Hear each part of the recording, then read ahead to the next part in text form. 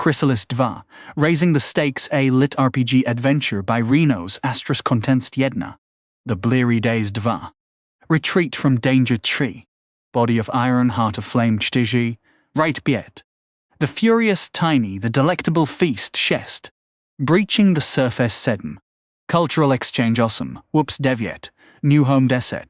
Territory 11. Strange New Life 12. It all comes back to Mana 13. Just so skillful 14. Embers 15. Core Farming 16. Transform and Roll Out 17. Whispers in the Dark 18. Flee from Fire 19. Crafting the Jellymore 20. Digging is the Song of My Soul 21. Back into the Breach once more 22. Rising 23. Browlin 24. The Beating Goes On 25. Anthony Beyond Human 26. Monster Unleashed 27. The Human Menace 28. The Queen 29. The Path Forward 30. Within the Mind 31. Talking Points 32. Flames Rising 33. The Mini Escapade 34. Small Fish, Smaller Pond 35. The Risk, The Reward 36. Desperate Times 37. The Case for Cooperation 38. Fall Like Dominoes 39. A Tunnel is Always the Answer 40. Assault on the Surface 41. Premiums are going way up 42. Gateway 43. Into the Palace 44. Battle to the Doorstep 45. The Queen's Circumstances Part 1 46. The Queen's Circumstances Part 2 47. The Queen's Circumstances Part 3 48. The Sweetest Voice 49. The Endless Nightmare 50. Those Who Descend, That Which Recess 51. Settling New Lands 52. Green Thumb 53. Combine Harvester 54. The Finer Vegetation 55. Salad à la carte 56. Stairway to Biomass 57. Field Trip Ends, Itching Begins 58.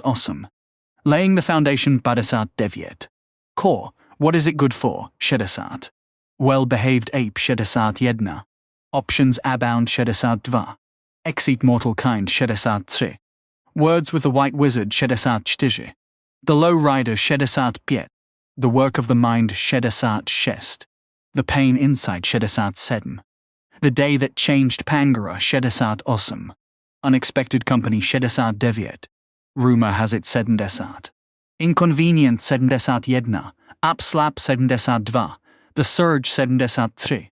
Dire Lightning Storm Kong 74. Krinis Unleashed 75. Playing with Water 76. The Crocker Army 77. The Marsh Expanse 78. Tentative Exploration 79. Battling the Marsh 80. The Next Wave 81. A Tasty Feast 82. Surface Situation 83. Humans and Their Needs 84. Improve Thyself 85. Quick! Status Report 86. Spendian 87. Upgraded and ready to roll 88. The World Below, Part 1 89. The World Below, Part 2 90. The World Below, Part 3 91. The World Below, Part 4 92. The World Below, Part 5 93. New Dawn 94. The Boys and Girls Are Back in Town 95. Compression Obsession 96. The State of Play 97. The Anen Team 98 OSM Farewell to the Surface World and Hello to Krinis. The chapter titles that follow chart a thrilling course. The assault begins, contact is made, and battle erupts. We meet a new crocodilian contender, witness the marvel of a magical ant, and partake in a feast worthy of the beast. The skirmish concludes with a hasty retreat, leading us once more into the vast unknown. We marvel at nature's wonders, explore the marshlands further, and witness new growth. A rebellious child emerges, pushing against the tide. We delve into the secrets of woodstuffs and the nature of the undying. The bigger they are, the harder they fall, as an encroaching doom looms on the horizon. The Eye of the Beast is a multi-part saga, culminating in the ultimate act of consumption. After the spoils are gathered, a return to the surface sparks discussions, misunderstandings, and a confrontation. A priest offers learnings and worship, but a sudden attack shatters the peace. The apple doesn't fall far from the tree, and troops arrive for a battle of unity, leading to a gathering of thoughts. Thank you for joining us on this journey through Upping the Ante, a LitRPG adventure.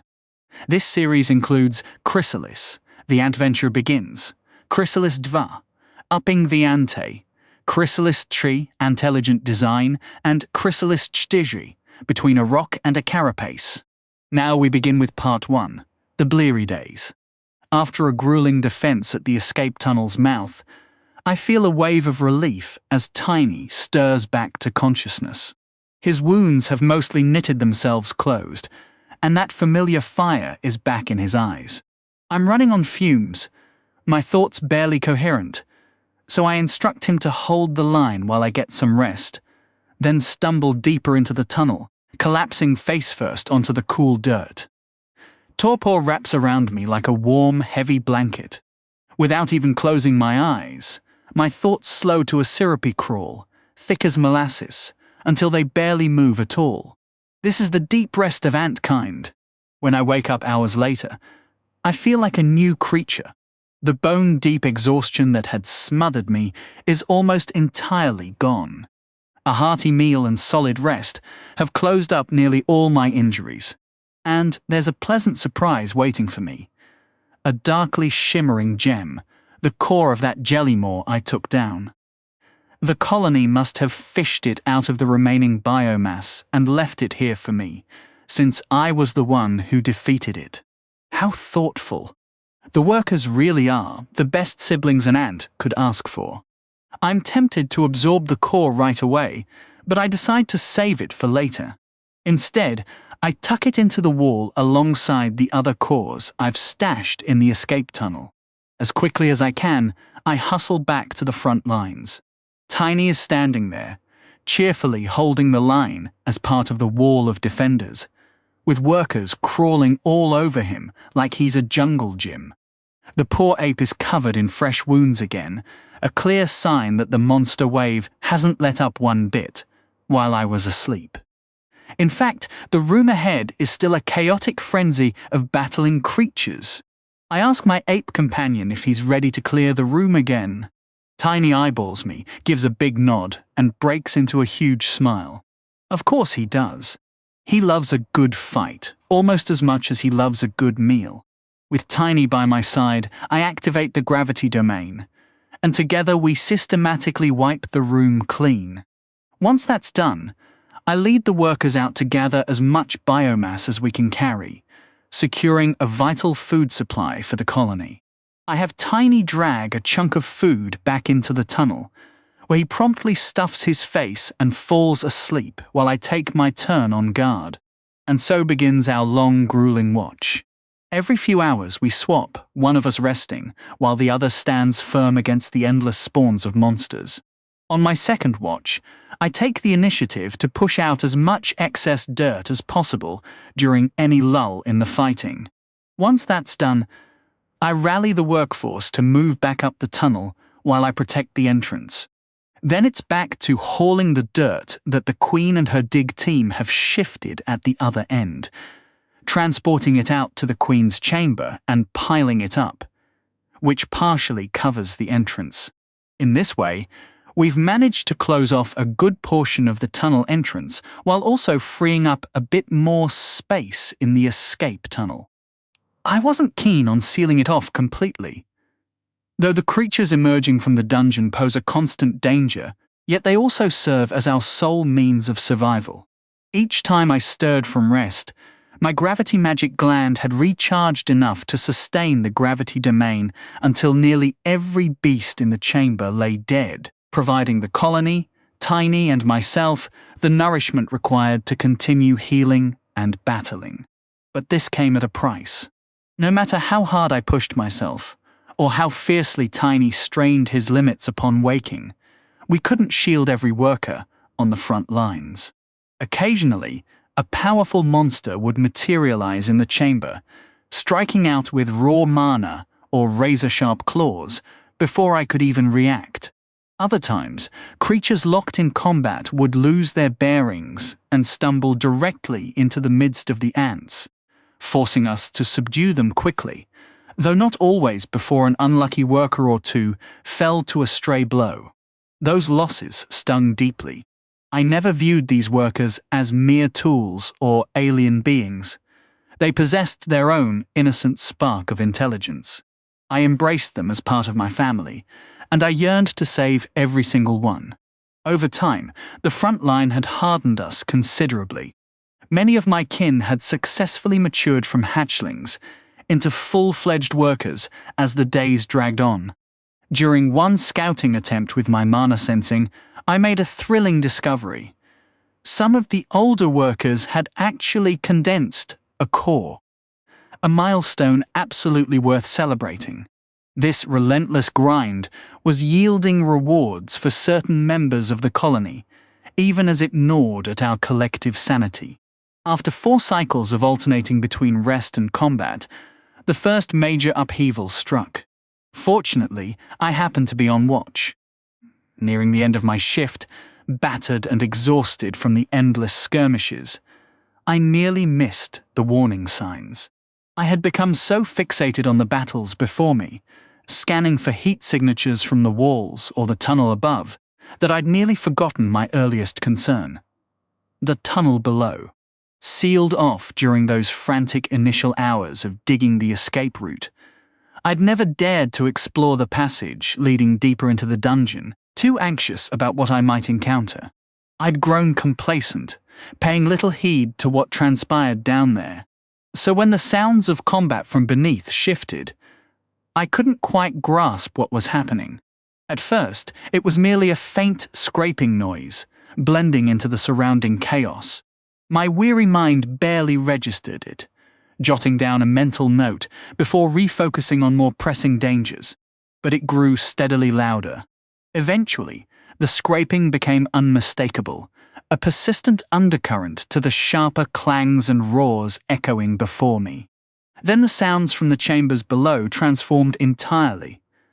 The clash of battle replaced by the frantic shrieks of crazed monsters, and an ominous grinding chew. It took my sluggish brain a moment to piece it together. The monsters from below are surging upward. A second shock hit me simultaneously. From the corner of my eye, a glinting light caught my attention at just the wrong moment, pulling my focus as I fretted over the noise beneath. What I saw sent a chill straight through me. The veins of mana, the very lifeblood of this dungeon, were beginning to creep into the escape tunnel. As I stared at these encroaching tendrils, my dread only mounted. Not only had they started growing, but they were extending at a pace I could actually witness with my own eyes. It was slow, certainly, but undeniably visible. This spells nothing but trouble. To retreat from danger this absurd wave, just how much worse can it get? I'm already a wrecked mess. A complete heap, I tell you. Now the veins are worming their way into the escape tunnel, guaranteeing monsters will spawn right beneath our feet. On top of that, we're facing these mysterious threats from below. It's enough to drive any ant insane. All right, think, Anthony, what's your move? Stay and fight? Against what, exactly? I have no clue what kind of nightmare is about to crawl up that tunnel, hell-bent on shredding our most vulnerable bits. There's absolutely no way we're sticking around to duke it out with whatever's coming. One of the first lessons I picked up in this dungeon was simple. Never start a fight you don't know you can finish. But run? To where? The tunnel's a dead end, a literal trap with no way out. They don't call them life ends for nothing. So that leaves only one play. Hide! Quick! We've got to block off this entrance and seal the whole tunnel shut. I yell to the crew around me. They snap into action without missing a beat, just like always. This is a solid bunch, a family you can count on when things go sideways. 100 workers swarm the area, digging and packing dirt with their mandibles to plug the last open gap. From below, gut-wrenching screams and the sickening crunch of teeth, grinding on bones of the still-living echo non-stop. It's plenty of motivation to speed up my own shoveling. What in the world is happening down there? Honestly, maybe I don't want to find out. The sounds suggest those monsters are facing some kind of deep, existential dread I never figured beasts could even feel. I've always had this itch to explore, to drop into the lower levels, just to see what lurked there and what creatures called that darkness home. The horrifying noise rising from beneath has definitely cured me of that curiosity. Onward to the surface, my fellow ants, and Tiny. Maybe we can hunt down a mountain to scales once we're out, just for the thrill of being higher up. As we heap the dirt higher, the mana veins keep creeping forward, stretching their ominous reach deeper into our escape route. It's slow, maybe 30 centimeters an hour, but watching them visibly grow is seriously creepy. Is the mana concentration still spiking? Is that why they're moving like this? There's still so much I don't get. Ugh! Stop overthinking it. Just dig. I keep pushing the workers to hustle. Dirt flies everywhere, and ants scramble over each other in their rush to finish the job. As the awful noise from below gets louder, we finally block off the escape tunnel, throwing us into near pitch black. That's still not enough for me. The muffled sounds and tremors, shaking through the packed soil, keep me going, stacking more and more dirt against the entrance. I need as much distance as I can get between me and that chamber. Keep piling it on, workers. Drag it from the far end of the tunnel. I keep barking orders, trying to build enough of a wall between us and the horrors about to flood that room so I can finally feel safe. After 10 solid minutes of hauling, the battle cries from the depths started to fade. We packed the dirt so deep that even the creeping mana veins on the walls got buried. Any monster that spawns in those walls will claw out only to hit a wall of solid earth. And if they do manage to break through into the tunnel, they'll be easy prey for the ants on watch. The colony's in this weird state now, totally sealed inside a dirt tube, while the rest of the dungeon descends into chaos and bloodshed. These ants and I are sitting in our own little bubble. My main worries are air and food.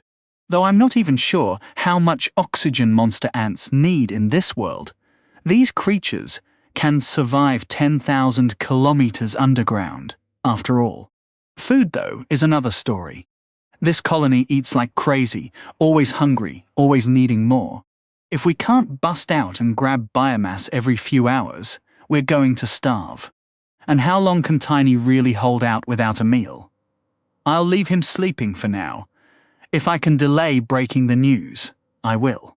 After lending a hand with the excavation, the sounds spilling from the Queen's chamber gradually faded until only faint tremors remained, and I decided to move to the tunnel's front to gauge our progress. The Queen and her loyal crew of workers have been tearing into the earth non-stop, while Tiny and I handled the defense. Her massive mandibles carve out enormous chunks of solid ground as she cheerfully rallies the workers around her to keep pushing. We've made real headway. According to my tunnel map, which has reached level 2, there's still a long stretch before we break through to the surface. The smaller workers at this end are buzzing with energy, doting on their mother and hauling loose dirt back down the tunnel. Have they even paused for a breather? The escape route has turned into a moving pocket of air within the solid rock. Soil cleared from the front gets packed tight at the rear. It's a strange setup, to say the least.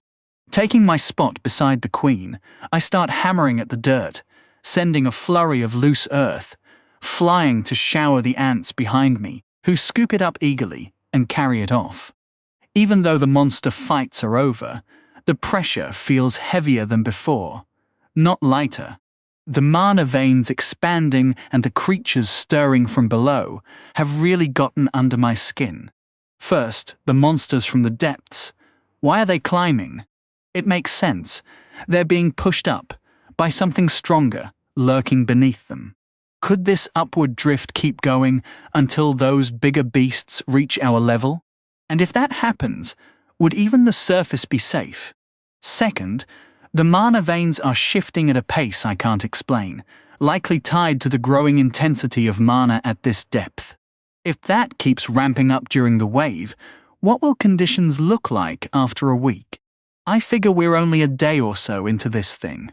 Shoving my doubts aside, I start firing off my mana sensing skill as we dig. Our best shot at finding food is to stumble across another tunnel and carve our way toward it, launching a raid on the monsters there to stock up on biomass for the colony. We've pushed way past my earlier dungeon explorations, and my tunnel map shows nothing but blank space in this area. The escape tunnel shows up as a clean line, slicing into unknown terrain when I picture it in my mind. My best bet is to lock onto the core of a strong monster, or pick up the mana surging through the veins. I just hope it doesn't drag on too long. 3 Body of Iron, Heart of Flame Donalan was wiped out.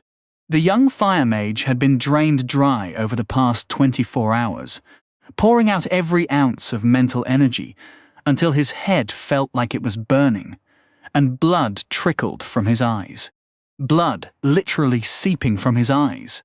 When he turned to the centurion in charge of his section to flag his distress, all he got was a cold sneer and 5 minutes to recover. He spent those precious minutes with his face dunked in a bucket of ice water in the med tent, then hauled himself back up the wall to finish the last half hour of his shift. This was Donalan's first time defending against a wave. He couldn't tell if what he'd seen was typical, but the events of the last day had shattered his view of the dungeon for good. The Legion ran a tight ship, obsessively tight, when it came to managing the dungeon. The mercenaries had a nickname for the Legion's regulations. They called them the Stone Law, rigid and heavy as a collapsing mountain. Donalan used to think the people who complained about the dungeon were overreacting. Sure, it was dangerous, but it wasn't a death sentence. Reckless fools got themselves killed exploring, but reckless fools could just as easily die shaving. Did the whole world really need to be regulated because of a few idiots? The mage didn't hold that opinion anymore. When the light returned, the Legion was already in full battle formation along the walls of their makeshift fort. Officers paced like furious demons, inspecting gear and firing off harsh hand signals at any soldier who wasn't up to standard. When the monsters began tearing out of the earth, bursting through the walls, and even dropping from the roof, Donalan was convinced he had stumbled into a waking nightmare. Chaos erupted everywhere at once. The overwhelming stench of blood and the piercing screams of the creatures flooded his senses until his stomach churned. Several trainees lost their lunch right over the edge of the wall. The centurions pretended not to notice their younger soldiers' reactions. Many of them had been in that exact spot once upon a time. The endless tide of monsters crashed into each other like a stormy sea before converging on the fort in a frenzy. None of the legionaries could figure out why. But once the creatures got close enough, they were drawn to the fort like moths to a flame, charging suicidally to scale the walls or smash their way through. It didn't take long before the fort was completely surrounded, looking like a lonely island under siege by the relentless ocean. The only reason the monsters didn't spawn directly beneath their feet was because of an ancient Legion artifact placed at the camp's center, which suppressed monster spawning. Yet another Legion secret Donalan had been let in on during this expedition. He couldn't believe how much they had hidden from him. After 5 years of training alongside these people, not a single whisper of any of these secrets had ever reached his ears. Nothing. Absolutely nothing. "How are you holding up, Don?" a tired voice asked. Donalan looked up to see Mirren, her face caked in dust and dried monster blood, trudging toward his spot in the rest area. She collapsed against a tent pole, looking completely drained. Mirren had been pushing herself just as hard as he had, using her archery to pick off long-range threats and filling in gaps whenever the beasts managed to climb the walls and go after the mages. In the background, the roar of monsters and the constant thunder of explosions rattled the fort as mages blasted the creatures with everything they had. Donalan had never felt mana so dense in his life. Every mage felt like their spells were supercharged in these conditions. Their fire burned hotter, their storms raged larger, and their ice cut colder than ever before. Of course, the same applied to the monsters, which explained all the noise. The constant din was starting to mess with a few trainees' heads. Donalan had watched another archer, a good guy they called Fingers because of his incredibly nimble hands, collapsed into a shaking mess right in the middle of the rest area after 14 hours of the assault, screaming for the noise to stop. 2 medics had to knock him out with a rune and carry him to a bed, where he'd been ever since. It was almost enough to make Donalan consider screaming himself. Maybe then he'd finally get some sleep. "I've never been better, Mir," Donalan drawled. "I'm practically on vacation." Mirren let out a soft chuckle, her eyes closed and her head resting against the post. "I heard about the eye thing. Really only 5 minutes." "Really?" Donalan confirmed. His friend just shook her head in disbelief, too exhausted to react further. "I might have some good news for you, though." "Oh?" "Apparently, the trainees are getting a 24-hour break before our next shift." Donalan was so stunned, he sat up too quickly and immediately paid for it with a sharp cramp in his leg. "Ow!" he yelped.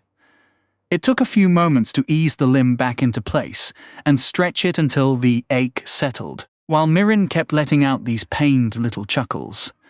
"Why are they handing us a breather? Don't they need every hand up top?"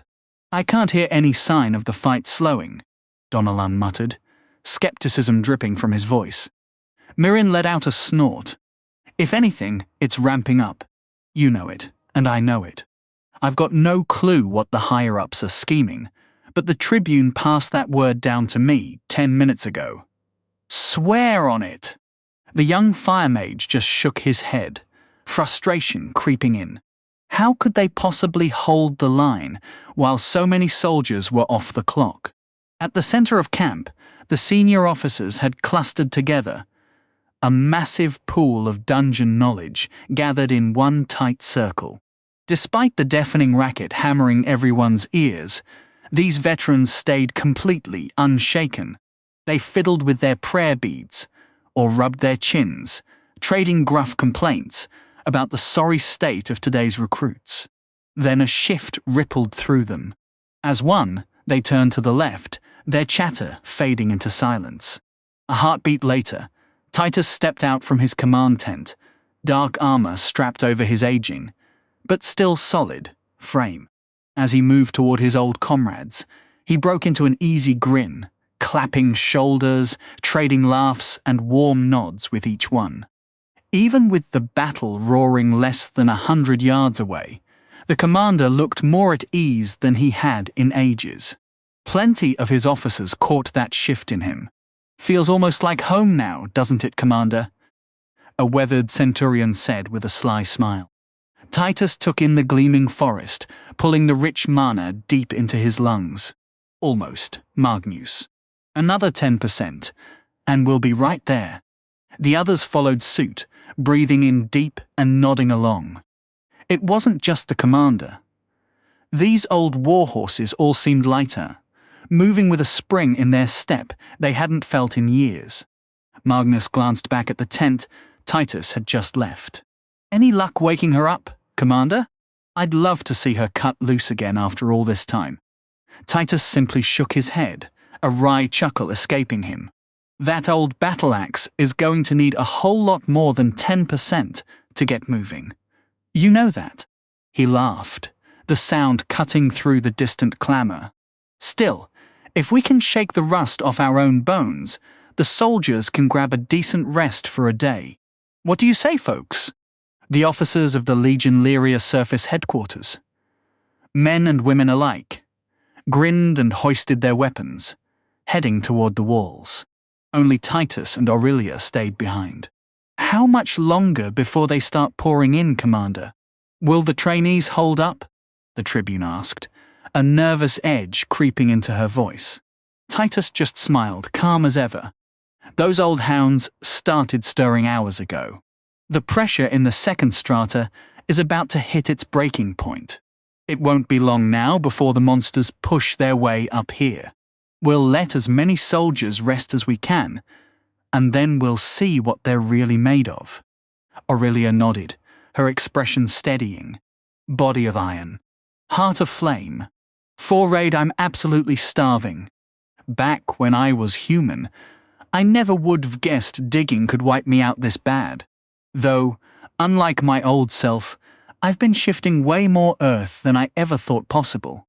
With my excavation skill, honing my instincts, and these mandibles acting like a built-in power shovel, I can chew through tunnel space like it's nothing. But all that work is screaming at my empty gut. When Tiny woke up, I had him gather my monster cores, then put him to work packing down the dirt at the back of the tunnel. Even though he'd eaten not too long ago, my ape buddy was just as ravenous. I can only guess how the Queen is holding up. She seems fine, honestly. Cheerfully munching through the earth and keeping the crew motivated with her endless optimism. That said, my head isn't totally locked on the digging.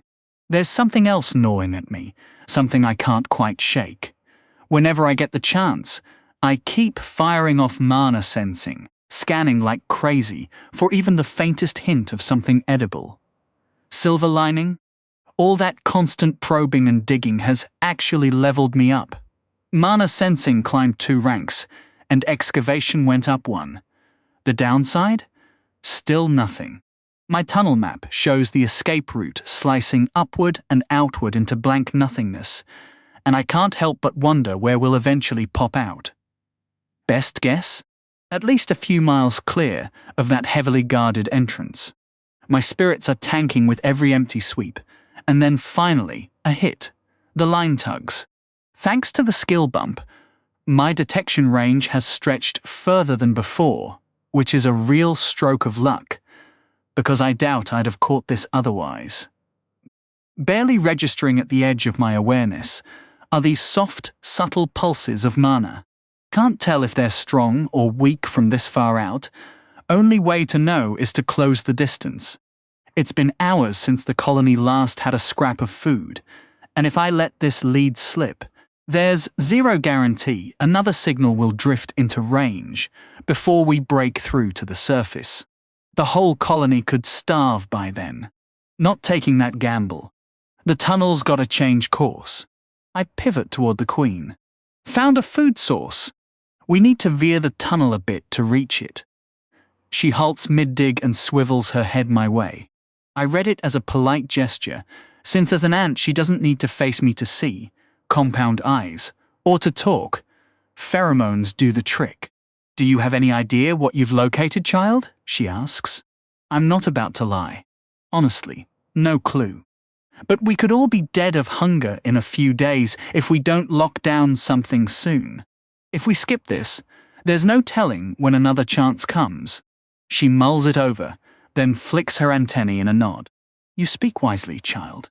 Show me where to dig. After poking around with my antennae and feeling out the terrain through excavation, I tweak the tunnel's angle and start bending it toward the mana signature. If we keep adjusting course as we advance, we should surface right above it. From there, it's just a short dig downward, letting me and Tiny slip in, without exposing the workers to unnecessary danger. The source sits roughly 200 meters off. Punching through 200 meters of packed earth and rock isn't exactly a stroll, even for a crew of oversized digging machines like us. It takes about 5 hours to push the tunnel where it needs to go. I keep dropping my focus into my core, reaching out to catch those faint echoes. As we close in, the shape of the mana sharpens, and soon I realize exactly what we've stumbled onto. A tunnel, and a pretty tight one at that. A surge of excitement ripples through my ant chest when I confirm it. This is ideal. A tunnel laced with mana veins is practically a buffet of monsters, aka lunch, and given how narrow it is, whatever's lurking inside should be manageable in size. After sweeping it a few times, I catch only a handful of small cores drifting around before they slip out of range. Couldn't ask for better. We might even snag a few cores along the way. Once the tunnel's positioned right, I clue the queen in on the angle to get us back on track. Now it's time to carve out my own little passage, burrowing down toward my dinner. I mean, the tunnel. I swear Tiny covers the whole stretch in under 10 seconds, drool smeared across his bat face as he nudges past the workers to reach my digging spot. Maybe calling him over was a mistake. That ape is way too pumped. The blazing hunger in his gaze feels intense enough to scorch every living thing in this underground passage. I brought this on myself. I invited him to fight and feast, so I should seen this coming. It takes me a solid 10 minutes to burrow down to the prey cave, all while Tiny bounces restlessly, clawing at the tunnel walls to carve out enough room for his massive frame. The dirt finally crumbles in front of me, and the heavy, pungent stench of monsters hits my senses full force. 5. The furious Tiny, the delectable feast. Before I can even finish the words, Tiny lets out a ravenous howl and launches himself into the vertical shaft. Straight onto me. My original plan was to creep along the ceiling and survey the scene before making a move. Instead, the sheer weight of ape mass shoves me down the hole, and we crash into the ground right between two brawling beasts. Thump! Get off me, Tiny, you idiot. Wait a second. He's not paying attention. His eyes wild with hunger for both food and combat, Tiny leaps up, planting a foot square on my back before plunging headfirst into the nearest monster. Fist swinging, electricity crackling in every direction. He flattened me. I actually took damage from that. Great. Turns out having a giant ape land on you is way less fun than it sounds. Groaning, I push myself up and force my mind back into battle mode after that rude interruption. Once I'm steady on my feet, I quickly assess the situation. What are we dealing with? The tunnel is cramped, as expected, and blazing with light. Mana veins pulse through every inch of the walls. Monsters clash up and down the space, even as fresh ones claw their way out of the walls where they spawned. Total chaos! Except they're all low-level creatures. The same kinds of foes I faced when I first entered the dungeon. Slugs, centipedes, wolves, the occasional croaker beast, and thorn lizard. All the weakest of the weak. I could handle these guys before I even formed my core. I've evolved twice since then, and I'm leagues stronger now. These monsters are absolutely no match for me anymore. In fact, most of them look almost puny now that I've grown so much taller and longer. The wolf dragon hounds can't even look down on me these days. Get ready to feel my power. Mwahahaha. Filled with glee, I charge at the nearest coral slug, snap my mandibles wide, and chomp down. Shattering bite! The ethereal jaws of light slice clean through the slug without any resistance. Your goop won't save you now. Who's next? What follows is an incredibly satisfying battle. With my superior stats, upgraded body, and sharper skills, these unevolved, base-level monsters are hopelessly outmatched. Almost everything falls in a single bite. I remember when I used to be scared of you. Take this. You want to spit your nasty acid at me now? I can barely feel it. Mwahaha. Oh, you want to whip me with your tail? How about I bite it off instead? All the frustration I stored up during those early days in the upper tunnels comes pouring out on these creatures without an ounce of mercy. Yeah, you miserable little pests. Be my stress relief. As fun as this battle is for me, Tiny isn't having the same good time. The monsters are way too weak to satisfy his craving for a real fight. Every single one crumbles after a single punch from his massive fist. After smashing everything in his path, the poor guy starts looking a bit down. He keeps fighting and carving his way through the tunnel, but the fire just isn't there anymore. He can't muster any excitement unless there's a genuine threat. Are you some kind of masochist, Tiny? Can't enjoy yourself unless you're getting hurt. You seriously need help, man. Before long, we've cleared out a solid chunk of the tunnel completely. We rampaged through until no monster dared to face us anymore. Standing in the middle of the carnage we'd just created, I couldn't help but feel a warm glow of pride. It had been incredibly satisfying to unleash all that pent-up frustration on those monsters. Tiny, however, seemed less than impressed, his little bat face drooping with disappointment. But the moment I said we should eat, that sour expression vanished, replaced by a wide, eager grin as he dove headfirst into the pile of biomass, shoveling it into his mouth like there was no tomorrow. I was just as famished, so I joined him without hesitation, tearing into the food with every bit of strength my mandibles could muster.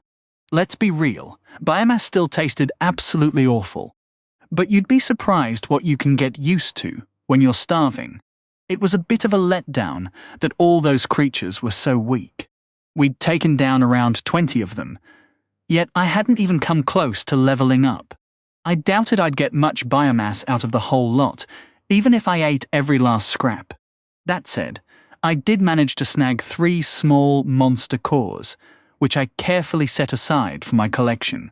Since evolution wasn't happening anytime soon, I figured I'd hang on to them for skill experiments instead. The core engineering ability still felt like it had a ton of untapped potential. Still, Tiny and I kept munching away until we were stuffed to the brim. It wasn't until we were both leaning back, patting our full bellies, that we realized we were supposed to be hauling food back for the entire colony, not just ourselves. Oops. We got a little carried away. No harm done, though. The wave was still spawning monsters left and right, so there was no shortage of fresh meat. We even had to crush a few unlucky spawns right in the middle of our meal. I dragged myself down the corridor, hunting down more prey, and hauling each kill back to the escape tunnel entrance. Within 10 minutes, I'd stacked up a decent pile of biomass, and Tiny had done the same from his end. But as I headed back up the short connecting tunnel to round up some workers to carry the food, I spotted something unsettling. The mana veins were already starting to creep up the passage. I knew it was inevitable, but it still made my stomach drop. We'd have to keep digging faster than the veins could grow. The last thing I wanted was monsters bursting out of the walls while we were mid-tunnel. Sure, we could handle them, but a worker could easily get caught off guard, or worse, a monster could pop up right under the larvae before anyone could react. We'd already lost dozens of ants in this wave, and honestly, we'd been incredibly lucky so far. Poking my head out of the connecting tunnel, I called out, "I need some help collecting food down here." The second the word food hit the air, 30 workers dropped what they were doing and stampeded down the narrow tunnel, shoving me aside in their frenzy. I lost my footing and tumbled backward, landing with a squish right in a pile of monster parts. My dignity was in shambles. As the ants swarmed over me and started carving up the biomass, I allowed myself a moment to rest. After all that fighting and digging, I was seriously craving a nap. 6 breaching the surfs, it's been 2 full days since we broke into that smaller tunnel for our little feast. 2 days of non-stop digging, with only the occasional hour of shut-eye. The colony managed to haul in a decent stash of biomass, enough to keep the queen, the workers, and the larvae fed and energized for the hard work ahead. Before our escape pocket drifted too far past the tunnel opening, we made a few quick raids, stocking up enough food to last us until we reached the surface. The real headache, though, was those mana veins. Once we'd connected our escape space to the tunnel, they spread into our little vessel so fast that we barely had time to react, let alone stop them. Within a few short hours, the terrain shifted beneath us, and soon after, those telltale heat signatures began to emerge. I did everything in my power, warning the colony and positioning extra guards near the larvae, many of which had already matured after the latest feeding and were spinning their cocoons to enter the pupal stage. Even with all that preparation, we still lost a handful of hatchling workers and a couple of larvae. It stings, no doubt, but there truly wasn't anything more we could have done. The colony had to eat, and without biomass, those grubs wouldn't have stood a chance at survival anyway. At least, that's the story I tell myself to sleep at night. The veins are spreading at an alarming rate now, outpacing our digging efforts entirely. Before we know it, our entire escape route is glowing, and no matter how fast we move, we can't seem to shake them. Fortunately, we're high enough in the dungeon that only weaker monsters are spawning, which is a small mercy. On top of that, our progress has been seriously hampered by thick rock formations that require me to activate my infused mandibles just to chew through. We've managed to break past a second patch, and now the earth is soft and forgiving all the way, based on my tunnel map, which just ticked up to level 3. We shouldn't be far from the surface, though it's hard to say for sure. I have no clue whether the ground above is level between the entrance I know and the spot we're headed for. There's always the off chance we'll burrow straight into a river, or worse, the ocean, which would leave me feeling a bit salty. Get it? Salty? Anyway, I'm no tunneling expert, but I'd like to think we'd notice if the soil started getting damp. So far no such signs, so onward we push. I haven't neglected my spell training while digging, either. Using my sub-brain, I've kept up with my mana-shaping drills, hitting the impressive level 8.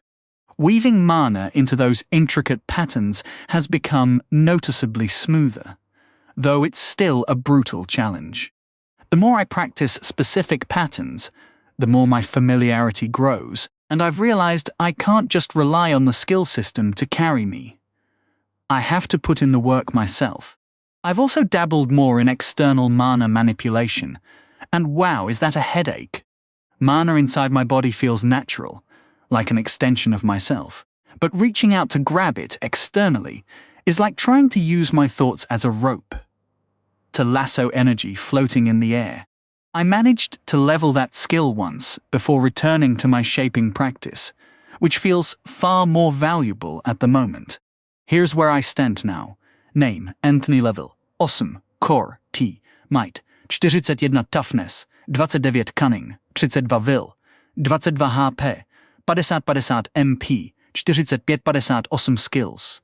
Excavation level 8, improved acid shot level 5, enhanced grip level 1, shattering bite level 2, advanced stealth level 6, piercing chomp level 5, tunnel map level 3, mana shaping level 8, forceful mana level 4, external mana manipulation level 2, mana sensing level 4, core engineering level 2, advanced exoskeleton defense level 3, pet communication level 2, mutations, focused eyes plus 5, infrared antennae plus 5, restrictive acid gland plus 5, absorption legs plus 5, infused mandibles plus 5, diamond carapace plus 5, limp regeneration gland plus 5, pheromone language gland plus 5, deep gravity magic gland plus 5 species, mind ant, formixa, skill points, 4 biomass.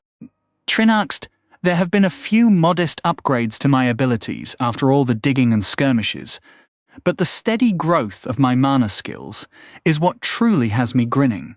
Chatting with Tiny whenever I get bored turned out to be a bonus too.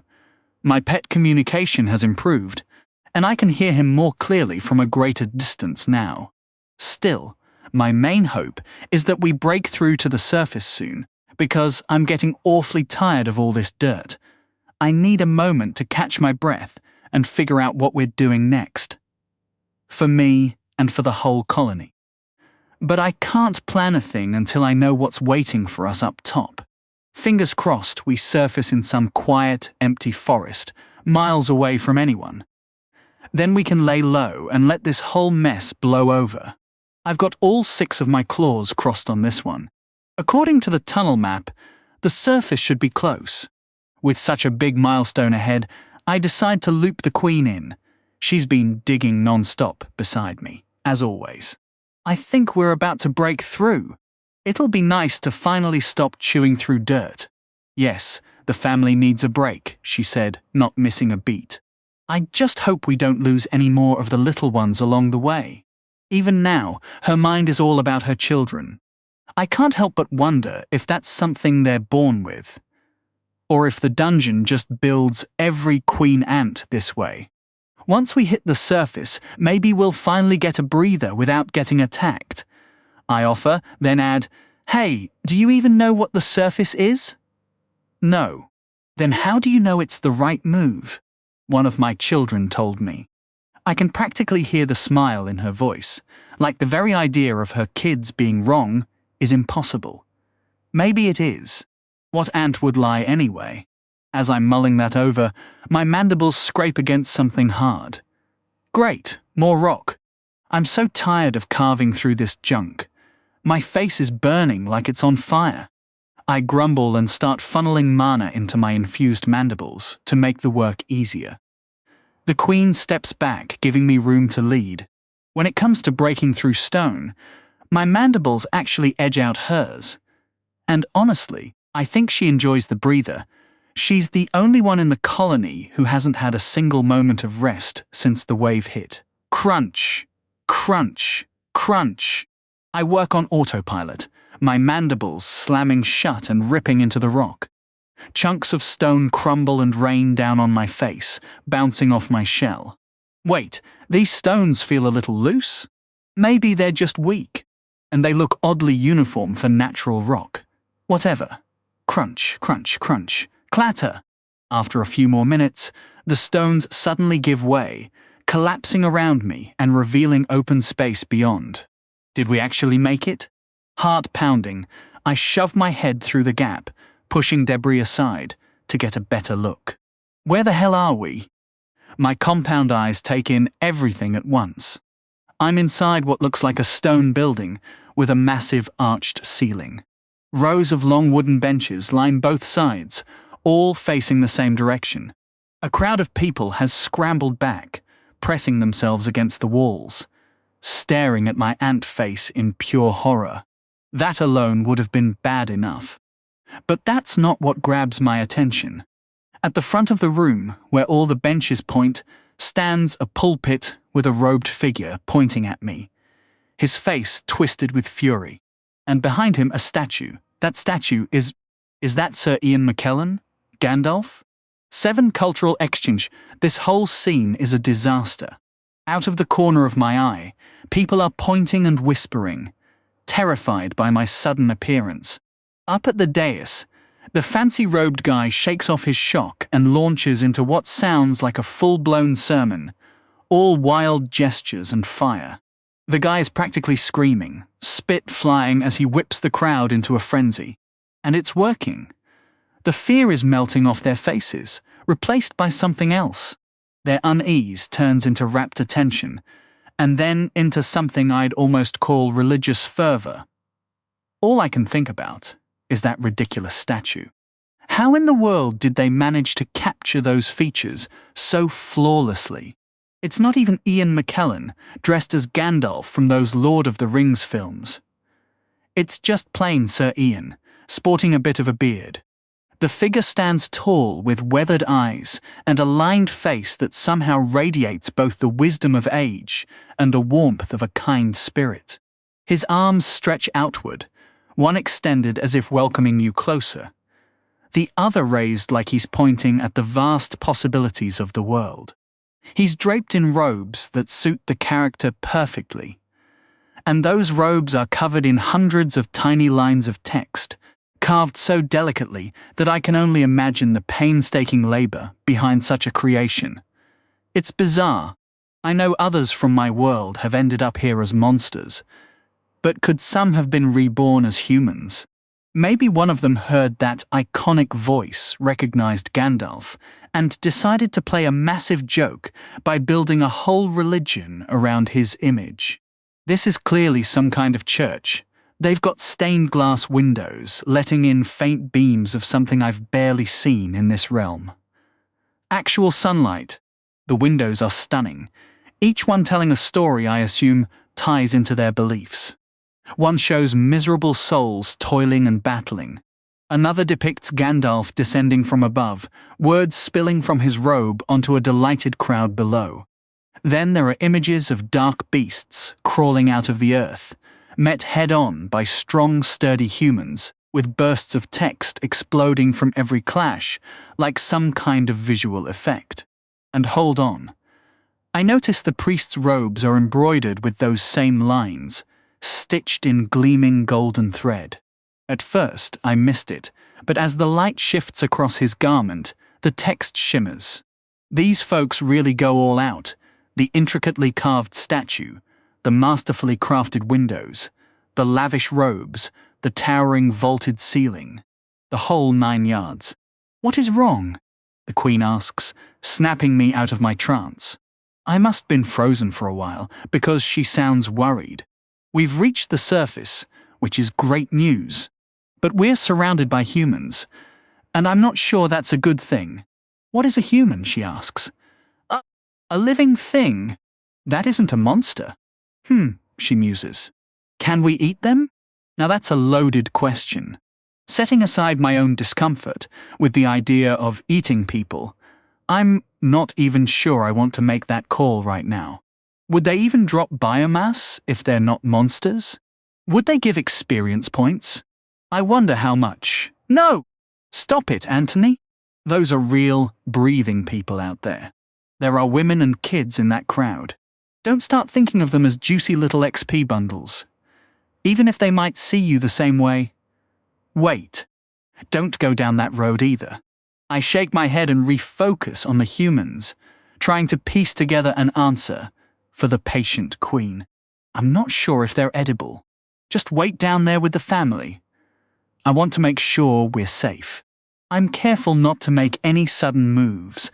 As I slowly ease myself out of the hole, I've torn through the floor. As luck would have it, my emergence lines up perfectly with the peak of the priest's fiery sermon. The middle-aged man's face is beet red, gasping for air as he pushes his voice, well past what I'd consider a normal human range.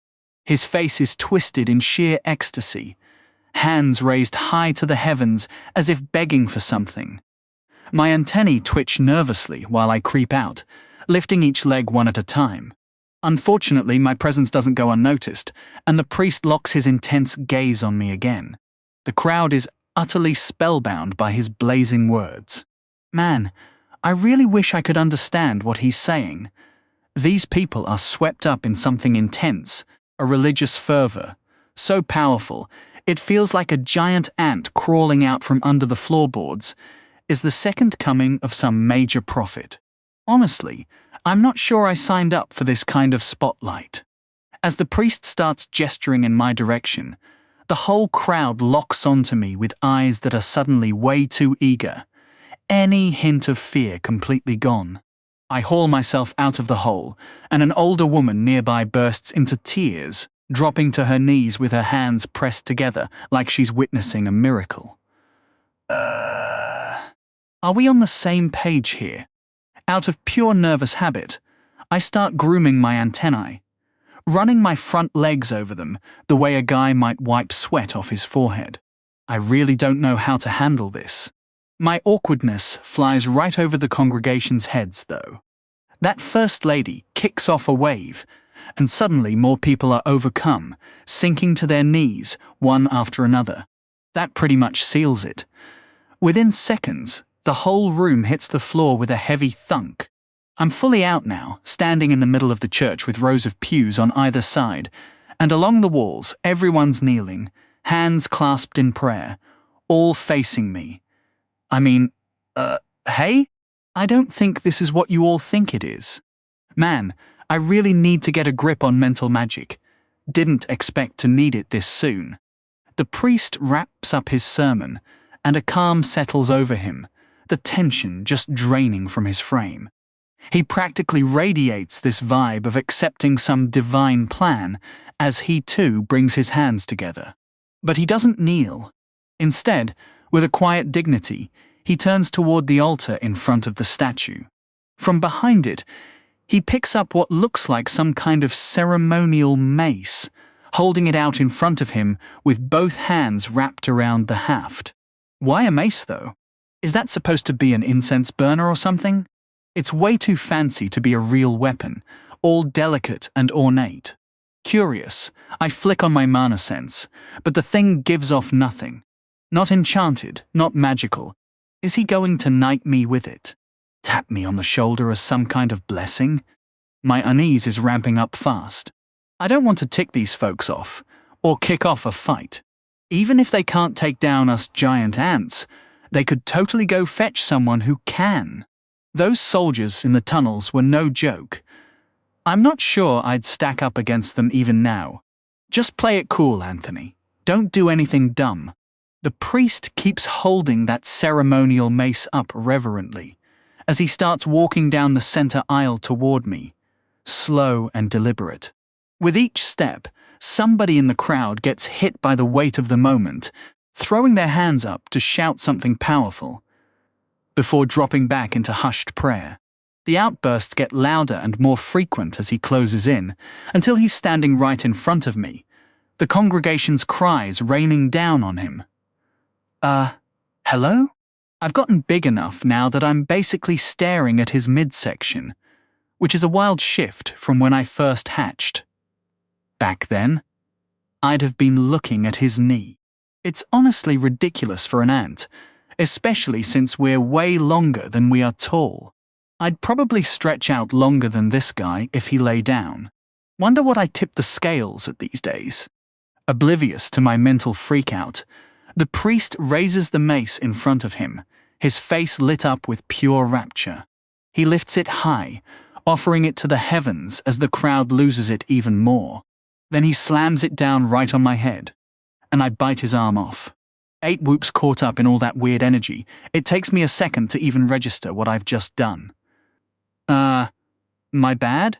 Look, he smacked me on the head with that ridiculous mace. What did he think was going to happen? I've been living a rough life down in the dungeon, and some stuff is just instinct now, you know? If you bonk me on the skull with your fancy stick, you can't exactly blame me for reacting, right? That's self-defense. The priest takes a beat to process it all too. And honestly, we're both standing there in this awkward, horrifying moment. He stares down at the spot where his arm used to be.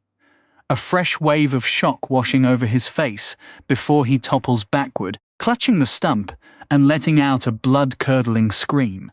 That shriek snaps the frozen congregation out of their stupor, and chaos erupts. People trampling over each other in a frantic stampede toward the exit. Oh, great. This is a disaster. I never wanted this to happen. Why in the world did we have to burrow straight into some human church? Of all places. Did they think the dungeon was just handing out free experience points as a welcome gift? You honestly expected me to stand there and let you cave my skull in with that fancy mace? Even if you swung it at my head for a solid half hour, it wouldn't put a scratch on my diamond carapace. All I'd get out of it was a nasty headache. Now that things have spiraled this far, I've got to do some serious damage control. My original idea was to keep the colony hidden somewhere up here on the surface, just riding out the worst of the wave in peace. But if we end up drawing an entire human army down on our heads, we might as well crawl back into the dungeon and take our chances down there. If these folks scatter and come back with soldiers, we're in serious trouble. Think, Anthony. You've got to fix this mess. In a moment of sheer panic, I resort to the only trick I can think of to halt their retreat. I focus my gravitational magic and whip up the gravity domain. I mean, that should stop them dead in their tracks, right? With my growing mastery over the spell, I can summon it way faster than I used to. Within seconds, the raw energy bursts out of me, blanketing the entire church. Luckily, I had the foresight to tone down the intensity of the pull. The moment the spell snaps into place, the humans lose their footing entirely. The little kids hit the floor instantly, completely helpless against the crushing force. The adults manage to hold their ground a bit better, but even they can't manage to take a single step forward. The priest, meanwhile, is still too busy screaming and gawking at his mangled arm, holding it up in front of his face like he can't believe what he's seeing. He doesn't even register that the spell has forced him to the ground. Honestly, I've got to give him some credit for that. I keep the domain active for just a few heartbeats before cutting it off. In that brief window, the frantic scramble for the exit comes to a screeching halt, and nearly everyone is pinned to the floor, frozen in place. I do my best to shoot them a menacing glare. It's not exactly easy to convey the message, "Don't move, or I'll turn it back on," with an ant's stare, but I give it my all. They seem to get the hint, at least somewhat. Fear contorts their faces as the reality sinks in. This isn't some divine miracle, but the enemy of their kind. Monsters from the dungeon, bursting up into the last place they ever expected. Seeing the terror and tears in the children's eyes hits me harder than I'd like to admit. It wasn't all that long ago that I was human myself. Am I really that terrifying? Well, okay. A giant ant that can bend gravity to its will is probably pretty nightmare-inducing when you actually stop to think about it. With the crowd temporarily subdued, I decide to figure out exactly where we've ended up. I need to get a better read on this situation before I either bring the whole colony up here or retreat back down and hatch a new plan. I scuttle down the aisle toward the big double doors at the back of the church, pausing for a second before nudging them open with my mandibles and getting my first look at the surface of this world. A blazing sunset greets me, the unfamiliar sky painted in vivid streaks of red and pink. Beautiful. After spending so long in the dim tunnels, this sight hits me a little harder than I expected. Stay focused! No time to get lost in the scenery. I shake myself off and scan the area. The church perches on a hill, with a winding cobblestone path leading right up to the entrance. Spread out below is a quiet little town, smoke curling up from chimneys that jut proudly out of the rooftops. In the distance, farmland stretched out like a patchwork quilt, pressing right up against the base of a walled city. I pulled up my tunnel map and did some quick mental math. The old dungeon entrance I'd scouted earlier looked like it sat dead center in the middle of those walls. So could be worse, right? Actually, if I squinted hard against the deepening twilight, I could swear I spotted a fire burning somewhere inside. A dark plume of smoke curled up from behind the fortifications, which meant something was going down over there. I didn't want to wish trouble on anybody, but hey, a little chaos could be the perfect cover for the colony to slip away unnoticed. I turned back to glance at the group huddled behind me, then darted around the side of the church to scope out the corner. The building wasn't nearly as massive as I'd first thought.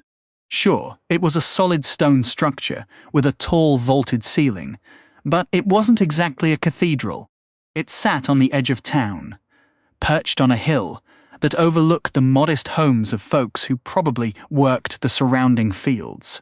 On the backside of the church, past a few open paddocks and down the slope, a dense forest spread out, its thick canopy casting an inviting darkness across the ground. That was exactly the kind of place a colony could vanish into. Maybe I could pull this off after all. I slipped back inside, where the congregation had shifted from their earlier prayers to something far more desperate, begging for salvation and survival, rather than whatever half-baked hopes they'd had before. The priest was still clutching his arm, barely moving. Shock had hit him hard. Poor guy. I couldn't shake a little guilt, though. I mean, I was the one who bit his arm off. I crawled back to the hole in the floor and stuck my rear end through, antennae twitching to get the Queen's attention. Pheromone talk is always a bit awkward. We listen with our antennae, but speak through the gland in our back end. Could you come up here and heal someone? I hurt him, but I think it'd be bad for us if he croaked. The Queen seemed taken aback, but she agreed and started chewing and shoving her way up through the floor, cracking the flat stones and scraping the wooden pews aside as her bulk forced through. If the humans had been praying fervently before, they went into overdrive when the Queen emerged. She filled the room with her sheer size, and the people pressed themselves flat against the walls, sobbing openly at this monster from the dungeon's depths. The Queen, for her part, didn't seem bothered at all. She channeled mana through her antennae and touched the priest's wounded arm. Light flared as it sank into his flesh, and the injury knit itself closed, the bleeding slowing to nearly nothing within seconds. His life was saved at least. He wouldn't bleed out on us. With no way to reassure the terrified humans, I figured the smartest move was to hustle the colony out of there fast. I gave the Queen and the workers their orders, and we gathered up the larvae and pupae, marching out of the church and heading for the forest. The congregation's eyes looked ready to pop right out of their heads as lines of monster ants poured from the hole in the middle of their sanctuary, tromping right past them like they were invisible. I headed down into the escape tunnel myself to help, and nearly jumped when a chubby grub came wiggling toward me, flopping around with pure joy. Wait, was that the energetic little grub I'd saved from the brood chamber? I guess I shouldn't be surprised you survived. You always had an unusual amount of spunk. With that, Tiny, the colony, and I carried everything we owned past the stunned but hopeful faces of the townsfolk, out the front doors of the church, across the open field, and into the welcoming embrace of the forest. All the while, I could feel the priest's burning gaze fixed on me, tracking my every move. 9 knew home, I never imagined, sprinting through a wheat field, could feel this electric. Maybe I'd been wrong about that all along. As I dash forward, Tiny lumbers behind me, one massive paw clutching my stash of precious monster cores, while the rest of the colony trails in a frantic line. The whole way, I'm a nervous wreck, convinced we're about to get caught. Who exactly would spot us crossing farmland at dusk, with the sun barely a sliver on the horizon? Beats me. Maybe the fabled dragon guards would swoop down and zap me with some kind of thunder hammer. Honestly, I have zero clue how things operate up here. For all I know, there are sorcerers who could wipe out our entire colony from miles away. I'm on edge right up until the last worker slips beneath the safety of the tree line. Once the Queen, encircled by her loyal ant guard, is safely escorted into the woods, I finally let out a breath I didn't realize I was holding. Feeling a bit more settled, I push to the front of our sprawling ant caravan as we venture into uncharted territory. There's something almost enchanted about this forest. It's ancient, even with my limited experience in the great outdoors, I can tell. The trees stand tall and gnarled, their broad canopies reaching skyward like old folks doing their morning stretches. By this late hour, a soft mist is creeping up from the damp leaf litter on the ground, which works in our favor, cloaking our movement as we press deeper into the unknown. But wait, heat! My antennae are working overtime, sweeping and scanning as we advance. I pick up a warm signature up ahead, slightly off to the left. Like something is crouched and waiting in the brush. I choose to keep moving, as if I haven't noticed, curious to see what this lurking stranger will do. Will it lunge? Will it bolt? I know nothing about this forest or its inhabitants, and every bit of intel is a win. Knowledge is power, after all, and I'm all about power. As I lead the line, my antennae keep twitching. The heat source stays perfectly still as I close the distance. I even adjust my path to pass right beside it, and still, nothing. Just a few feet away now, I can clearly see the hiding spot. A dense shrub with tangled branches, offering total visual cover. Too bad for this little beast. My senses have already given away its game. My biggest concern if it decides to strike is the lava dangling from my mandibles. This feisty grub won't stop squirming, wiggling around like it's trying to enjoy the scenery. You don't even have eyes, you tiny worm. What's the point of angling for a better view? If I get attacked, I'll need to keep the grub safe and somehow fight back without using my busy mouth parts. And sure enough, the moment I sidestep past, the bush rustles and the creature pounces. I catch a glimpse of twisted, fur-covered limbs, sharp fangs, and a crude dagger swinging down in a wild arc. Saw that coming, pal. I curl slightly, angling my diamond carapace toward the blade, shielding the grub with my body and turning my face away. The weapon slashes down and, ting! It bounces harmlessly off my shell. The impact snaps the creature's arm at an awkward angle, possibly breaking it. I'm not sure who's more stunned, this monster or me. Better to be safe than sorry, so I spin around and hit it with a blast of acid right in the face. Pow! Already reeling from its own botched swing, the furry humanoid howls in pain as the acid knocks it flat and hardens, gluing it to the ground. Pathetic. Absolutely pathetic. One acid blast, and you're done? You've got to be kidding. I'm pretty sure you broke your own arm just by trying to hit me. This isn't some slapstick routine. I'm so disgusted by how weak this thing is that I'm not even sure I want to eat it. So this is what monsters look like up close. There's no way the difference is this stark, right? I need to pump the brakes on my excitement. One scrawny, furred creature in the middle of the woods doesn't speak for every monster on the surface, so staying alert is still the top priority. A few stray ants peel off to snack on something, but the main column keeps pushing deeper into the forest. Hundreds of ants moving in a long, silent line, almost like a ghostly procession. After roughly an hour, I call a halt. We've made it to a small clearing, completely ringed by sturdy trees. The ground feels soft and fertile underfoot, and the thick greenery looks healthy. A strong sign this forest is thriving. This seems like a solid spot. We should be safe from human eyes for now, or at least, I'm hoping they won't track us down within a single day. Honestly, I'd prefer to be even further out, but I have zero clue how deep this woodland stretches. If we keep moving, we might just stumble out the other side and land right back in some farmer's field. Better to dig in here, establish a foothold, and figure out the lay of the land before making any big decisions. Hold up, I call out to the workers. They flick their antennae in response, giving my head a gentle tap as they shuffle past. I weave through the column until I find the queen near the center, towering over her guardians as they escort her along.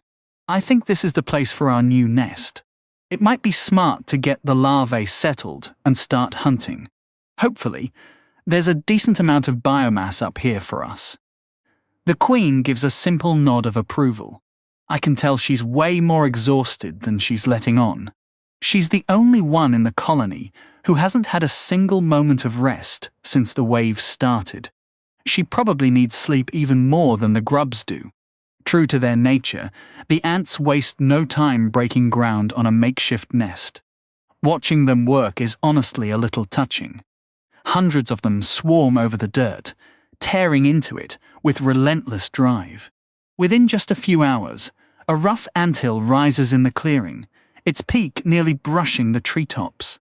Inside, the colony squeezes into a handful of basic chambers, tending to the brood while the queen finally catches some much-needed rest, guarded by her nervous protectors at the very bottom of the nest. I manage to carve out a small space for myself and Tiny to hunker down in, my monster cores tucked safely nearby, and the eager little grub curled up in the corner. I'm completely wiped out. Please, just let nothing happen until I get some sleep. 10 territory. Ever since the cataclysm opened the dungeon to surface dwellers, expeditions underground for resources have become a regular part of society. Not just for the experience points that dungeon monsters offer, which far surpass anything available above ground, but for the rare materials found only in those depths. Strange minerals unseen anywhere else, trees with wood that holds incredible properties, and mana-infused gems are all highly valued, but the monsters themselves remain the ultimate prize. It's common knowledge up top that certain monster parts, when processed properly, can be kept from dissolving back into the dungeon and crafted into incredible gear and tools that can't be made from surface materials alone. While pricey, items made from monster parts show up in nearly every civilized town. Even something as basic as a plow might feature centipede fangs as its blade, or be carved entirely from the tough bones of a larger beast. But the most coveted of all are the monster cores. No one truly knows how or why monsters form them. What is clear is that they constantly absorb and compress mana, granting monsters a deep well of power inside their own bodies, something no surface race has ever managed to replicate. Like a slumbering giant, the colony rested that night.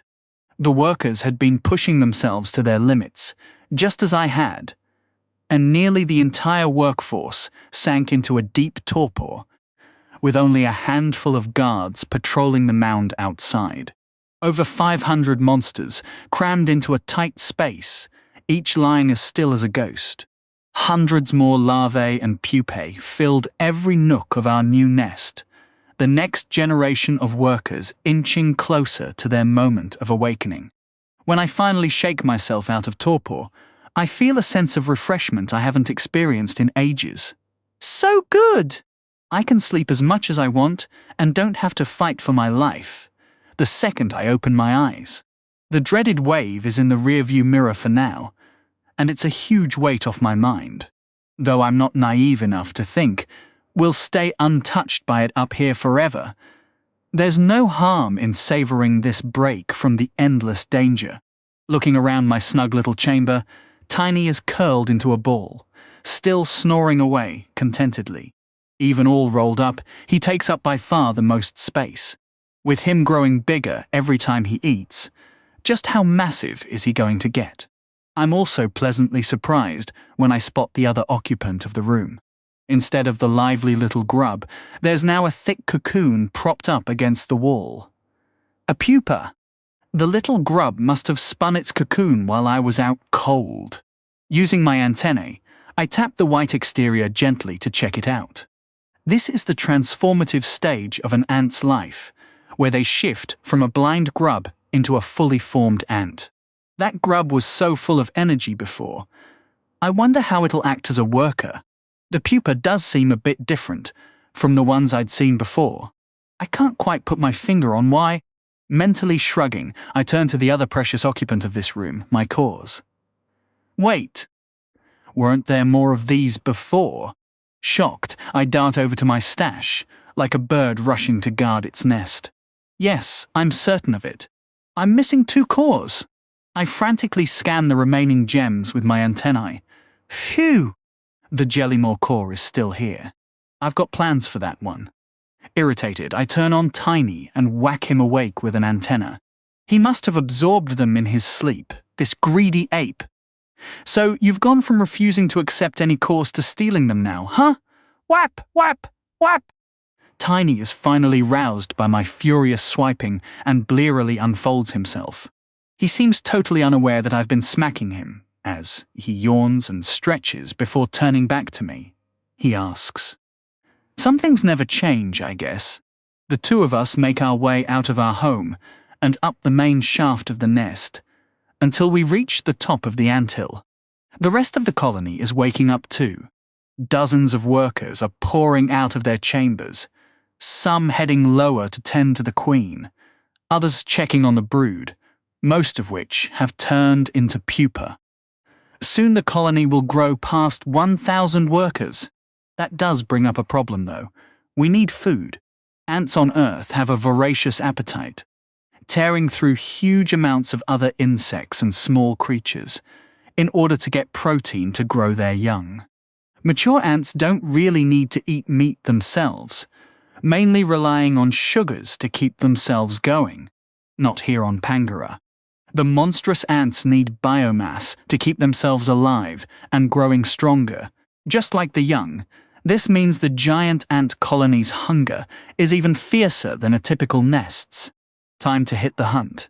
Right now, scouts are flooding into the woods, 20 to 30 of them breaking off in all directions to track down something for the colony to devour. Workers are stacking up on the mound by the second, pushing outward in a slow wave and easing deeper into the trees, just waiting for the go-ahead to haul food back. Tiny and I slip off into the forest, heading away from the human settlement.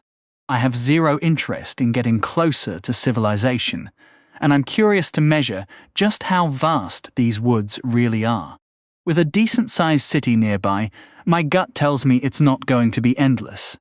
If we can lay low here for a week or two, that's all I'm asking for.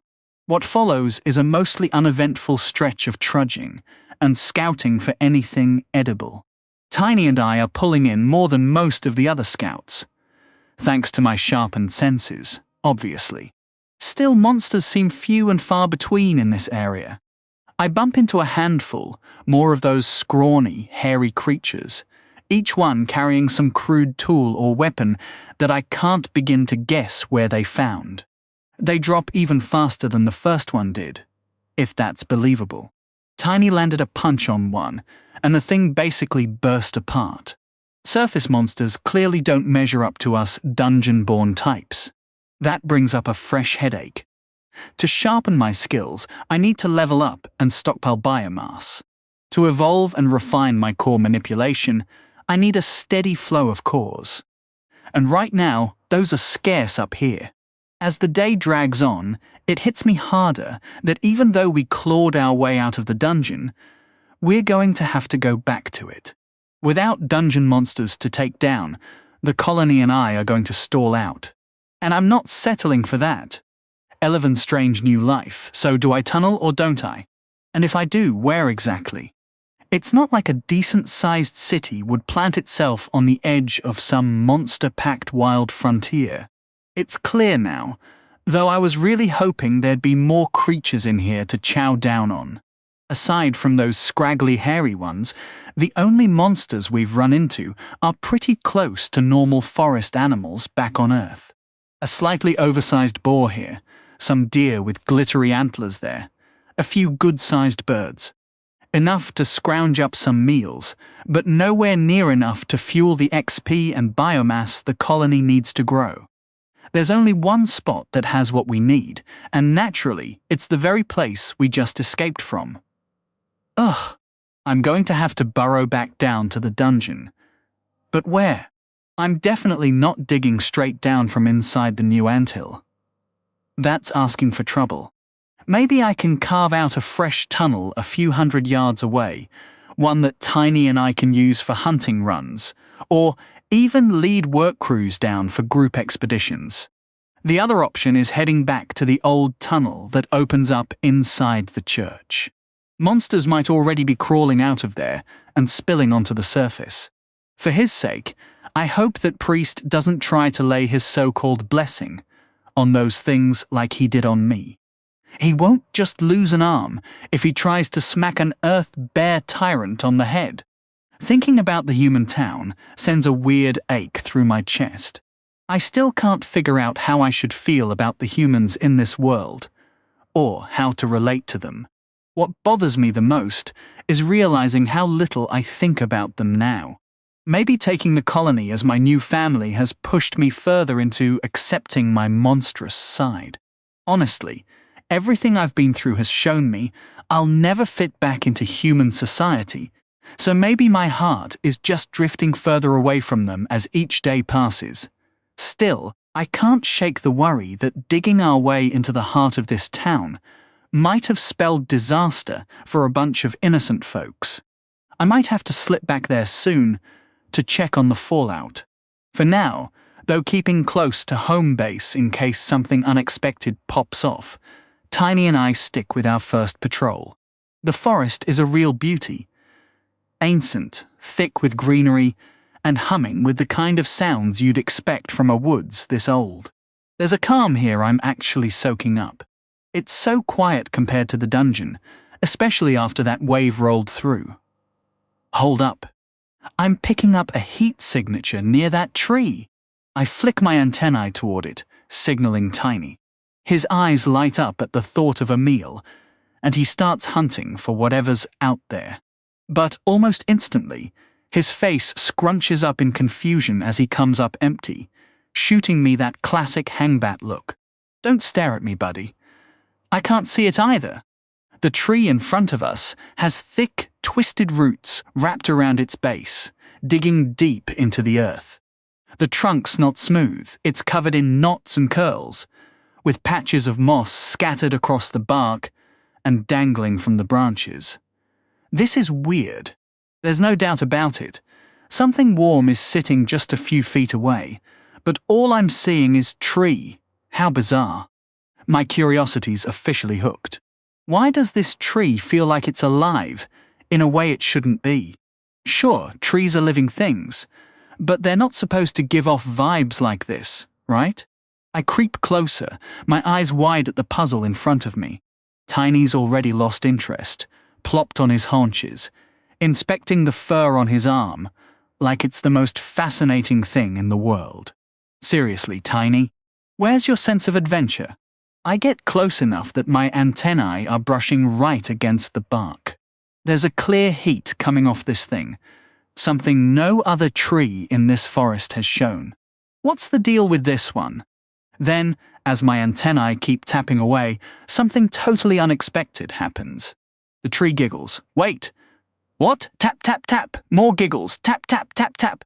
Tap, tap, tap, tap. My antennae go into overdrive on the trunk, and a chunk of the wood starts shaking with laughter, peeling away from the rest of the tree and tumbling to the ground. Right in front of me, this weird wooden humanoid is rolling around, its thin root-like fingers at the ends of mossy, knotted arms attached to a scrawny, branch-shaped body. When the thing realizes I've stopped tickling it, it freezes mid-roll. Two deep green eyes lock onto me from what I now see is a gnarled bark face. Tap, tap, tap, tap, tap, tap, tap, tap, tap. The moment I start up again, it's back to giggling and squirming on the forest floor like a kid in a tickle fight. What in the world is this thing? Tiny waddles over, squinting at the creature with those beady bat eyes. I know exactly what's running through his head. Can we eat it? You know what, Tiny? I'm really not sure. 12 it all comes back to mana. For now, Tiny and I manage to hold off on the urge to snack on this bizarre tree critter. After a few minutes of playing Tickle Monster, I step back a few paces, making it obvious the fun's over, and watch to see what it does next. It squirms on the ground for a bit, then hits me with those puppy dog eyes for a while longer, before finally standing up. Now that it's upright, I get a proper look. This thing is rail thin, more like a stick bug than a walking tree.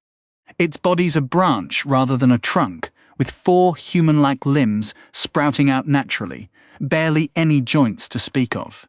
There's no real head either, just a face peeking out from the top of its torso, the wood's wrinkles and grooves shaping into surprisingly expressive features.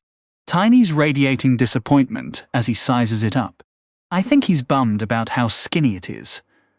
Not much of a meal there, and he knows it, blissfully unaware that it was being sized up for biomass. The branchy, yes, that walking wood stick, gazes at us with a twinkle buried deep in its weathered face. With a quick gesture for us to follow, it scurries off into the forest. I pause for just a beat before deciding to trail along. Nothing in these woods has proven a real threat to Tiny and me, so we should be safe enough. Plus, I'm itching to uncover more about this peculiar creature. It's the only being besides Formo that hasn't greeted us with hostility. So I follow with Tiny lumbering along behind me. It doesn't take long before we're forced to pick up the pace. That branchie is surprisingly quick, even though it's shorter than Tiny, so scrawny that a light gust might knock it over. And lacking any knees, it absolutely flies. Maybe it's the lack of air resistance? Whatever the secret, Tiny and I find ourselves hustling to keep up. After sprinting in its wake for a solid 10 minutes, the branchie finally halts in a stunning grove. A small pond sits dead center, perfectly still, ringed by ancient, gnarled trees. The air is so hushed here, as if no breath has been drawn in this spot for a century. The branchie flashes us a smile, the wood grain twisting into the expression, then strolls toward one of the trees and simply melts into it. I can barely trust my eyes. One moment it's standing there, and the next, poof, gone! Though my heat-sensitive antennae still pick it up. As I sweep those antennae across the area, I catch a few more faint signals from nearby trunks. Curious, I loop around the pond and count over 20 responses from the trees scattered about. Looks like the branchie brought us straight to its home turf. But they don't seem eager to step out and say hello. I'm getting the sense these are a timid bunch, hiding from foes by relying on their uncanny tree-melding trick. There's got to be something unique about this spot that draws these barky folk to settle here. My gaze drifts back to the pond. Is that a familiar glimmer I'm spotting in the water? Out of sheer curiosity, I switch on my mana sensing, and wouldn't you know it, the pond flickers with a soft response. That water's laced with mana. A wave of nostalgia crashes over me as I think back to the pool in the first chamber I landed in after being reborn. Drinking that water had pulled mana straight into my body and sped up my core's formation. This pond likely holds similar properties, and the branchies probably planted their roots here because of it. Or maybe they were born from these very trees. The roots drinking up this enchanted water might be what spawned these creatures in the first place. And it all circles back to mana. This mysterious energy that bends into nearly anything, seems endlessly abundant, and can even spark life itself. I can't shake the hunch that its source lies buried deep within the dungeon. I've got no proof, but it just clicks. It has to originate somewhere, doesn't it? So how in the world did it end up in this pool? With a theory buzzing in my skull, I back away from the pond about 30 meters, Tiny trailing along with a puzzled look. Once I've got enough distance, I start digging. I tear into the dirt with my mandibles, making fast work of it. Before long, I've tunneled down 10 meters, angling slightly toward the pond. Panting from the effort, I fire up my mana sense and peer eagerly at the water. And there it is. Beneath the pond, a faint tendril of mana reaches upward from the depths. It's the dungeon. The thread is incredibly thin, just a minuscule wisp, but it's enough to leak mana out and feed it into the pond above. If I pushed my excavation even further, I could likely tap into a narrow passage linking straight to the dungeon, setting up a perfect spot to grind XP and biomass. That's a serious win. I owe those branchies a debt of gratitude. They just saved me a ton of backbreaking work. Plus, this gives me a reliable spot to refill my mana, speeding up my magic development in a big way. Things are finally looking up for yours truly. Not about to waste a single moment, I dive headfirst into more digging, tunneling deep beneath the pond to dodge the soggy earth and zero in on that faint pulse of mana. The signal grows stronger as I go, stretching far down into the soil. It takes a few solid hours of sweat and dirt to reach that slender dungeon tendril, but when I finally break through, the sight is absolutely breathtaking. That brilliant mana glow hits my eyes, with veins snaking upward even in this cramped, dark space. Honestly, my little project might just save the branchies. And maybe the humans too. Those veins could have crept up to the pond's surface, potentially unleashing monsters right on the ground above. As it stands, I'm thrilled to watch the mana slowly seep into my fresh tunnel. I'm guessing no monsters popped up in that skinny crack before because there wasn't room to move. But with the veins now stretching into my new path, spawns should follow before long. Oh yeah, this is happening. Pumped beyond belief, I dragged Tiny down into my snug little burrow to help widen it out and prep for the incoming monster waves. After a few more hours of relentless work, we carve out a decent-sized chamber with a narrow opening perched up high, hopefully keeping any critters from slipping out to the surface. Well, except for the ones that might show up in the surface tunnel once the veins reach that far. But I'm aiming to keep surface exposure to a bare minimum. After all that labor, I'm completely wiped out. Time to retreat to the colony and crash, then swing back after a nap to check on progress. With a dash of luck and a whole lot of hustle, I should be able to set up a sweet monster farming hub here, handing the colony a fast track to bulk up in size and power. The one downside? Tiny and I won't get much out of it ourselves. Those monsters will be way too low level to offer decent XP or biomass. I shrug it off. That's a headache for later. For now, we head back to the colony, where I push through a pounding headache while honing my shaping skills, finally hitting level 9 before crashing for some well-deserved shute.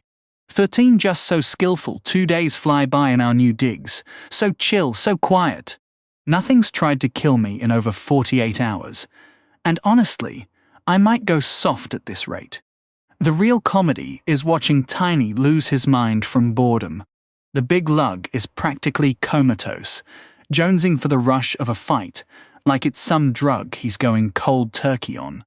Aside from chowing down, he just flops around sleeping or zoning out at the walls. He's so motionless that the workers casually crawl right over him while he lies there. I kinda feel for the guy, and I get it on some level. Fighting for your life is terrifying, sure, but it's also a wild adrenaline kick. The payoff is so instant and satisfying that it's tough to resist the pull of combat. After all that time in deadly spots, living on the edge constantly, our chill surface life feels a bit dull. It's like our wild days were splashed with electric color, and now everything's faded to a calm, muted palette. Just like Tiny, I've got that craving for action in my gut. But unlike that clueless ape, I know how to stay productive and level up even without elite monsters to battle. I pack every day to the brim. Yesterday, Tiny and I spent most of our time down in our monster farming zone. I was thrilled to see the veins had spread quickly, with monsters already emerging by the time we returned. The familiar sight of chaos was oddly reassuring. I gave Tiny an order he never wanted to hear: disable the creatures without killing them. The sheer horror on his face still cracks me up. He couldn't refuse, though, and reluctantly dashed through the cramped chamber, snapping legs and maiming the beasts while sparing their lives. It was a brutal scene, watching those monsters writhe on the ground, unable to crawl or fight back. Once that grim task was done, I laid out a food trail for the colony, and soon a wave of workers flooded in, finishing off the crippled creatures and hauling their precious biomass back to the nest. Tiny and I grabbed a quick bite to curb our hunger, then turned to digging, expanding the farm even further. Since we're both double-evolved monsters, the base-level spawns here offer us barely a sliver of XP and biomass, hardly worth our time to hog these resources. We need far more to advance, while the workforce can level up much faster on this steady supply. So, I decided to use the farm to power level the colony, hoping more workers will evolve and hold their own in fights when I'm not around. As for Tiny and me, our stagnant levels are becoming a real problem. But I haven't figured out the solution yet.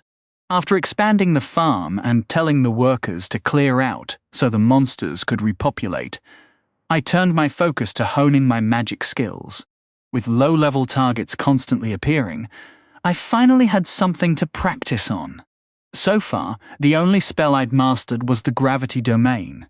But there were other constructs lurking in my mind, and I wasn't about to waste this chance to test them. The first one required shaping an intricate ball with a pointed tip. And I'll admit I botched it more times than I can count. But with my gravitational mana topped off, running dry wasn't a worry. Eventually, I managed to complete the complex structure and powered it up. Once ready, I instinctively aimed and fired. The bolt zipped through the air at blinding speed, striking a monster in less than a second. On impact, the spell expanded, wrapping the creature in swirling, intricate patterns that collapsed inward a moment later. I was hoping for something spectacular, but the target just slumped over and lay there. It was still alive, since no notification popped up, so what had actually happened?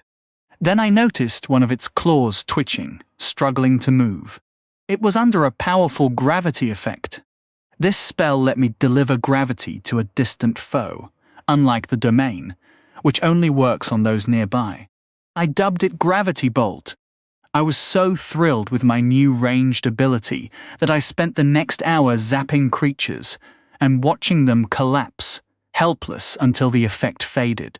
The strength and duration varied, based on how much energy I poured into different parts of the construct, and that led to my biggest breakthrough. Since I'd pinpointed the section responsible for the effect, could I tweak it to change the outcome? I was still using gravitational energy, so the spell would remain gravity-based. But what if, instead of pulling monsters down, it pushed them upward? I mean, it's gravity. The force comes from the spell's energy, not the planet itself. There's no rule saying it has to drag them toward the ground, right? Rewriting that spell took forever, even though the adjustment itself was pretty straightforward. I wasn't exactly altering the magic, more like flipping a single segment of it upside down and piecing it back together. Out of my first batch of tries, I only nailed it once. After a few dozen failed attempts, frustration was really starting to creep in. But then, out of nowhere, everything just clicked.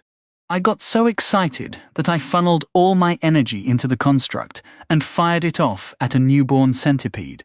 The result played out just like before. The bolt split into swirling shapes, collapsed into that monstrous form, and then rocketed straight up, slamming into the ceiling with a nasty crunch. Guess I overcharged that one a bit. Still, it worked. I was so thrilled, I busted out a little victory dance right then and there. Gotta say, having 6 legs really improves your moves. If I could pull off this inverted effect on the gravity domain itself, I might be able to make every monster in the vicinity just float there, completely helpless. The thought alone got me hyped. The next day, after feeding the colony and carving out some more space for the farm, I dove into practicing a second spell. This one was trickier than the gravity bolt, but after some serious focus, I managed to shape it. The construct looked like a spear, with a bunch of rings spinning around the shaft. Those rings were the real headache. Each one was made up of dozens of tiny interlocking loops, like some maddening puzzle. When I launched the spear, it shot out of me and zipped straight at the target. On impact, the spear lodged itself into the monster's body, while the rings expanded outward, covering a small radius around it, before snapping back inward. The creature just stared at the spear sticking out of its chest, looking totally baffled. It poked at the spot with a claw, only to realize there was no wound at all. I was honestly a little let down. What's the point of this thing? Then I caught something else. When those rings had expanded, a nearby thorn lizard got caught in the zone.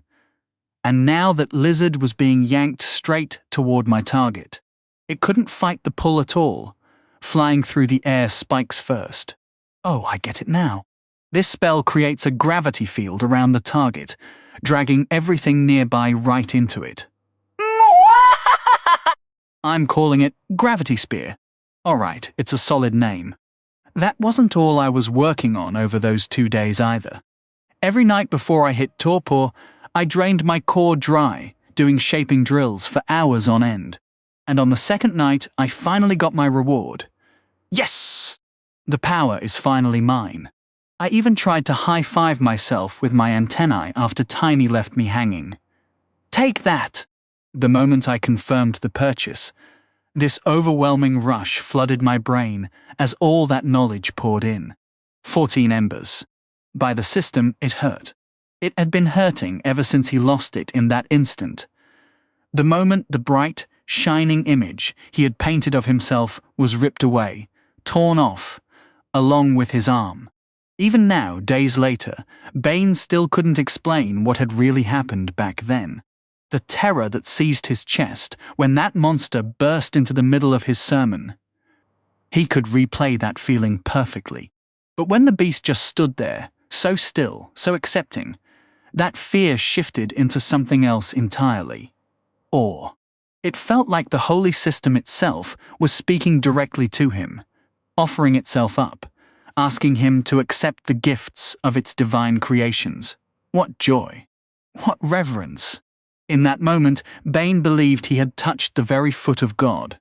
The surge of emotion that blazed through him as he brought the church sceptrum down on that offering's head was so intense, he nearly trembled just thinking about it now. And he had been so wrong. His dreams of a grand destiny, of being a prophet of the system, were shredded in an instant when that terrifying monster lunged forwards. So fast he couldn't even track it, clamping those serrated jaws onto his arm and shearing it clean off. Since that moment, he had barely said a word. The unsettling fire in his eyes had grown so intense that the townsfolk couldn't even bring themselves to meet his stare anymore. They'd carried him to the apothecary, patched him up, and left him there, muttering in hushed tones as they shuffled past his doorway. But the truth was, no physical mending could do him any good. That godless fiend's spell had already sealed the wound, and anything more would have taken a master healer to regrow his arm entirely. Even with his mind still foggy, sprawled on that narrow bed, Bane caught fragments of the anxious chatter drifting through the walls. Trouble had erupted at the capital, street fights, chaos. Folks had tried to flee the city until the gates got slammed shut. The Queen was dead. No, the Queen was alive. A coup, an invasion, whispers that the dungeon was stirring for another cataclysm. By the second day, word came that the town council had called an emergency meeting to sort through the mess. Something electric began to pulse in Bane's veins. He couldn't just rot in that bed. His god, the system, was waking up. He could feel it humming in his bones. Whatever was coming, he had to be in the middle of it, and by the system, he would be. He tossed off the blankets, swung his legs to the floor, and marched out of that room with fire in his step. As the wounded priest moved through the streets, folks instinctively averted their gazes, tipping their caps, or offering a quick-tsy before slipping out of his path. None of them could handle the righteous blaze burning in his eyes. Bane reached the mayor's house, shoved the door open with his good arm, and swept inside. There, a cluster of the town's bigwigs crowded around the desk of a sweaty, overweight man whose mayor's livery hung awkwardly over his silk robes. The mayor's face lit up the moment he spotted Bane. "Ah, look here, gentlemen. Our good priest has risen from his sickbed already. This calls for a toast. Let's postpone this whole affair until we've properly celebrated." A few folks in the room cheered, while others groaned and dropped their heads into their hands. Mrs. Ruther, who ran the market, tried to push back against the delay, but it was no use. The mayor was already barking at his servants to fetch wine. "And hurry the hell up about it!" Disgust flickered through Bane, but he buried it. This fool would seize any excuse to dodge his duties and drown himself in drink. A few more years of that and his family's fortune would evaporate, the wine cellar right behind it. If it pleases you, Lord Ebruis, Bane cut in smoothly, the discussion ought to continue. It's precisely to speak with you and the council that I dragged myself out of bed. The raw intensity in his voice made even the mayor flinch. Oh, very well. But are you sure you wouldn't rather rest, Father Bane? You haven't even changed out of your robes, the mayor sputtered, grasping for any excuse. Does the blood I've shed in the system's name staining these robes offend you, Lord Mayor? The fat man went pale, waving his hands in frantic denial. I wouldn't dare, Father. I meant nothing of the sort. Good. Then, if you'll allow me. Bane took a vacant chair and nodded toward Mrs. Ruther. I'd be obliged, Mrs. Ruther, if you'd fill me in on the last 2 days. Have the monsters become a threat? The elderly matron, caught off guard, gathered herself before answering. No, Father. We haven't seen a single one of those ants since they vanished into the forest after you were attacked. She met his gaze for a breath, then looked away, as if singed by the fire she saw there. What's more worrying than the beasts? Strange as that sounds is the mess in the capital. We've had no reliable word from there all day. Fighting in the streets, soldiers torching the merchant quarter, blood staining the castle steps. It sounds like a nightmare. The townsfolk are paralyzed with fear, staring from dawn till dusk at the smoke curling over the city walls, too terrified to even think about work. Bane, gripping his chair with his one good hand until his knuckles went white, shot back with venom in his voice. So you're telling me this chaos in the capital matters more than the dungeon's agents crawling up from beneath our feet? His words carried more than just passion now. Pure hatred dripped from every syllable, and the people nearest him instinctively shuffled away. Mrs. Ruther finally managed to steady her trembling voice. Father, not a single soul in this town has been harmed by those creatures, but we're hearing reports of hundreds dead in the city. Most of us have family trapped in there. We're all sorry about your arm. Truly we are. But we've got bigger problems than those ants. Bane shot to his feet, his voice booming through the hall. For the first time in 1,000 years, the dungeon has reached up and unleashed its servants onto the surface, and you're all distracted by petty squabbles in the city? Can't you see the grand destiny laid out before us? A few council members squirmed in their seats, exchanging uneasy glances. Mayor Ebruis tried to soothe the fiery priest with a cautious tone. Father, you said something similar at the church 2 days ago, and, well, that didn't exactly go as planned, did it? Bane turned his blazing, righteous stare on the mayor, then swept it across each council member, one by one, until every single one of them looked away in silence. At first, I truly believed the great system had blessed this town, delivering its greatest gift, experience, to forge us for a higher purpose. I still believe that. This, he said, waving the bandaged stump of his arm in their faces, was my own foolish mistake. I thought the system had handed us its bounty, and all we had to do was reach out and take it. But no, the system offers no gifts, only rewards. Rewards that must be earned, and I was punished for my arrogance. Ebruis waved his hands in a futile attempt to calm the priest, but Bane was beyond reason. We must take up arms, can't you see that? He thundered. Those hideous beasts, led by that demon ant, will return. And when they do, more will follow. I promise you that. Our trial isn't over yet. The people need to know the truth. We must rise to meet this challenge. With that, Bane stormed out, leaving the stunned council behind. He marched straight to the town square, where he began preaching with such captivating intensity that his words seemed to bend the very hearts of the listeners. A crowd swelled around him, and that evening, when several monsters clawed their way out of the hole in the church, he rallied the people to arm themselves and personally led the charge up the hill, storming the building where the creatures were swiftly defeated. The crowd erupted in triumphant cheers, celebrating their victory. But Bane remained unmoved. He ordered a watch posted at the church and turned his gaze toward the dark tree line beyond. 15 core farming, I need cores. Like desperately. Cores for me, cores for Tiny, cores for my experiments. I need them to level up my skills, to fuse into stronger cores for both of us, and for my other little project on the side. Cores. So far, the total number of monster cores we've pulled from the farm was a grand total of 1. When Tiny and I went in there this morning to cripple the creatures, we found a monstrous toad had already wiped out most of them.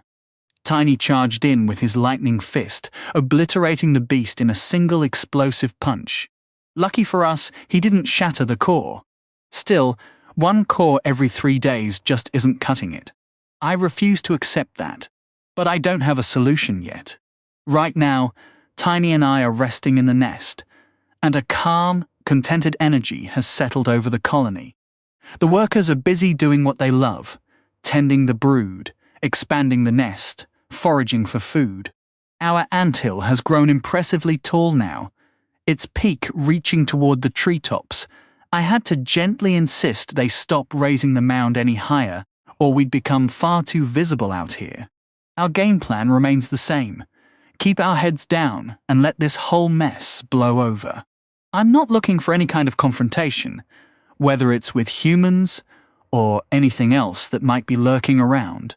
To my absolute relief, the pupae have finally started hatching over the past few hours.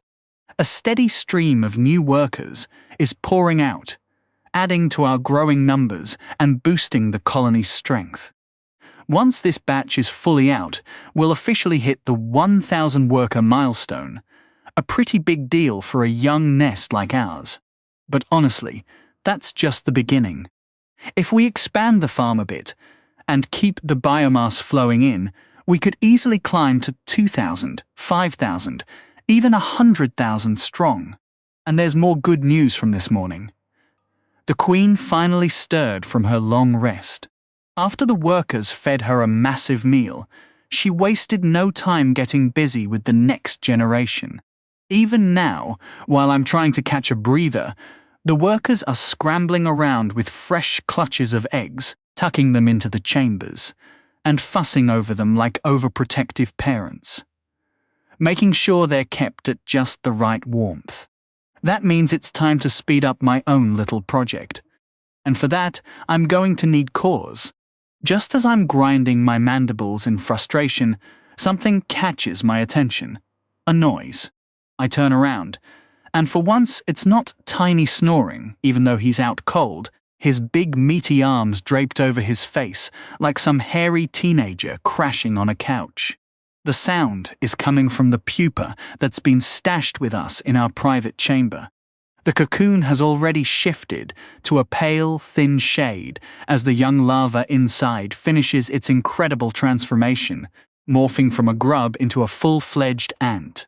Still ghostly white and see-through, with its shell not yet hardened, the nearly complete worker is starting to stir, twitching its legs and stretching for the very first time. Figured I'd lend a hand to the little one. It's standard practice for workers to help newborns tear free from their cocoons, snipping away at the threads with their mandibles. The earliest workers in any colony usually get this done for them by the Queen herself. I vaguely recall having to chew my own way out back in the day, though I don't have any real memories of my pupa stage. I only became truly aware of myself after I emerged. Anyway, I'm more than happy to assist this new sibling of mine, carefully nibbling at the casing, peeling off bits of thread, bit by bit, and clearing a path for the hatchling to break through. After a few moments, a tiny ant face pokes out, and soon enough, the fresh worker stands proudly on top of its own shell. Wait, small? Why in the world is this worker so tiny? She's about a third smaller than a normal hatchling, which makes her absolutely minuscule. And there's something else that feels off, though I can't quite put my finger on it. As a worker, she seems a little hyper. She's practically bouncing off the walls. And she just hatched moments ago.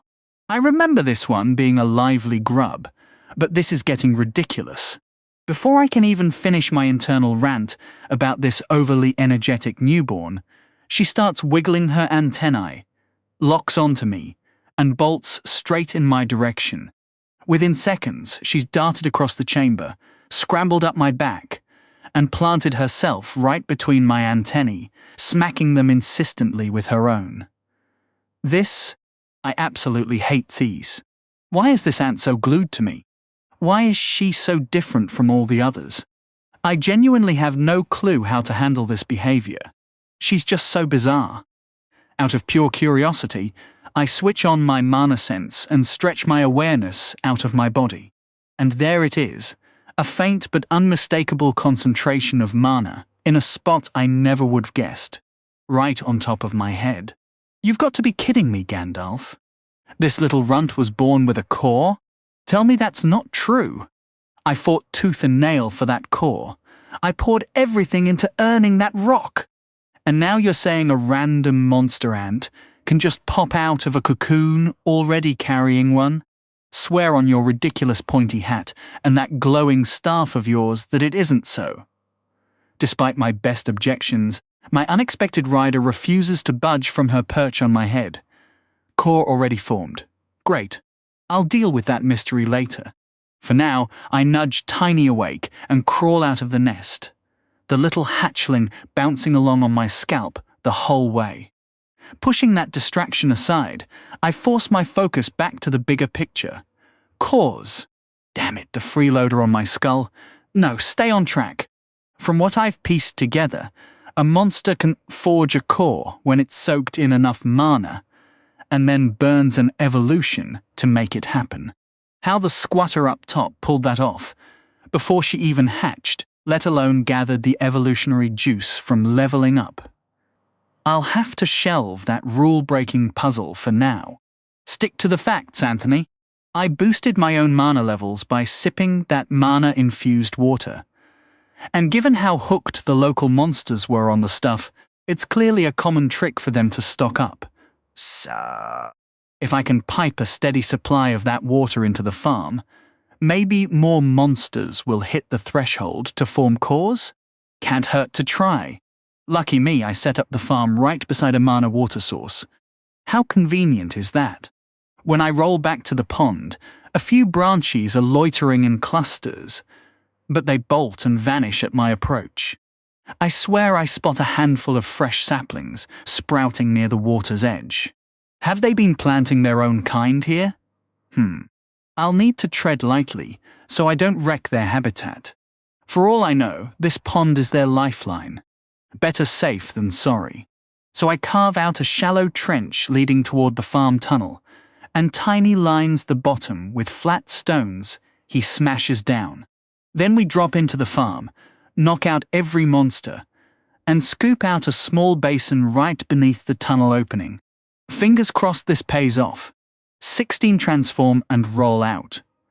Once our skinny channel is dug to the farm tunnel, I have Tiny set up 2 hefty rocks to block the flow before we clear the final dirt and let the water rush in.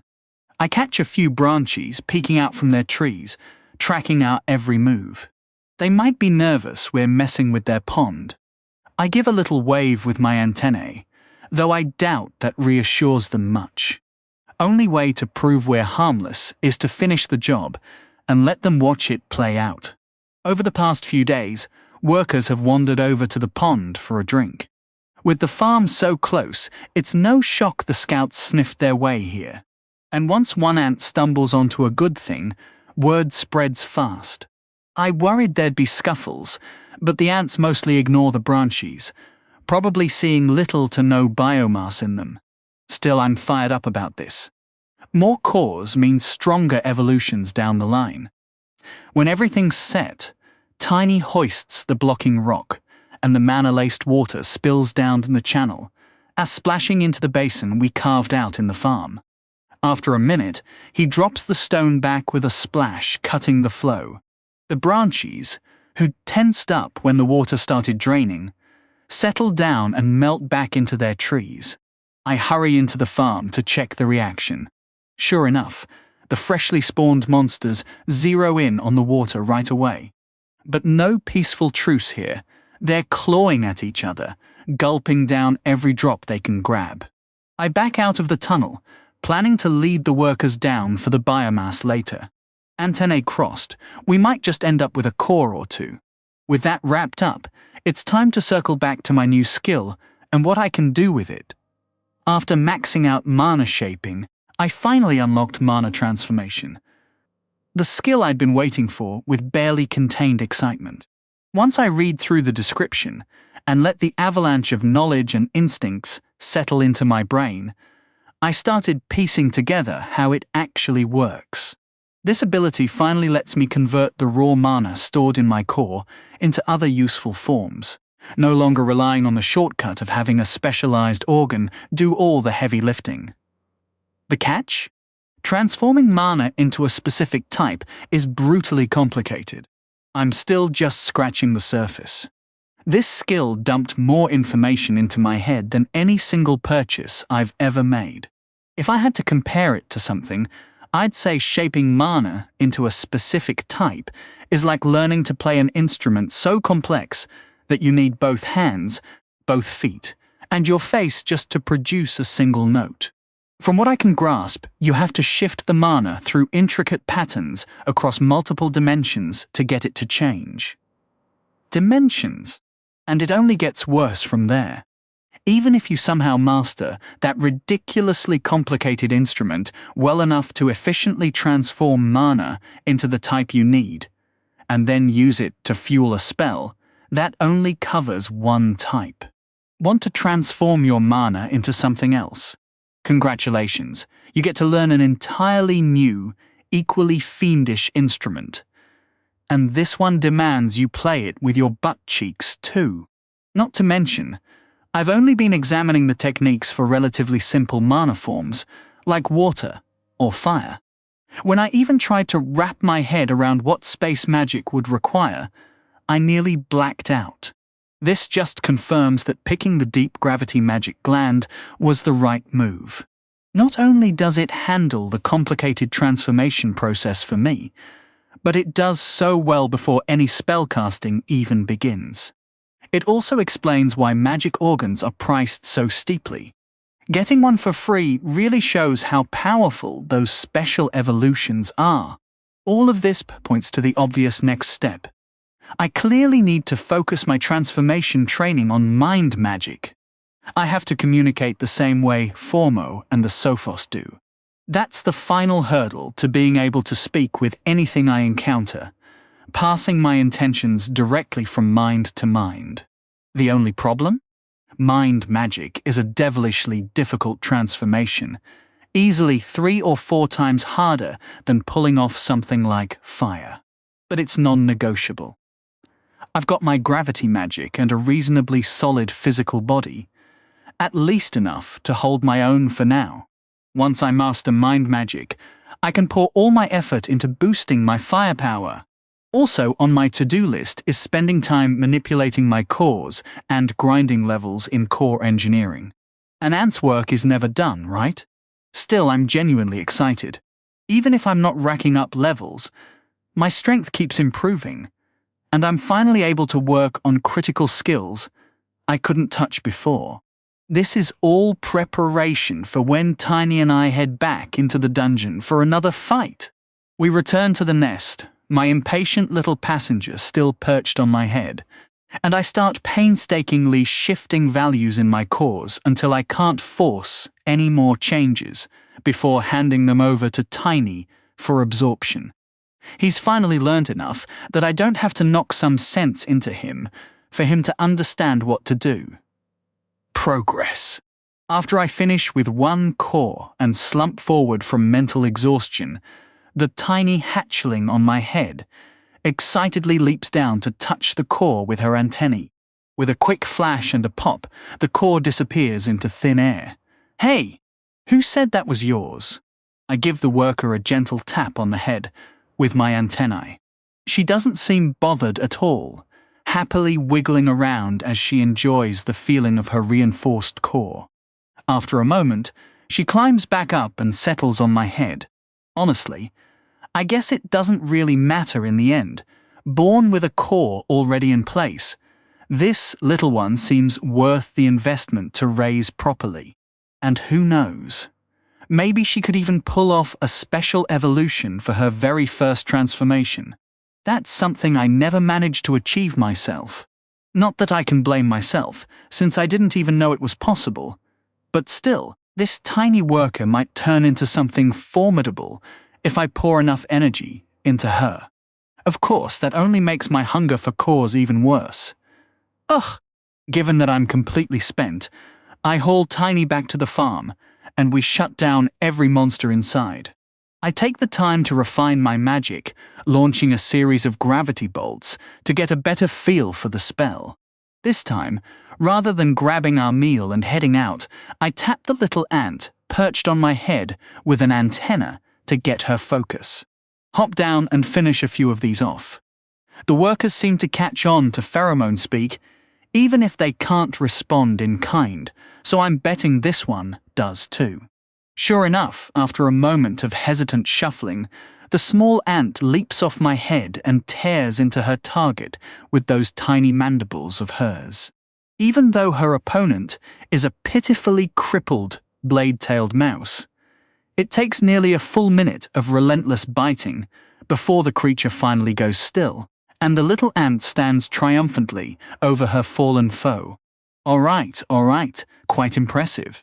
Now, let's move to the next one. By the time she's done, she manages to take down 3 monsters before running out of steam. That's a solid start if you ask me. Her bite skill should have ticked up at least 1 level, maybe 2, from all that practice. Switching on my mana sense, I'm thrilled to spot 2 creatures carrying cores. 2! Compared to the usual dry spell, that's a windfall. If I can pull in 2 cores a day, I'll be over the moon. The mana water basin has dipped by about a quarter, so I might need to top it off in a few days. Hopefully that won't drain the pond's supply upstairs too much. If it does, we'll have to scale things back, but for now, cores galore. Beaming with excitement, I chomp down on those 2 monsters and extract their cores before Tiny, the worker, and I head above ground to enjoy our prize, while a fresh squad of workers moves in to collect their share of experience and biomass. These past few days have been so smooth and quiet, I'd better savor it while it lasts. If there's one thing this world has taught me, it's that peace never sticks around for long. 17 whispers in the dark, after a meal, and some attempts at honing mana transformation, my little crew catches some shut-eye and wakes up ready to tackle the night. Since we've been napping through the afternoon, it's now firmly dark out. The forest looks stunning under the moonlight, though the endless trails of monster ants marching about take a bit of the charm away. After helping out at the colony farm and snagging another core, I figure it's time to head back to that town, where we made such a memorable entrance into the surface world. I've got to wonder how that guy whose arm I accidentally detached is doing. People manage, even with 1 limb. While we won't be able to see much in the pitch black, I'm not about to risk a daytime visit and get spotted. Better to keep future misunderstandings of the limb-severing variety to a minimum. On the move, I keep practicing my gravity spells so no time goes to waste. I may not be able to grind shaping levels anymore, but familiarity counts for a lot. And casting while walking is way trickier than standing still. My magical abilities are sharpening every single day. Eventually, we hit the forest's edge, and I tell Tiny to stay put among the trees. His bulky frame isn't exactly made for sneaking through wheat fields without drawing eyes. With my little passenger riding along, I put my stealth skills to work, creeping through the farmland and up toward the distant buildings. By the time we arrive, darkness has settled over the land like a heavy quilt. As we draw closer to the town, I'm relieved to see it surprisingly well illuminated. Actually, it's unnervingly well illuminated. As in, what in the world is with this massive blaze? Right in front of the church, a towering bonfire is raging, encircled by what looks like a rowdy gathering. They're all clutching makeshift weapons, and even from this far off, I can sense they're brimming with a wild intensity. Leaning on my top-notch stealth, I edge nearer until I'm roughly 30 yards from the outskirts of the buildings. Then I crouch low to squeeze out every bit of that passive sneak bonus. In the dimness, with my abilities and near-black shell, I'll be virtually invisible, no doubt. I'll just have to pray they don't have any monster-detecting gems around here. Honestly, with their faces lit up by the fiery orange glow, pitchforks and worn-out spears gripped tight, they come off a bit sinister. A voice starts to cut through the noise, full of zeal and intensity. Just ahead of the church, I catch sight of my old acquaintance, the priest. It's tough to tell from this range, but I'm pretty sure he's still in those same blood-stained vestments from our first encounter. He's posted up in front of the church's big double doors, one good arm raised high as he whips up the crowd below. Every so often, his tone climbs to a booming peak, and the folks shout and holler back, brandishing their weapons and pumping their fists. Well, at least they're lively over there. But seriously, what's going on? Then the doors swing open, and a bunch of villagers step out, hauling something heavy between them. They march toward the fire as the crowd quits and parts for them. With a strong toss, they hurl their load into the leaping flames, and the mob erupts in cheers as the blaze surges. I'm fairly certain that was a monster carcass. It's good the village is secure and can look after itself, but they seem way too thrilled about it. Maybe this is just a super community-focused town. It's fine that they can hold their own for now, but my real worry is they'll bite off more than they can chew. If a Jellymore slithered out of that pit, could these townsfolk and farmers really take it down? Shouldn't there be some trained guards around by now? Grit is admirable, but do they honestly think a rusty pitchfork will cut it against real dungeon beasts? I glance at the faces in the crowd. They all look determined and fired up. Seems everyone's on board with fighting off the dungeon monsters. Which is all right, I suppose. Off to the back, there's an older woman who doesn't seem nearly as hyped as the rest. If I had to put a label on her look, I'd go with uneasy or anxious. She's clutching her dress tightly while staring at the chaotic mob. Maybe she's got the same doubts I do that these folks are overreaching. Or maybe she just isn't into campfires. Either way, getting any closer to this frenzied pack doesn't seem like a bright idea. Time to bail. Right as I'm about to slip away, I notice a weird draft around my head. Did a window get left open? Am I losing hair? I'm pretty sure I never had any to begin with. Hold on. Where's the little one? I smack my head and back with my antennae, then spin around to scan the nearby wheat field. Where did that sneaky little troublemaker go? A knot of panic tightens in my chest. That's a promising young ant. Where the heck is she? The core! She's got the core! Instantly, I switch on my mana sense and stretch out my awareness, frantically hunting for that faint mana signature. There it is! Darting between the wheat stalks is that tiny gem. The catch? It's making a beeline straight for that roaring fire. What are you, a moth? You don't have to chase every flame you spot. Like a gazelle darting through open terrain, I chase after my reckless sibling, every thought of staying quiet abandoned. Even if they catch sight of me, I can make a break for it. But she'll be crushed for sure. She slipped to within just 10 yards of the folks at the edge of the gathering. My heart pounds hard. If they see her, tonight could turn ugly fast. It's one thing if they try to smash my skull, but the little one, they'd crack her head like an egg.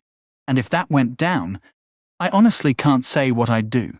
Get back here, you little troublemaker.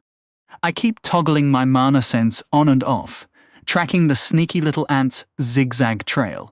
When I finally get close enough, after what feels like an eternity, I lunge, 6 legs stretched behind me and jaws wide open. Gotcha! As tenderly as I can, I scoop up the runaway worker in my mandibles, which she fights by squirming like crazy. Hold still, you menace. They'll end you if they spot you. Good thing I can holler all I want in pheromone language without making a peep. I take a quick look around. Hopefully nobody noticed. 18. Flee from fire. I'm so near the crowd's rear that I could brush someone with my antennae. Please don't let them hear me. The little workers still wriggling in my grip, desperate to break free and check out the flames. What's got you so hooked? Is it the biomass? Are you mad? They're torching the monster carcasses instead of feasting on that sweet, sweet biomass. I don't think they can digest that stuff, kid. Different folks, different customs, all right? Quit squirming. I'll get you a meal back at the colony, deal? The moment she hears I'll feed her, the worker halts her escape attempts, and my anxiety eases a notch. She happily snaps her mandibles together, letting out an audible click. And just like that, my panic shoots through the roof. At first, nothing happens, but then a middle-aged guy in the center of the crowd spins around, a scowl creasing his brow. His face drains of all color as he locks eyes with a giant ant lying flat on its belly, a smaller one clutched in its jaws just a few feet from his back. Hey there! I try waving an antenna at him, but he recoils from the motion, his mouth gaping open and shut in silent terror. With trembling hands, he tugs at the sleeves of the people beside him. They turn, annoyed at first, but when they catch his expression and follow his shaky finger, they're greeted by my glorious rear end, as I've already booked it. Time to haul tail out of here. Angry shouts erupt behind me, followed by the priest's booming voice. Then the thud of feet signals the crowd's on the move. Glancing back, the group has shaken off their initial shock and is charging after me, hose and rusty blades raised high. Good grief, Gandalf. These people take their monster hunting way too seriously. As I tear through the fields with a mob of screaming humans on my tail, the little worker is gleefully clacking her mandibles, having the time of her life. I'm baffled by her total cluelessness. Whose fault do you think this mess is, anyway? Lit by blazing torches, the mob looks like a raging horde straight out of a nightmare. Their wild eyes have lost all fear as they surge forward in my wake. Damn it! I don't really want to fight my way through a whole village, but I also can't lead them back to the colony. Think, Anthony. I might just have to show them a bit of my magical flair. Moving fast, I try to mold a gravity spear. With my focus split, I naturally stumble a bit and lose speed, and the crowd starts closing in. It's fine, don't botch the spell. All that practice has made the shape second nature, like a song I've hummed 100 times before. I've still got a mountain of practice ahead before I can cast it with total ease, but I'm already miles ahead of where I was on that first shaky attempt. After a frantic 10 seconds of mental gymnastics, I've got the spell prepped and start funneling gravitational energy into it. In my rush, I lose control of the flow and dump way too much in, leaving the spell wildly overcharged. Ugh! No time to rebuild it from scratch, just let it fly. Whipping my head around, I lock onto my mark. The first villager who spotted me, no longer scared out of his wits, but screaming like a madman as he charges ahead, clutching what looks like a lumberjack's axe. Sorry, pal, you're the unlucky one today. With a sharp mental nudge, I unleash my gravity spear. The intricate dark violet construct rockets through the air like a bolt, slamming straight into his chest. Panicked screams tear through the mob as he drops to his knees, his face frozen in disbelief, while his fingers scramble to grab at the ghostly spear jutting out of him. Then the real chaos begins. The rings of light burst outward in a blinding flash, swallowing up a huge chunk of the crowd. The gravitational pull kicks in next. At first they don't even register it, but the force swells with every heartbeat until resistance is futile. They dig in their heels, leaning hard like they're bracing against a gale. But that relentless tug won't be denied. One by one, they all tumble toward the bewildered guy, still sporting that spear in his chest. Even I'm caught off guard by how brutal this spell turned out, and I actually pause mid-stride to gawk at nearly 50 people mashed together like sardines in a tin. I can't even spot my target anymore. He's buried somewhere under the heap of his fellow townsfolk. That's not something you witness every day. Hilarious. Later, losers. With a cheeky flick of my antennae, I dash off into the shadows. I'm not entirely sure what went down in that village, but at least they're taking their neighborhood watch seriously. Still, a nagging worry lingers. With all that dedication, sooner or later something way too fierce will crawl out of that hole, and those folks will end up as dinner. I might have to fast-track a few of my schemes. Sprinting back to the tree line, I reunite with Tiny, and I have the little worker scurry up onto my head before we hustle home to the nest. I've picked up on a pattern in the forest. The monsters get a bit stronger when night rolls around. Didn't clock it at first, since they're still laughably feeble. Either way, we make it back without a hitch. After hitting the farm, making sure everyone gets a solid meal, leaving a pile of crippled monsters for the colony, and pulling another fresh core, I retreat to my chamber and pull out my stash. The little one's had her fill of excitement for now and crashes out for a nap to settle her belly. Once I've laid out my treasure hoard, I set aside the untouched cores and park the Jellymore core off to the side. My plan: work through every single core and tweak them as much as I can to push core engineering to the next level. Summoning every ounce of my brain power, I lock onto the first core and dive into the grueling grind of reshaping the energies inside. Hours of mind-numbing effort later, it's done. I managed to transform 5 cores, with all the adjustments I could squeeze out, grinding my way to 2 more levels in core engineering. Man, my head is pounding. Core engineering is brutal on the mind, like trying to shove a boulder uphill with nothing but sheer willpower. After a 10-minute breather to recharge, it's time to take on the Jellymore core. That beast genuinely blew me away when I faced it down. The sheer dread it spread, even among other monsters, was something I'd never witnessed before. Beyond that, I'm pretty convinced this is a one-of-a-kind evolutionary line, so there hasn't been much wasted potential to worry about. Yeah, I'm going to make the Jellymore my second companion. 19. Building the Jellymo. I had planned to hold off a bit longer before bringing my second pet back to life. With a higher core engineering skill, I'd be able to tweak the creature to fit the exact role I had in mind for it.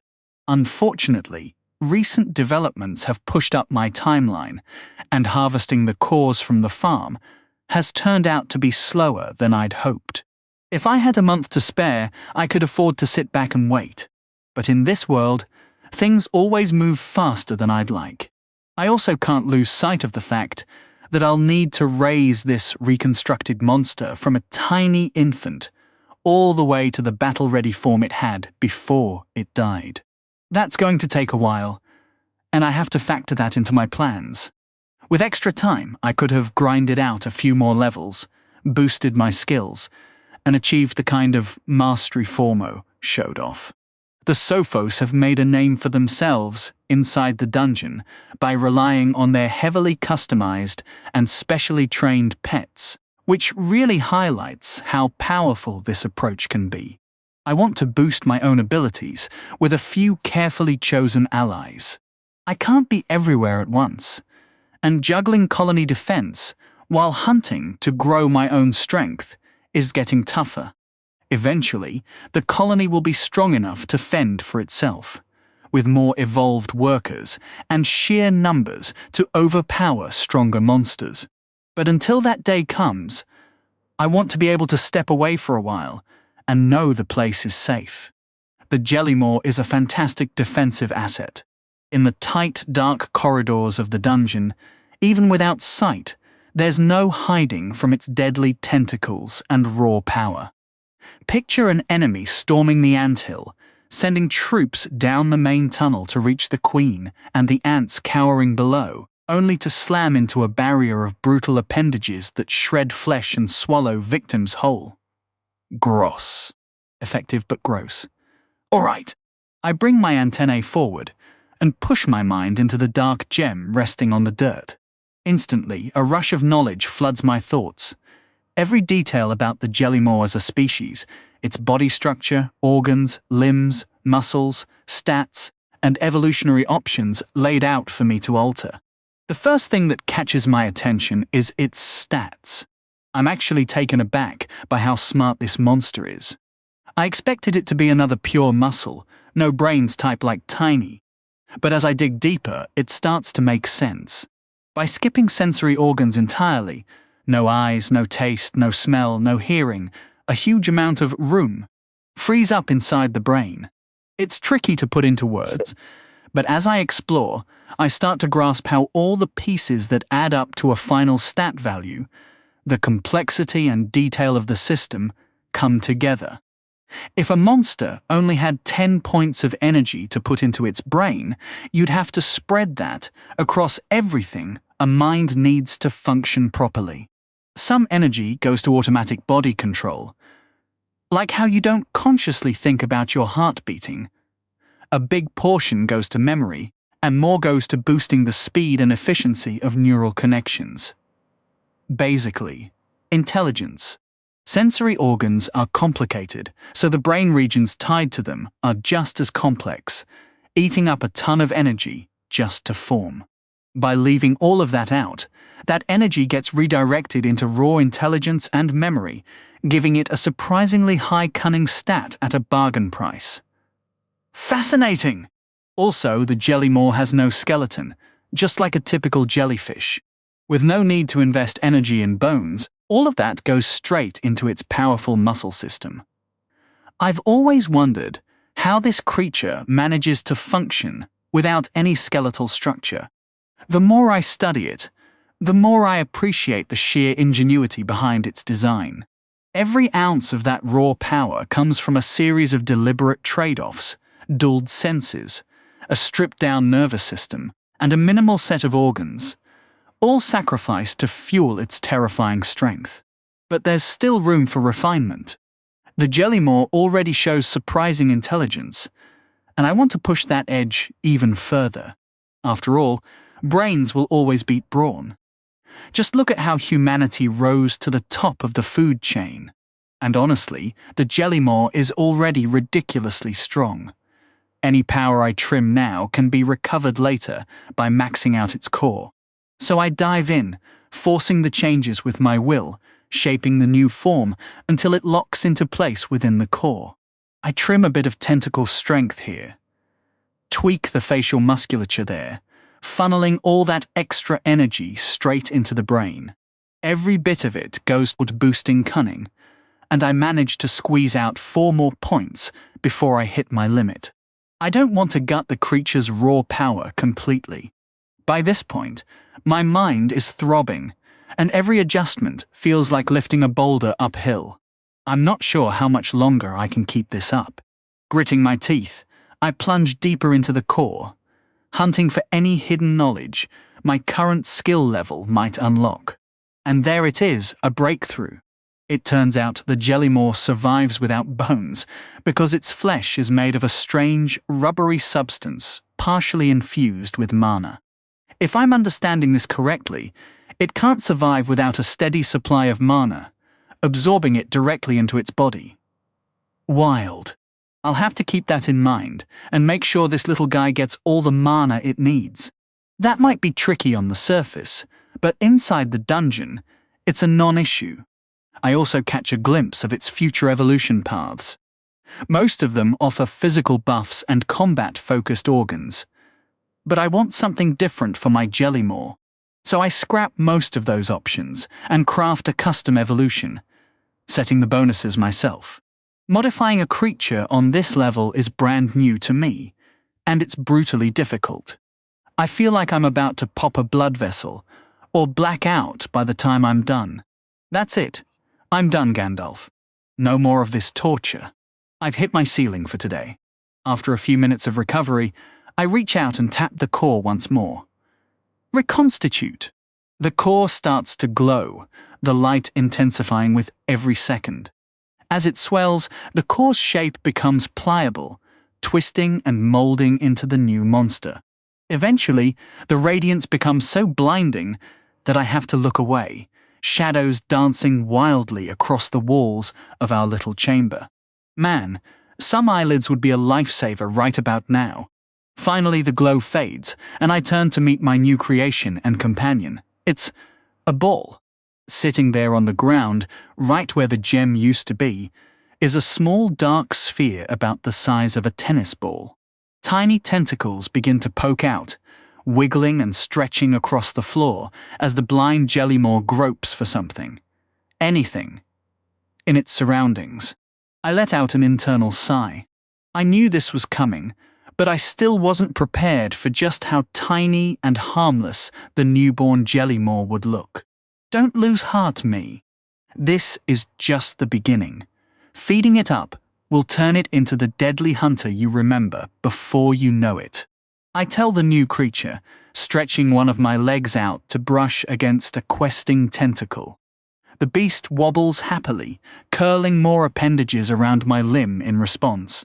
After a few moments, it manages to clamber onto my back, settling into the spot Tiny used to claim when he was still little.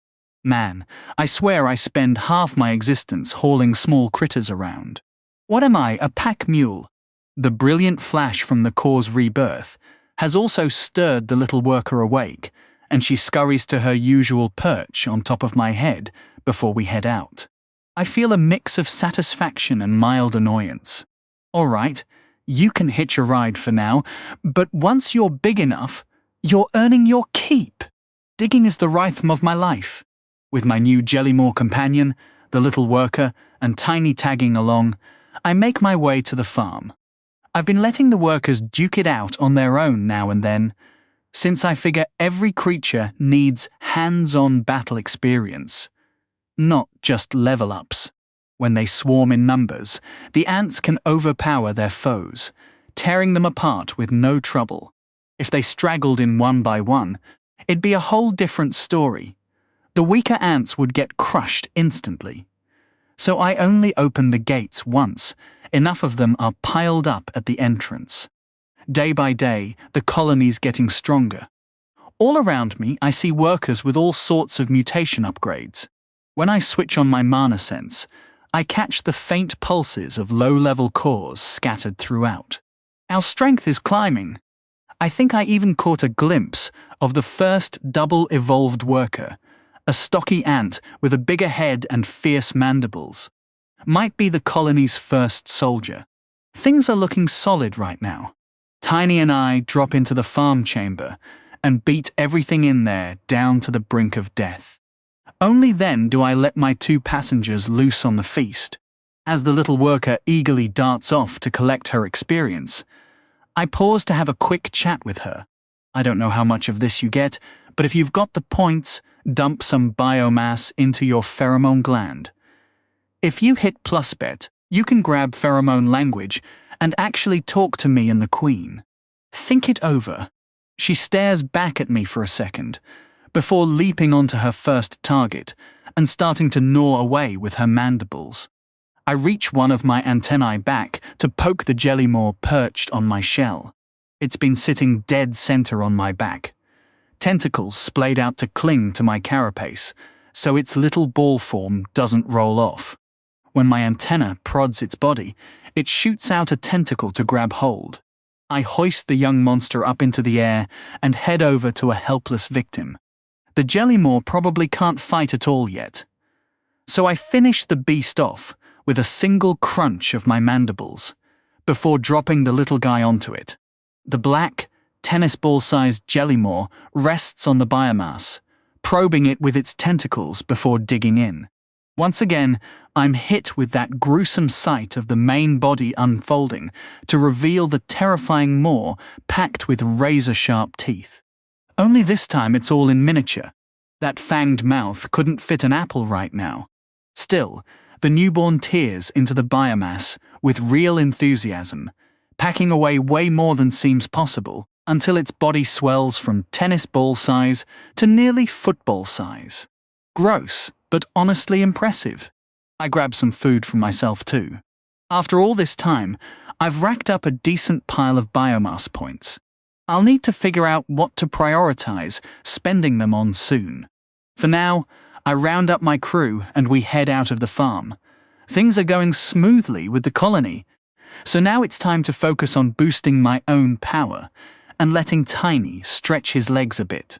The big guy has been moping around more and more each day, and if I don't get him into a scrap soon, I'm afraid he'll just wither away. We jog about halfway back to the village before I start carving out a new tunnel. It's all too simple to slip into the rhythm of excavation. My inner ant thrives on the sensation of shifting soil with my mandibles, and before I know it, I've made serious headway. My robust frame paired with my digging expertise makes for a formidable combo, not to mention the sheer delight my ant instincts get from burrowing deep.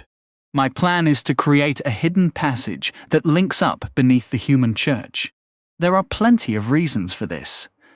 Shielding the humans from the nastier creatures lurking deeper in the dungeon, cutting off their ability to soak up XP and waste biomass, and tapping into the existing escape tunnel routes to push further down and find some worthy opponents to help Tiny and me level up.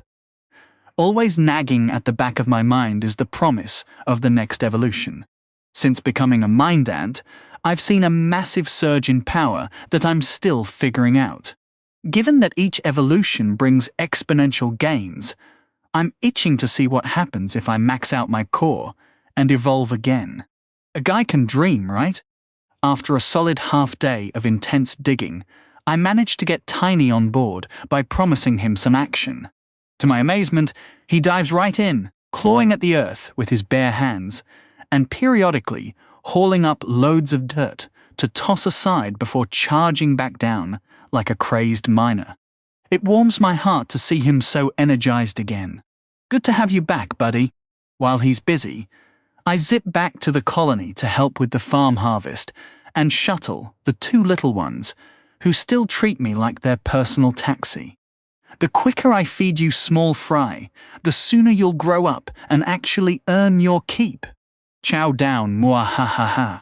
Once my chores are done, I hurry back to take over from Tiny and keep pushing forward. There's no time to slack off.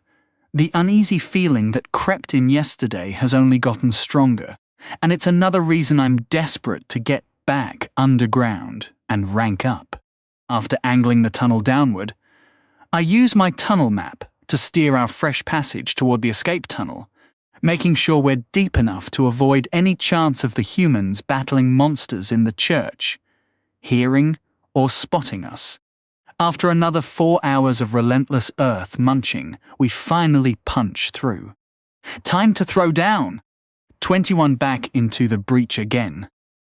Everyone knows that not all monsters of the same type are cut from the same cloth. Ever since the rending, when creatures first showed up on Pangera's surface, folks noticed that some monsters were just plain tougher than their kin. The gap was too big to chalk up to mere level differences. Over the years, as every sentient race on the surface explored the dungeon, they found that certain monsters are simply born stronger, faster, smarter, and deadlier all around.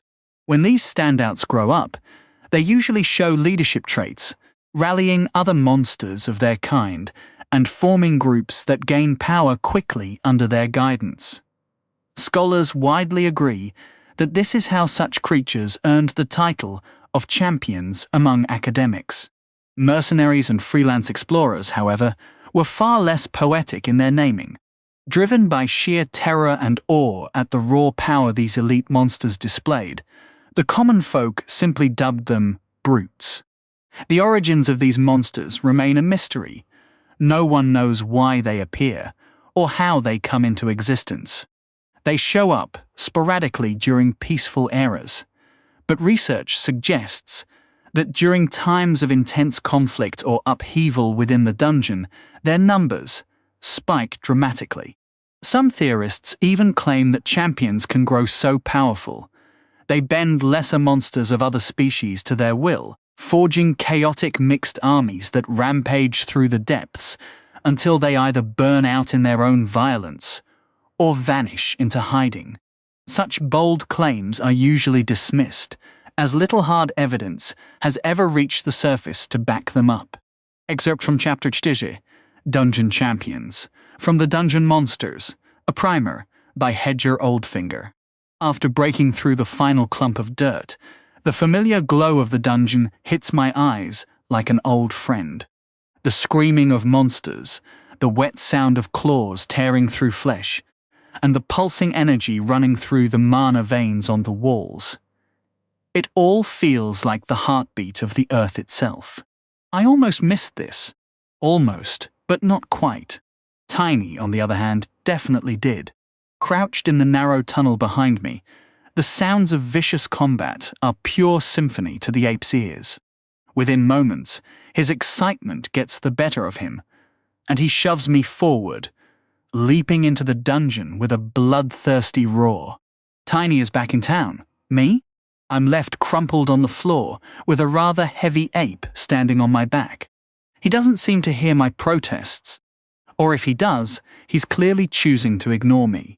Screeching with fury, the giant ape hurls himself at centipedes, hounds, lizards, and even rabbits in his path, his fists crackling with electricity. We're not much deeper here than we were at the farm, but I can already tell the monsters are visibly stronger, with some of the more dominant low-level creatures making appearances. Even this modest upgrade is enough to get Tiny's blood pumping and awaken his battle lust. As the giant ape tears into action, enemies crumple one after another, helpless against those devastating fists. Bodies are blasted into walls or smashed into the floor, never to rise again. Hold on! Save some for me. I scramble to my feet and throw myself into the fray. 10 minutes later, we've cut down everything in our path through this tunnel section and settled down to snack on some biomass. I ask my gorging pet a question. He doesn't even pause his munching, but a frown creases his bat-like forehead as he chews over my words. He replies with a shrug. Yeah, I figured as much. Though it was a bit tougher than the farm, it's still not enough to truly satisfy the big guy. That's fine. We'll keep pushing deeper until we find something worth our time and start leveling up again. Speaking of levels, I actually gained one in that fight. Nobody was more shocked than me to finally level up from killing a thorn lizard. But hey, there it is. The little worker and Jellymore have also hopped off their personal taxi to stuff themselves silly, packing their tiny bodies with ridiculous amounts of food. I really need to name these two. Calling them Little Worker and Jellymore is starting to feel a bit rude. Surely a little more thought wouldn't hurt, right? The worker is small and hyperactive, a bundle of endless energy and a complete pain in the rear. Her name should reflect her curious, exhausting personality. I'll call her Vibrant. Not sure why, but the name just clicks. Satisfied, I turn my attention to the ball of magical black rubber that's busy feeling around with its small tentacles, searching for the next bite. So far, the young Jellymore has been pretty quiet. Honestly, I have no clue if she can even respond to me at this point in her growth. There's not much to work with. And what about the name boy or girl? Tiny felt pretty neutral, so maybe I should stick with that approach. What kind of name suits a blind tentacle horror destined for endless chaos? I'm drawing a blank here. Might just have to pick something that sounds right, and not overthink the meaning. Crinnies? Sure, why not?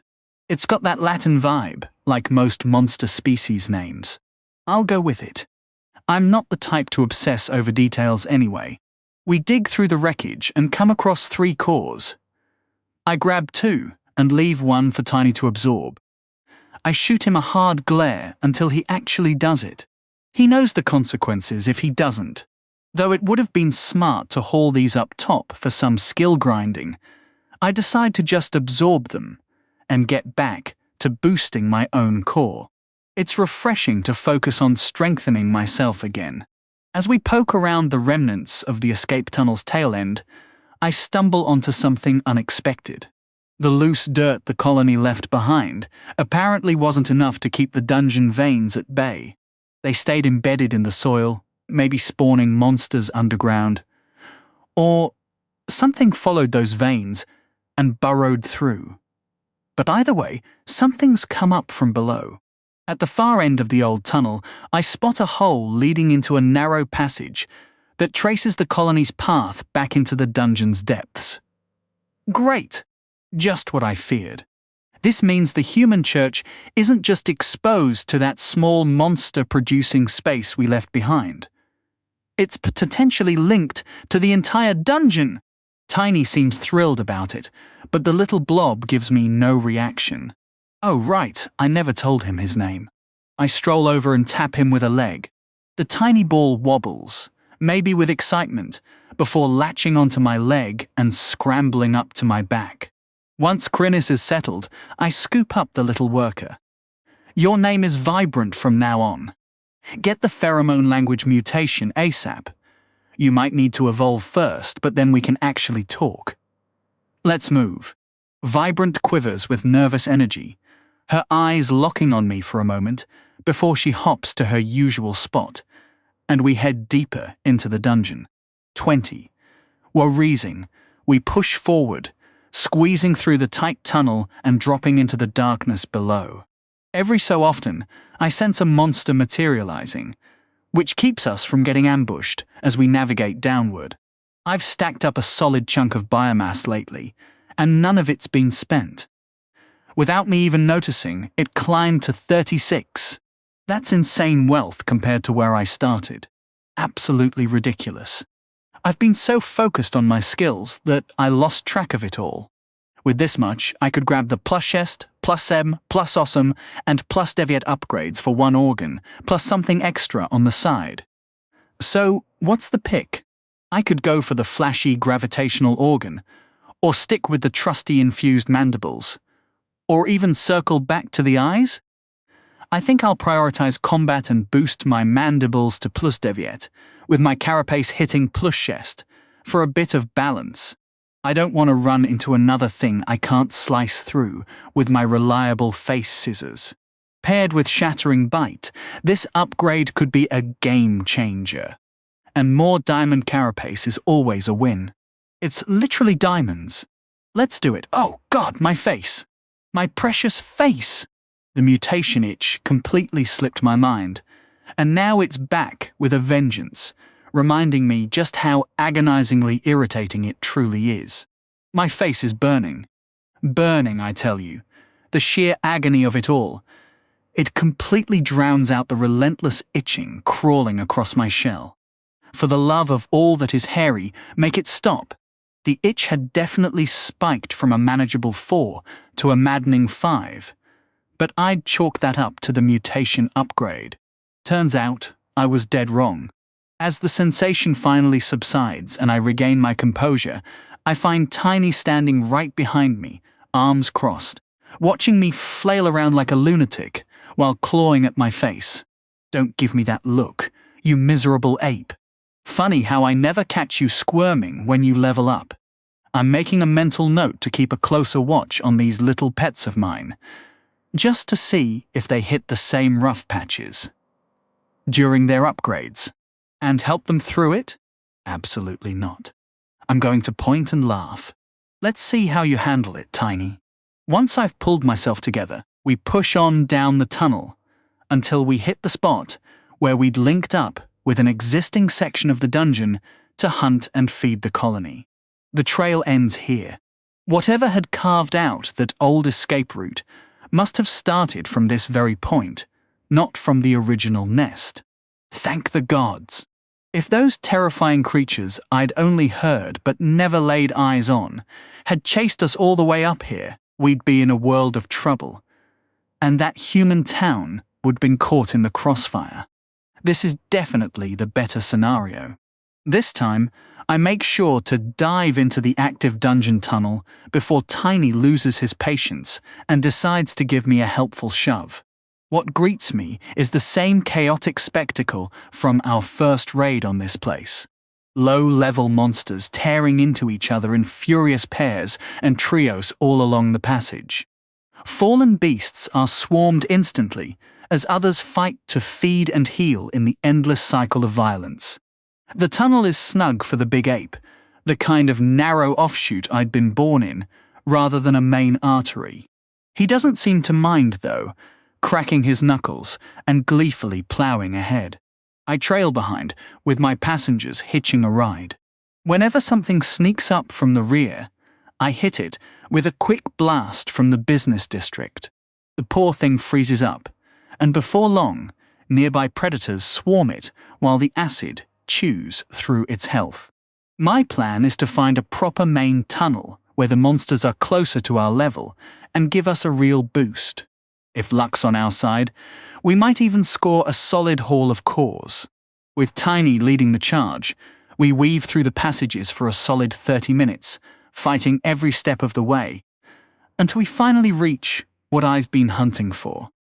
The narrow tunnel opens up dramatically into a massive corridor, the sounds of battle and monstrous roars echoing as a welcome.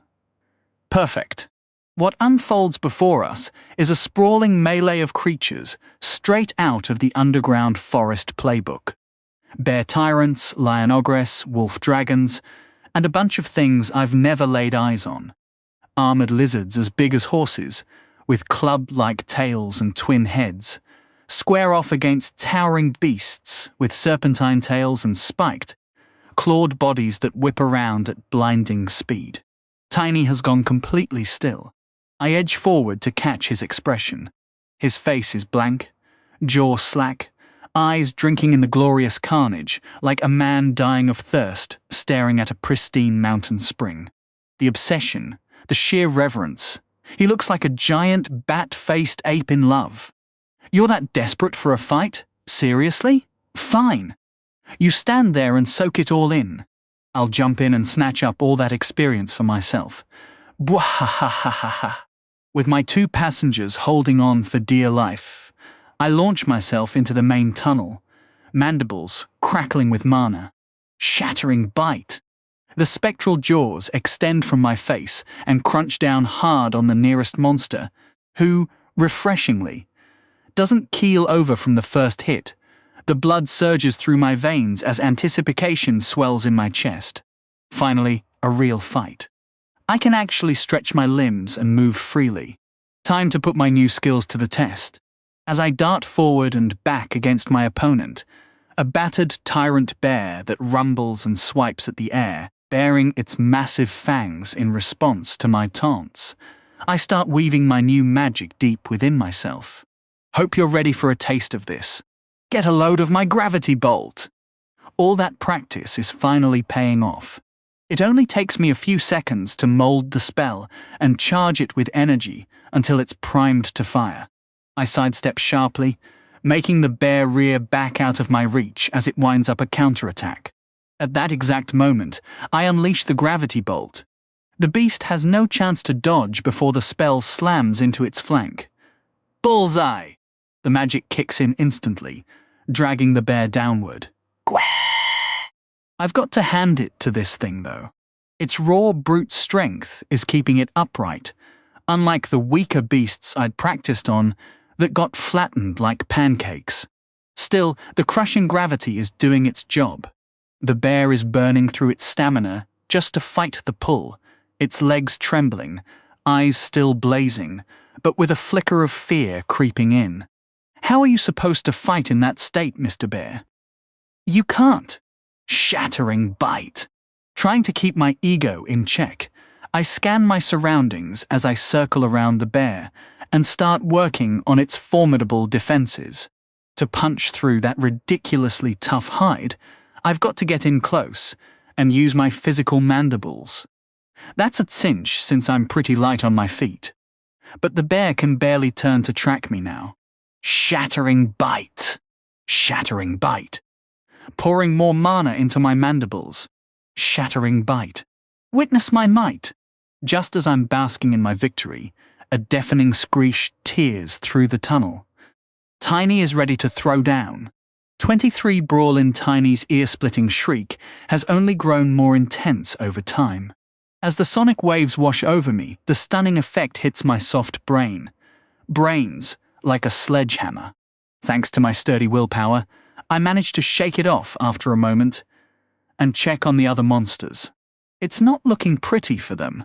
Plenty of beasts are reeling or completely staggered from that vocal blast, while a few of the bigger ones seem to have resisted almost as well as I did. After announcing his grand entrance, Tiny leaps into the cavern, landing with a thunderous crash that cracks the rocks beneath him. The long fur on his arms and back starts to bristle as he glares hungrily at the monsters, who can only cower from this imposing brute. I can only imagine that seeing such a beefy, powerful creature drop into their midst isn't exactly what they'd hoped for. Tiny's hands and body are starting to crackle with energy now, little zaps of electricity rippling across his skin and dancing between his fingers. Roar! Not fazed by the intimidating display, one of the armored lizards bellows a challenge from across the tunnel. Tiny's bat ears twitch in fury, and he screeches right back, the sonic blast physically shoving some smaller monsters and knocking them clean off their feet. Crunch! Crunch! As the two titans stomp toward each other, their heavy steps shatter the stones below. Not eager to get caught in the crossfire, the smaller monsters scramble the hell out of the way, desperate to avoid what's about to go down. Honestly, I can't blame them. If these two big guys want to duke it out, that's way better than them coming after us. Let's just move aside and snack while they handle their business. I've got to admit, I feel like a proud dad watching my once little ape charge toward a savage armored beast for a no-holds-barred showdown to the death. Should I sneak a gravity bolt in there to give Tiny a hand? Aside from the risk of accidentally smacking my own pet, I doubt he'd appreciate me butting into his long-awaited showdown. So I'll just have to hover on the sidelines, stay alert, and improvise as things unfold. The tension in the cavern ratchets up to a suffocating peak as the two beasts close in on each other. Two monsters step up, but only one walks away. Tiny makes the first move, swinging his fists in wild, sweeping arcs. Lightning sizzles and pops in the air as he hoists both massive paws overhead, then lunges forward, slamming them down like a thunderclap. The hulking lizard reads the attack and dives in without a shred of fear, twisting its body so the blow lands on its back, where thick, bony plates can soak up the punishment instead of its skull. Crash! The impact drives the creature's feet 3 inches deep into the stone floor, that colossal strike carrying all the fury of an enraged bat-ape shuddering through its frame. But physical force isn't what rattles this beast. Bright, crackling arcs of electricity burst from Tiny's fists on contact, slicing clean through that hardened shell to sear the soft flesh underneath. Gasp! Could this be the fabled ape thunderstrike? While I'm glued to the duel, my peripheral vision catches a flicker of motion. Another one of those big shell lizards is lining up for a charge. Clearly, this monster has no respect for what's shaping up to be an epic one-on-one showdown. How rude! Quietly, I start weaving a spell. Let's see how you handle this tasty morsel. Shaken by Tiny's hit, the lizard gives itself a vigorous shake, then spins its bulky frame with shocking agility. Its clubbed tail whips around so fast it's nearly a blur to the naked eye. The big ape seems to read it coming, barely needing my heads up. He pivots his body and snaps out a crisp right hook, catching that bony tail flush and knocking it clean aside. Holy hell, that was lightning quick! But throwing a punch like that comes with a price. A sickening crunch echoes from Tiny's fist at the moment of impact. He's definitely busted a few fingers. With his back now turned, the sneaky interloper spots its opening and bolts forward. Letting out a furious roar, it thunders across the rocky ground on all fours, its sheer bulk and armored hide shattering stone pillars, and scattering any smaller monsters foolish enough to linger in its path. Ha! I've been waiting for you, pal. I dart ahead until I'm staring down the rampaging brute, who clearly thinks it can flatten me like a bug, on its way to gang up on the big ape. If only it were that simple big guy. Try this on for size. The inverse gravity bolt. With wicked delight, I unleash a blazing sphere of purple magic that rockets through the air like a bullet. With its massive frame and unstoppable momentum, the lizard has zero chance of dodging, so it just barrels straight ahead. I swear I catch a flicker of confusion in its eyes when the spell lands, and it feels absolutely nothing. Did it do squat? In fact, there's no pain at all, just a strange sudden lightness, like it's floating on air. Hew, hew, hew, hew. You sure are, buddy. Confused snarls morph into panicked squeals as the beast lifts off the ground instead of pulverizing me. Thanks to its headlong rush, it sails gracefully right over my head, legs flailing uselessly in the void. As its charge fades, the poor thing ends up hovering near the ceiling, tail and limbs thwipping around in a futile effort to steer itself. Don't sweat it, big fella. You'll be coming down soon enough. As I start molding another spell, Tiny spins back to his original foe and swings, blasting the lizard sideways several feet while unleashing another jolt of electricity. The stench of cooked meat fills the cavern. The lizard howls in agony, helpless against the relentless elemental assault. Then its eyes flash with a strange glow, and it pulls out something I never saw coming. From the cavern floor, the stone suddenly liquefies before hardening into a razor-sharp lance that rockets upward with the force of a warrior's spear thrust. Tiny never sees it coming. The strike catches him completely off guard, slamming into his side. He snatches the tip with one massive hand, halting its progress just before it can bury itself deeper, even as the spike keeps growing and hoists him off the ground. Earth magic, huh? These creatures must be double evolved to pull off something that flashy. My eyes gleam with hunger at the thought of the XP and biomass waiting for me in a fight against foes who can actually match my level. Tiny's got the same idea. Instead of panicking over his wound, his lips curl back into a wild, feral grin, his eyes wide and burning with raw appetite. Honestly, he looks even more terrifying than before. Still gripping the spear, he lets out a thunderous roar and clenches his other fist in front of his face. Blue electricity crackles across his body, surging toward that clenched hand. I recognize the move instantly and whip my head away just in time. Tiny thrusts his palm forward, unleashing a blinding arc of lightning straight at his enemy. I figure that's the end of it, but when I glance back, I'm hit with a wall of blazing light.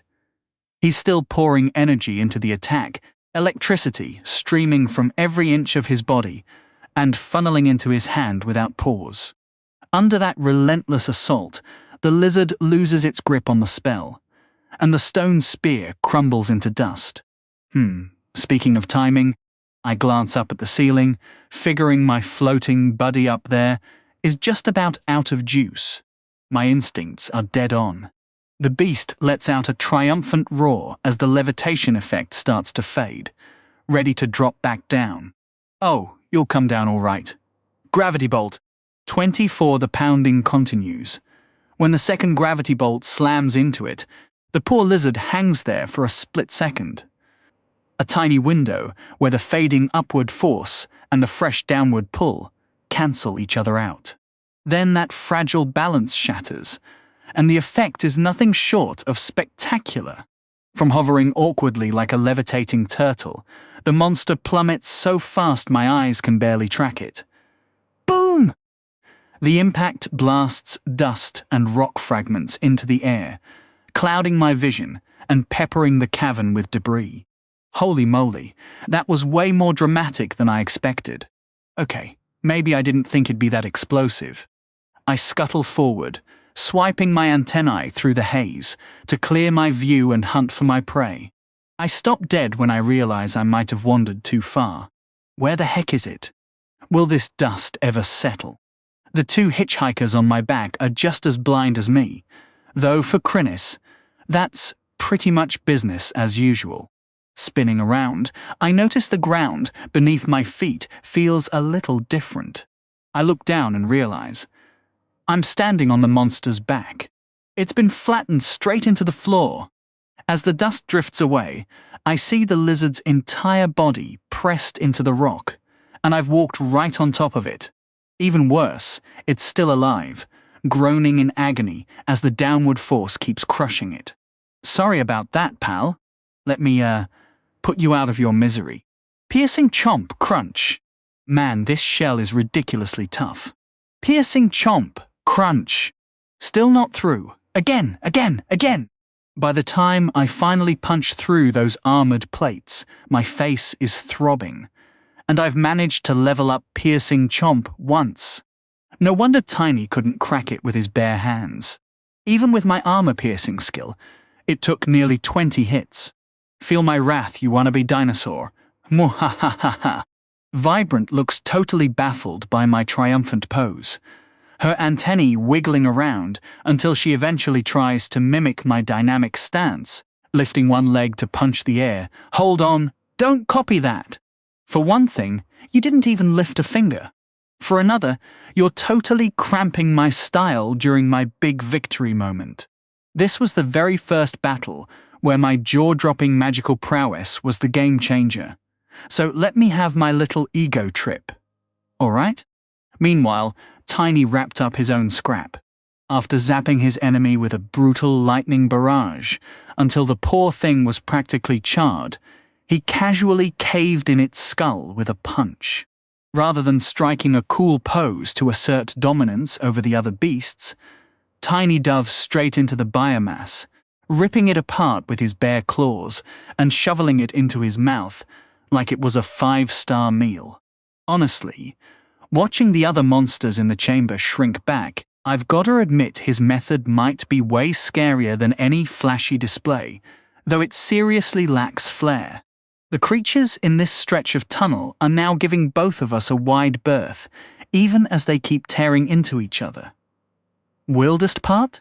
I'm spotting a few of these normally bloodthirsty fiends slinking off down the tunnel, completely bailing on the fight. Is it just me, or are these things getting sharper? Back in the early wave days, they'd charge headfirst into carnage the second they clawed out of the dirt, no matter the odds. I couldn't imagine one of them ever choosing to flee.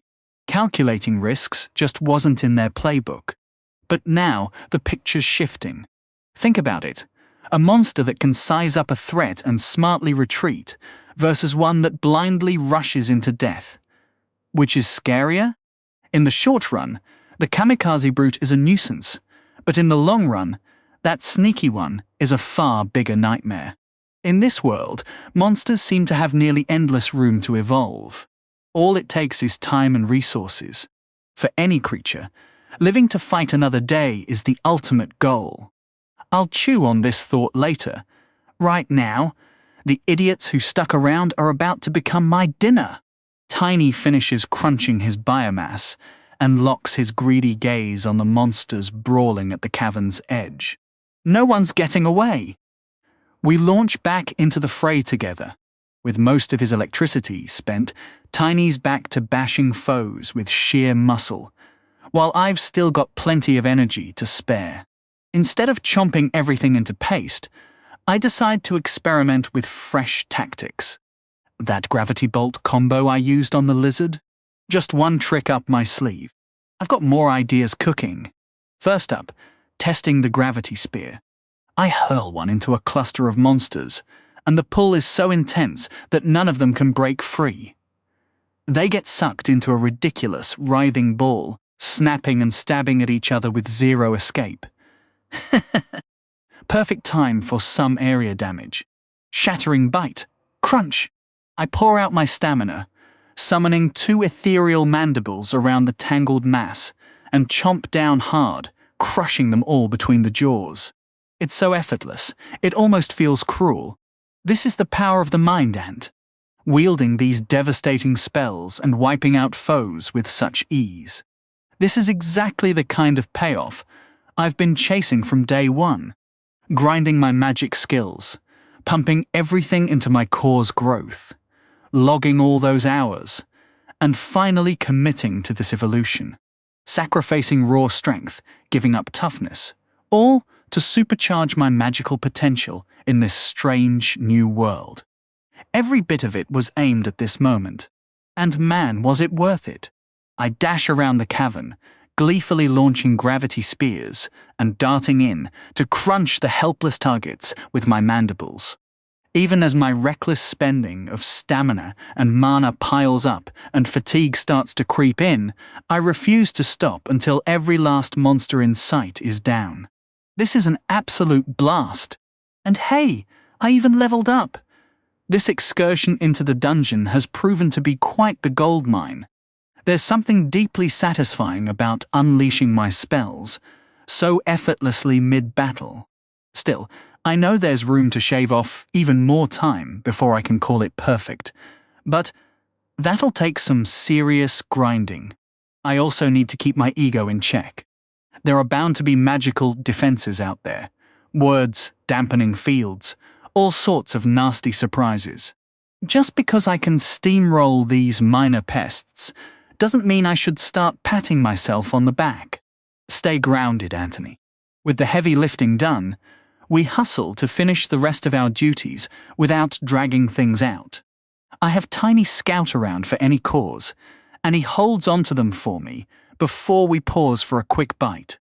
The 2 bone lizards we took down were clearly the toughest opponents we faced, so their biomass is the top-tier prize. Oh, sure, now they tell us. Exhausted but content, Tiny, Vibrant, Krinis and I eagerly dig into the feast. I personally rack up another 15 points. 25 Anthony, beyond human. Altogether, we collected 6 cores from the broad stretch of tunnel, including a couple of tempting ones from those bone lizards. This trip has been a serious win. It's a great feeling to earn levels and biomass so freely again. With the colony no longer teetering on the edge of disaster from the wave, I can afford to venture down here with Tiny on a regular basis to keep my own power from stagnating. I can already sense the heat signatures in the walls intensifying by the moment.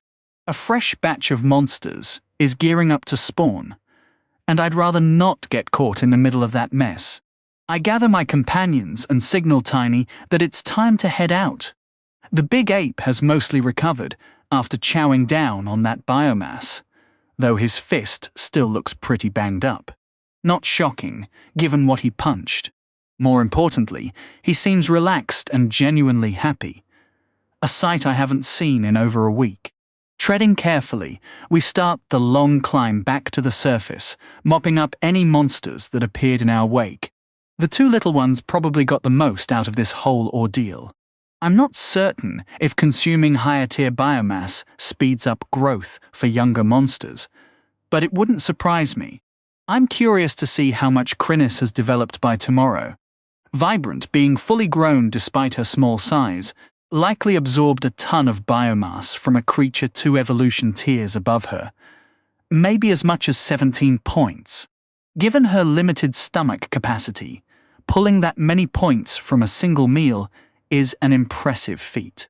I climb out first to check for any humans or other creatures lurking near the tunnel entrance. We've got to be discreet coming and going from here, since the human settlement isn't all that far off. A little caution goes a long way in dodging unnecessary headaches. Since we've cleared the lower tunnels twice already, the church folk shouldn't have much to deal with. Just the weakest monsters that spawn above where my new tunnel links to the old one. Not only have I kept them safe, I've also swiped their chances to level up, giving with one hand, taking with the other. I haven't actually harmed anyone, and taking these small steps to safeguard my colony. My family is surely okay, right, Gandalf? My conscience is clear. The four of us make our way back through the forest. Well, two of us do, anyway. I'm pretty sure Vibrant has dozed off on top of my head. And judging by the steady rise and fall of the little lump on my back, Crinnis is out cold too. Honestly, I ought to... whatever. They've earned a rest after such a long day. The sooner they digest that biomass and bulk up, the quicker they'll be off my back and pulling their weight for the colony. Just wait until I get my mandibles on those freeloaders. The trek back to the anthill takes a few hours, and the journey is surprisingly uneventful. But just as home comes into view, the distant clamor of battle snags my attention. My heart sinks as I pick up the unmistakable din of human shouts and the ring of steel. A fight is raging right near the colony. I bolt forward at full tilt, not bothering to check if my abrupt sprint has startled my two passengers awake, my 6 legs devouring the ground beneath me. Tiny seems to catch onto my panic and lumbers along behind, his long arms grabbing at the earth with every stride. With each beat, my heart hammers harder and a scream builds in my throat. Not my family! Not my family! Not my family! Not again! The horrible crunch of weapons slicing through monster flesh nearly brings me to tears. Well, if I had tear ducts anyway. Please, just let my colony survive. After what feels like an eternity, but is probably only moments, we burst into the clearing. The anthill looms like a small mountain to my right, towering over the open space. Workers stream out of the top, mandibles clacking in fury, antennae twitching wildly as the call-to-arms pheromones whip them into a frenzy. To my left stand 10 humans, decked out in gleaming armor and weapons, all etched with fancy insignia and ornate filigree. 2 mages hover at the rear, clutching elaborate staves with robes draped over their shoulders. These are easily the most well-equipped humans I've ever laid eyes on, and they're butchering my kin. The workers swarm recklessly, desperate to protect their home, but they can't get anywhere near. The spellcasters have thrown up some kind of shield that shoves the workers back, leaving the warriors free to swing their blades and send arcs of sword light tearing through the ants. Even the acid raining down from above gets deflected by magic, splashing uselessly against the invisible barrier. And then, in the middle of it all, the most gut-wrenching sight. The Queen has emerged. Her massive frame trembles with rage as she tries to heal her children, while pushing forward to tear into the enemy. My family is dying. I can barely muster the words to roar at Tiny before my mind goes completely red. My precious siblings are being shredded like paper right in front of me. I have to save them. In one fluid motion, I shake off the 2 little ones and charge at the attackers. How dare they come for my family? I'll rip them apart. Blinded by fury, I charge in with 0 strategy. Closer, closer, closer. When I'm just a few feet away, one of the mages glances over and, almost lazily, flicks his wrist in my direction. A sudden force slams into my face, like an invisible wall rushing at me, trying to shove me back. Not today, pal. I dig in with my claws and chomp down with my mandibles, trying to tear this thing apart with raw strength. The impact rattles my skull and snaps me back to my senses a bit. Charging headfirst into the unknown might not be the sharpest move, Anthony, but if it saves the ants, it's worth it. Even as I wrestle with the barrier, I kick my sub-brain into gear, starting to craft a gravity spear. If there's any spell that can break their formation, that's the one. The mage looks a little thrown at first, baffled that I'm not just knocked flat or even killed by the barrier's force. I glare at him as he studies me more closely, taking in my oversized frame and twisted mutations. Then he smirks and shoves his hand forward, doubling the pressure on me in an instant. Not enough. I hold my ground, refusing to give an inch. I don't have time for this fool's games. Every second he wastes, those swordsmen carve through the workers like they're mowing grass, inching ever closer to the queen. Just then, a thunderous screech blasts through the air, shaking everyone to their core. The sheer force of the sonic blast hits me like a physical punch to the skull, leaving my ears ringing in a dull, painful throb. Tiny, fueled by pure adrenaline and fury, launches himself from the tree line in a massive, gravity-defying leap. His colossal frame arcs through the air, both fists raised high, ready to come crashing down like a meteor. The mage closest to me catches sight of this raging ape monster barreling toward them, and his face drains of all color. He barks a frantic command in their native tongue, and the second caster, a woman, spins around. In perfect unison, they lift their staves skyward, bracing for impact. The crushing weight that had been pressing down on me vanishes as they shift their focus entirely to the threat above. Tiny's descent is nothing short of cataclysmic. His eyes are bloodshot, wild with a rage that mirrors my own desperation, and his fists slam into the shimmering barrier with a thunderous boom that reverberates through the entire clearing. The shield flickers violently, sputtering like a dying light bulb, on the verge of shattering completely. One of the mages is physically knocked backward by the sheer kinetic force, stumbling to a knee, yet both of them grit their teeth and pour every ounce of their mana into reinforcing the dome above. That upper barrier must be forged from something incredibly dense to withstand Tiny's full-bodied assault. But the lower section, the part right in front of me, that's a completely different story. While Tiny plays the role of the wrecking ball, I'm busy with my own quiet, desperate work. I'm still funneling every scrap of mental energy into constructing the gravity spear. But I've also started diverting power to my mandibles. The strain is so intense that if I had a nose, it'd be gushing blood right now. My dual brains feel like they're being slow roasted over an open flame, each one screaming under the load. As the mana trickles from my core into my jaw, a faint glow begins to emanate, growing brighter and more intense with every passing second. My face is pressed hard against the invisible wall, my mandibles spread wide, scraping and digging, but not quite breaking through. Then slowly I feel it, a tiny, almost imperceptible give. The barrier below has weakened, just as I hoped. With Tiny commanding their full attention above, they've left the lower defenses vulnerable. This is my window. I push harder, every muscle fiber in my face straining to the breaking point. The barrier yields a little more, then a little more. Just as I'm about to snap through, the nearest mage senses the danger. He whips his head around from Tiny to me, his eyes widening as he sees the blazing light of my mandibles. He raises a hand, trying to redirect his focus, but it's too late. With a vicious, triumphant snap, my jaws tear through the barrier like paper. The shield cracks, dissolves, and the built-up pressure from my legs sends me rocketing forward, tumbling headfirst into the dome's interior. The mage visibly wilts under the backlash of his broken spell, staggered by the recoil. I don't fully understand the mechanics of barrier magic, but I'm not about to question my luck. I spring to my feet, cutting off the mana flow to my mandibles to free up my mental bandwidth.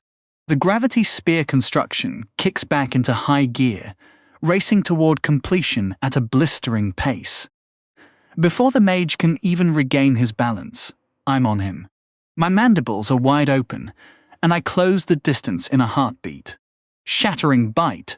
I don't bother with the manifested projections this time. I want the real thing, my actual jaws crushing him directly. Crunch. The sound is sickening, a wet, grinding noise as my mandibles clamp down with pulverizing force. He never even had a chance to scream. When I release him, he crumples to the ground in a heap, completely still. The female mage turns just in time to witness her companion's lifeless body fall from my grip, and her face contorts into pure, unadulterated horror. She doesn't have a second to spare against me, since Tiny's already winding up another blow aimed straight at the shield. Now she's stuck in a real bind. Does she pull her focus off that barrier to come at me, letting Tiny shatter it and leave the warriors totally exposed? Or does she keep the shield up and leave herself wide open to my strike? I figured she'd hold the line, but instead she makes a snap call and swings her staff right at me, her hands tracing quick patterns in the air as she pulls the mana around her into shape. That choice, of course, gives Tiny all the room he needs.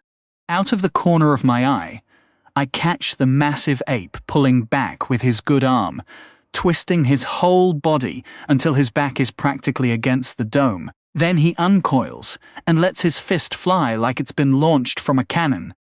The sound that follows is like 1,000 windows exploding at once, and the invisible barrier just collapses. Shards of mana scatter down on us like glittering rain, dissolving into nothing the second they're free of any guiding mind. The soldiers freeze mid-swing, stunned by the chaos. A few spin around to see what's happening and finally spot me lurking there. I've got almost no time to think. This mage is about to blast my face off in a heartbeat. Why is this spear still charging up? Finally, the spell hums to life. I just hope I'm not too late. Ignoring any thought of my own survival, I spin and hurl the gravity spear toward the warriors at the front, desperate to stop their blades from cutting down more of my kind. Before I even see where my spell lands, the female mage has already finished hers. A swarm of ice blades materializes around her, hovering in the air. With a single flick of her hand, they all rocket toward me faster than sound. Oh man, that's insane! At that speed, dodging isn't even an option. All I can do is tuck my legs and antennae tight under my body, lower my head to shield my eyes, and brace for the hit. Just before they connect, something odd catches my attention. Those blades show up on my heat sense as freezing cold, and the air around the mage has dropped to a bitter chill. As they tear through the sky, they leave behind trails of frost that my heat sense picks up easily. But with all that cold flooding the space, what's that warm spot off to my left? There's nothing over there. I don't get a chance to puzzle it out before the blades slam into me. Slash! Slash! Slash! Slash! Slash! Pain rips through every part of me as the enchanted blades carve into my diamond carapace, cutting into my sides, my back, and slicing clean off one leg and an antenna. Holy maso Yugulkasnef Gandalf. That hurts like crazy. My whole body is screaming in agony. Those blades tore through me everywhere. I picked this diamond carapace to block physical hits, but it's clearly no match for something packed with mana. Kick on the regeneration gland. I let myself slump forward like I'm about to keel over, even as the healing fluid races through my system, knitting the cuts shut and patching up the torn muscle. Luckily, none of those blades struck deep enough to hit my core. I can only guess that serious damage to a monster's core would be a total disaster, maybe even fatal on the spot. Once a core forms, it becomes the anchor of a monster's life, the hub where all its mana flows and stores. It's like the brain is for thought, but for magic. I'm not sure a monster could survive without it, once they've grown used to it. And honestly, that's not an experiment I'm eager to run. My act seems to buy me a moment. With the barrier gone and chaos everywhere, the humans have bigger worries than just me. As the mage turns her staff away, I push my healing legs underneath me, bracing for what comes next. 27, the human menace. I can't risk letting the mage take down Tiny. If she lands a solid hit with her magic, we could our best shot at handling those deadly fighters. And worse, There's the real fear that Tiny might not survive it. Without a second thought, I whip around, exposing my rear to the mage. The sudden, forceful motion catches her completely off guard, especially since just moments ago she'd shredded me with her spell barrage. Victory always goes to whoever thinks faster. Feast on the finest goods from my commercial district. Pow! Pow! At this range I don't bother aiming. I just fire off 3 rapid blasts. The acid streaks through the air and slams into the mage with brutal impact. The sheer force nearly knocks her off her feet, and while she manages to steady herself by dropping to one knee and leaning on her staff, the acid's binding effect is already taking hold, slowing her movements. As long as she's out of the fight, my job here is done. More than taking her out completely, I'm focused on stopping the massacre of my kin. The warriors have kept their distance from the fearless workers, using the barrier to hold the ants back while they unleash their advanced sword techniques. They carve out arcs of energy, much like my shattering bite, cutting down 3 or more workers with every swing. Seeing the broken bodies of my family scattered across the ground makes my chest tighten with grief. These warriors are far too efficient. Most of the workers are already beyond saving, even with the Queen's healing. They never had a chance to drag themselves out of the line of fire. Stopping these warriors from causing more damage to the colony is my top priority. Luckily, my gravity spear is beginning to work. I'd crafted the spell with care, making sure the gravitational field's reach was controlled and not too wide. When the warrior targeted by my spell realizes there's a ghostly purple spear sticking through his gut, his first reaction is to scream in horror, unaware that the real nightmare hasn't even started yet.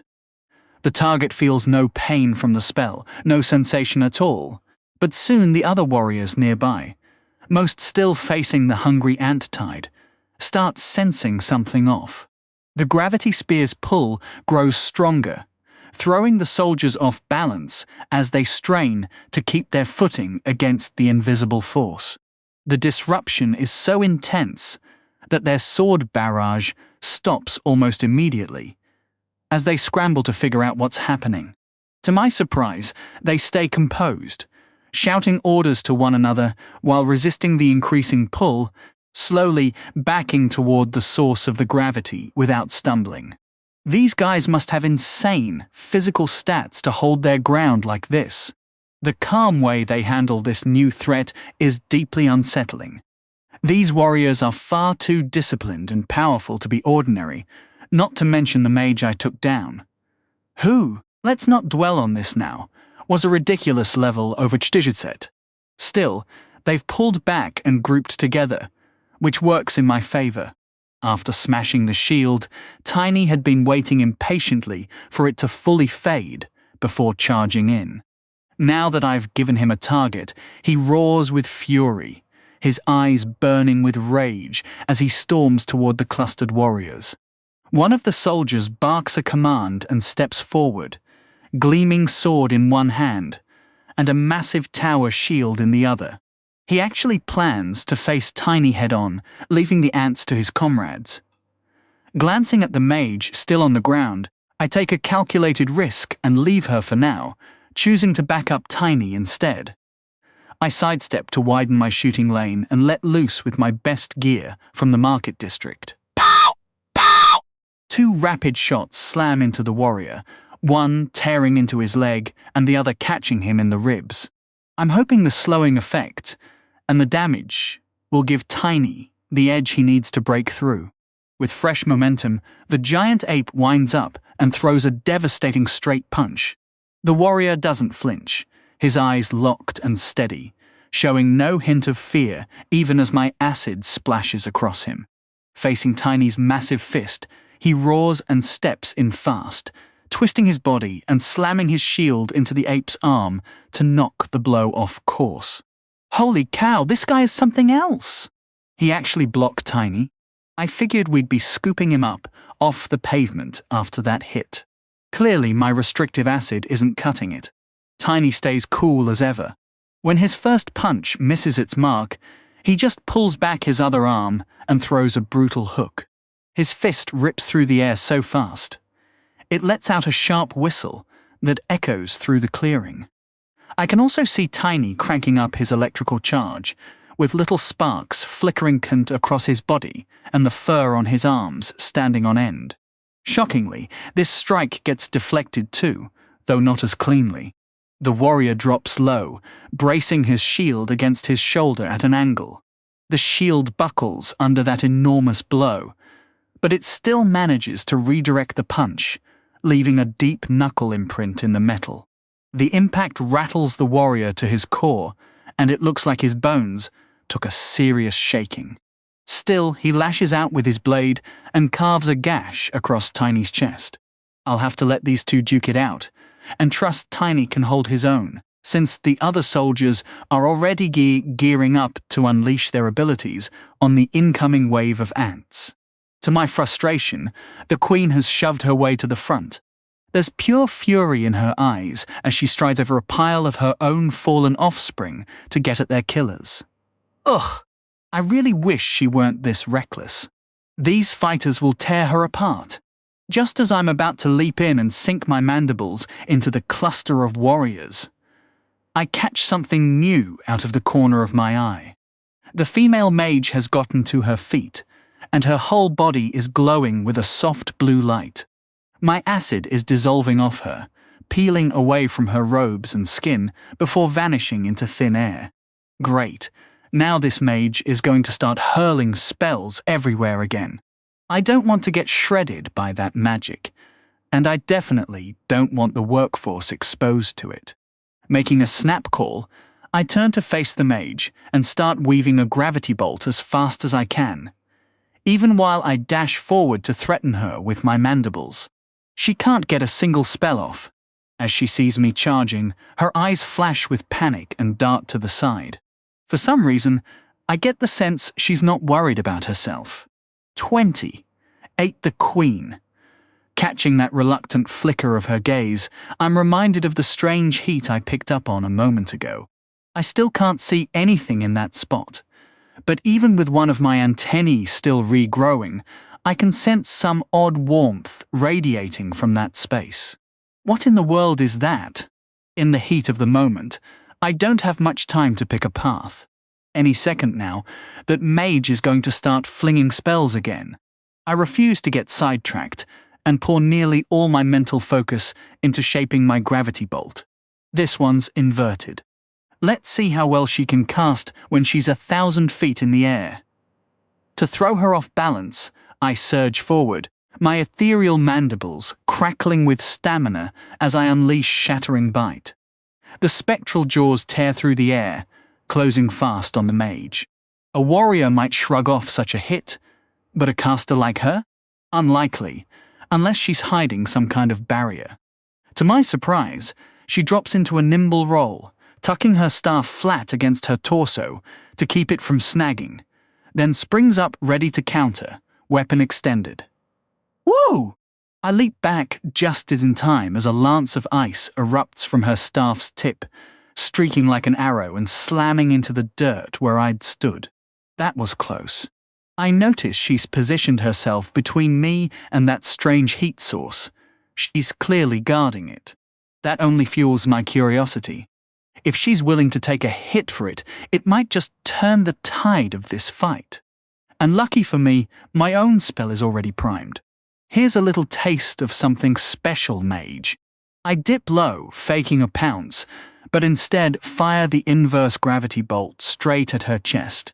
Her eyes widen in shock as she realizes the real threat, and with a frantic flick of her wrist, she angles her staff to intercept. Somehow, she catches the bolt, the magic pressing hard against the wood as her face tightens in concentration, both hands shoving back against the force. Is that even humanly possible? But I'm not waiting around to find out. I'm already moving, mandibles wide open. Shattering bite! I keep my distance, wary of some crazy rebound trick, and crunch down on her leg, feeling the bone give way between my jaws. She lets out a desperate cry, crumpling to one side, and the deflected spell careens into a nearby tree, which starts wrenching its roots from the soil, desperate to lift off. "Now's my shot!" I charge the heat source, and it flinches back like it's alive. What the heck is this thing? Something tugs at my foot, the mage, clinging to my leg with a death grip. Ice starts crawling up my limb, spreading fast toward my torso. "You're way too stubborn for your own good." Shattering bite. My leg feels like it's been flash-frozen solid, but I keep pushing forward. The heat source shatters right before me, and I don't even pause to process it. Every second counts. Behind me, the fight rages on. Tiny and the soldier are locked in a brutal exchange, and it's clear the big guy's gaining ground. He's not fully charged, but he's got enough juice to wrap his fists in crackling lightning, each punch sending arcs ripping through the warrior's shield and jolting his body. The soldier's tough, no doubt, but every hit grinds him down a little more. That's not to say he hasn't landed his own blows. Tiny's covered in gashes, blood streaming from where that blade has snaked past his guard like a viper. But here's the thing. Tiny's not fading. His massive frame can take the punishment, at least for now. I keep telling myself I need to get him a regeneration gland. His might is probably off the charts, but his toughness, clearly in the gutter. If his defensive capabilities are lacking, that regeneration gland would be a lifesaver in a bind like this, where a quick takedown isn't in the cards. What's gnawing at me, though, is how the warriors are faring against the Queen and the rest of the colony. The whole scene is such a blur that I can't even tell who's winning. And I'm praying like crazy they're holding their own over there. This mysterious heat source better be worth all the trouble. It's got to be something solid if that mage was ready to lay down his life for it. As I push closer and my antennae keep regenerating, my sense of this heat sharpens, and it's starting to feel less like an object and more like a person. Someone sprawled on the ground, trying to crawl away from me. I can't see a darn thing ahead of me. No way. Invisibility? I leap and land right on top of the heat source. Whoever this is, they're pinned beneath me now, and I can feel their hands up, shielding their face. This person clearly isn't a fighter. A nagging thought is creeping into my head, but I can't afford to pause. My family's getting slaughtered every second. I use my antennae to tap around frantically until I zero in on what I think is their neck. Then I reach out with my mandibles, clamping down just enough to steer this invisible figure without causing real harm. Once I've got them, I hoist the unseen form off the ground. Whoever they are, they're light as a feather. With the roar of battle still ringing in my ears, I pivot back toward the fray and give my captive a little shake. Thank goodness, they seem to get the hint. The invisibility fades, revealing my mandibles wrapped around the neck of an older woman in simple yet elegant robes. But the kicker, her head's topped with a crown that screams serious cash. Even with a monster's jaws at her throat, this lady keeps her cool, radiating a quiet dignity that's almost unsettling. No panic, no fear, just stone-cold composure. The soldier squaring off against Tiny is the first to catch on, and he lets out a desperate shout that yanks every human's gaze my way. He tries to break from Tiny and charge at me, but I tighten my grip, shoving my prisoner forward as a warning. He freezes, stunned by my cleverness, and backs off, only to dodge again when Tiny lunges, forcing him to defend his own skin. Everyone back now, step off. I bark at my allies until they pull away, giving both sides a moment to breathe. The soldiers all lock eyes on me, their faces twisted with panic and dread, as I hold what I'm guessing is their ruler's life in my grasp. What in the world are these humans doing out here in this forest anyway? When I finally steal a glance around, I see the devastation. Dozens of ants torn apart by these warriors, and even the massive form of Mother leaning to one side, battered and bleeding. My rage flares white hot. These bastards are going to pay for this. 29 The path. Forward with the human queen caught tight between my jaws. The soldiers are powerless to stop me from giving her a deadly trim, if I feel like it. The advantage is all mine, literally in my claws. Too bad for them. The fury simmering in my chest is blazing now after seeing the wreckage they've inflicted on my kin. I want blood. The soldiers huddle together, their faces drawn and anxious as they scramble to figure out their next move. I'm not about to hand them the time to cook up a plan. If they try to threaten the Ant Queen in return, we'd end up in a deadlock, and I'd lose the upper hand I've got right now.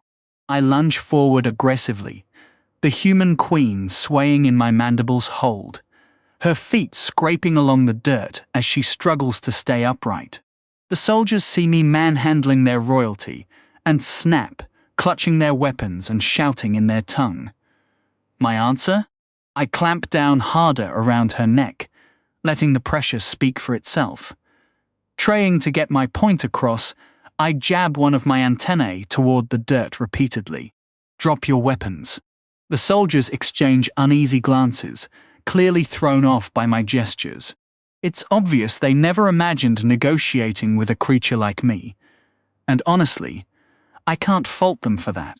Sure, intelligent monsters probably exist, but my gut tells me they'd rather use that brainpower to craft deadlier ways to slaughter anything on the surface. So here they are, completely stumped. I clamp my mandibles hard and point again, this time using both antennae. Drop your weapons! Fear flickers in their eyes, not for themselves, but for the guy I've got pinned between my jaws. They know this situation is a dead end. After a quick huddle, the soldier who'd been duking it out with Tiny barks an order and drops flat on the ground. The rest follow suit, hesitantly lying face down. Well, that works. With them sprawled out, I can strip their gear and level the playing field. Perfect. Just as I'm patting myself on the back for my brilliant strategy, I realize Tiny hasn't budged. He's standing there staring at me with a baffled look. He asks, "Oh boy." I try to explain. He gazes at me with this intense focus, his gears turning painfully slow. "Come on, man!" He tromps over to the soldier he'd fought, probably the leader, and keeps his eyes on me the whole time. Then he crouches down, grabs the guy's sword with two thick fingers, and glances back like a kid, checking if he's doing it right. His bat-like face splits into a huge grin as he brings the blade to me, setting it gently at my feet like a dog fetching a stick. Once he gets the hang of it, he moves from soldier to soldier, collecting their swords and piling them in front of me. It takes him nearly 10 minutes to figure out the shields, but he eventually stacks those too. I sigh. He looks ridiculously proud of himself. How low is your cunning stat? Seriously. With everyone disarmed, I breathe a little easier. These soldiers have cut down so many of my workers with those insane sword skills. I'm not about to let them off easy. Slowly, I guide the queen toward the nest, letting her keep pace with me. The soldiers watch, panic in their eyes, as I lead her out of sight. One tries to crane his neck to follow, and I shoot him a sharp antennae jab until he snaps back into place. As we get closer, the carnage hits me. Nearly 100 workers lie dead, sliced apart by those devastating blades. These ants are just too weak to stand up to high-level fighters. They lack the smarts for strategy and the strength to break through. If we'd had 1,000 ants, maybe we could have swarmed the barrier and torn it down. But then again, those mages might have held out long enough for these humans to wipe out thousands of us. It's just not good enough. This shocking event has made one thing painfully clear. Against truly powerful opponents, this colony can only win by paying a heavy toll in lives. For a typical monster ant nest, that might be acceptable, sacrificing workers like they're expendable cogs in a machine. But I've come to see these ants as my own kin, my flesh and blood. I refuse to watch them die so carelessly. This has to be the last time. The giant ape gives a satisfied nod, grinning ear to ear. 30 inside my head. It hits me all at once. I completely forgot about my 2 passengers in the chaos. Poor little Crinnis. She's completely blind. I start shouting frantically over the mental link, whipping around and yanking the queen this way and that until I finally spot some movement in the underbrush. I dash over and see a cluster of tiny tentacles poking straight up, wiggling like crazy. There she is! I carefully lower one of my legs, so it just brushes against those searching limbs. A moment later, a much calmer blob settles onto my back, and a tiny worker scurries out from behind a nearby tree to climb up onto my head. My mini-crew reassembled.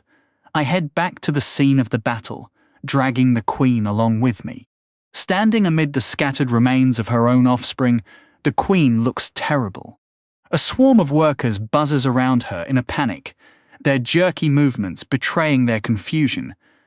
They dart forward, then retreat, completely lost on how to help. The human queen clearly hates being this close to such a monstrous creature, but honestly, I couldn't care less. Her people started this mess. If she's uncomfortable, that's her problem. And if she so much as thinks about harming the real queen, she'll regret it fast. Mother, are you all right? I call out desperately.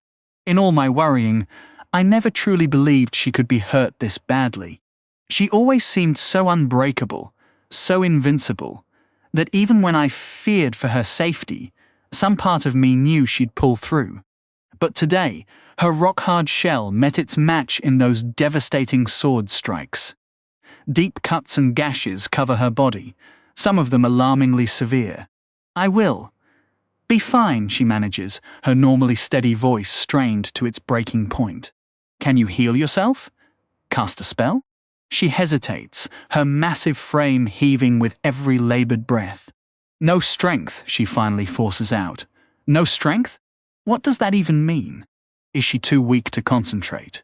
Is she out of mana entirely? This is beyond bad.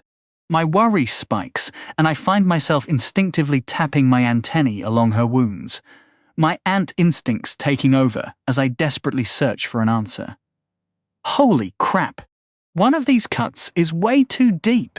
Right in the center of her thorax, a wide, gaping wound has split open her carapace. Inside, I swear I can see something glinting. Is that her core? A cold dread washes over me. If that skill had gone just a little deeper, it could have struck her core directly. Something I'm almost certain would be instantly fatal for any monster. Just a few more inches, and Mother would have been gone forever. Shaken by that thought, I activate my mana sense and focus on her core. Normally blazing with brilliant light, it's now nothing more than a weak, smoldering ember. Why is it so dim? It should be packed with energy, brimming with power. Is this why she's so weak? Is something wrong with her core itself? Desperate to do anything, I start pulling every bit of mana I can from my own core, sending it in a gentle mist toward hers. I have no idea if it'll even work, but I keep going until my own reserves are nearly bone dry. Then I flick my mana sense back on and anxiously check for any improvement. There's a small difference, I think. Her response seems a bit more lively now. Could it be that she just wasn't getting enough mana in her core? Take the queen into the farm. I shout at the top of my voice to every worker within earshot. I charge in, tear everything apart, and then get Mother inside where she's safe. If she's running low on mana, tucking her into the farm is our best move right now. Pack the workers in tight enough, and no monster will even get a shot at hurting her. Heal yourself the second you can. I push the queen. Those wounds are nasty. I'm terrified she'll waste time on the injured workers. Instead of fixing herself up first, she's always been selfless to a fault. She starts dragging herself toward the farm, painfully slow, with half the colony rallying around her. Workers duck under her, using their own backs to lift her weight. trying to ease the burden on her feet. I watch her go, worry gnawing at me, but I've got my own mess to handle. I'll have to trust my siblings to get the job done. Tiny's already hauling back to the battlefield, having dropped the officer at the top of the anthill. A cluster of workers hover over him, tapping his antennae and taking the odd nibble while he lies there, face planted in the dirt. "Keep him down and don't let him move," I order as I pass, dragging the human queen up the slope toward the entrance. Now comes the tricky part, getting her below. I shrug it off mentally, lifting my head until she's forced up on her toes. She finally grabs my mandibles with her hands, trying to carry some of her own weight, instead of hanging by her neck. Once she's set, I start the descent. Good news is, I don't have to go far. I stash her in my own chamber near the top. I lower her to the ground and release my grip. The instant I do, it feels like a titan croc just smacked me square in the brain. My mind rattles around in my skull like a bell hit by a hammer. I clench my mandibles, trying to shake it off. What the hell was that? Boom! Another hit. My body jerks like I've been punched, but I know nothing's touched me. Something's attacking my mind. Darkness creeps in, threatening to swallow me, but I hold on. It'll take a lot more than that to take me down. And I know exactly who's behind it. The queen sits on the dirt floor, fingers pressed to her temples, glaring daggers at me. "I will never yield to you." The rage I felt watching my mother crawl away, broken and dying, ignites in my chest and burns through the fog. These humans have slaughtered so many of us today, and now you want to finish me off, too? I lunge forward, mandibles wide, ready to strike. But before I get close, my mind gets hit again. Not with a hammer this time, but a drill. A sharp, relentless pressure batters at my defenses, trying to tear them down and invade my thoughts. I have no clue what kind of attack this is, but I sure as hell don't like it. If only my core weren't so drained, I could push back with mana. All I've got is anger, and I stoke it into a blaze, using it to fuel my endurance.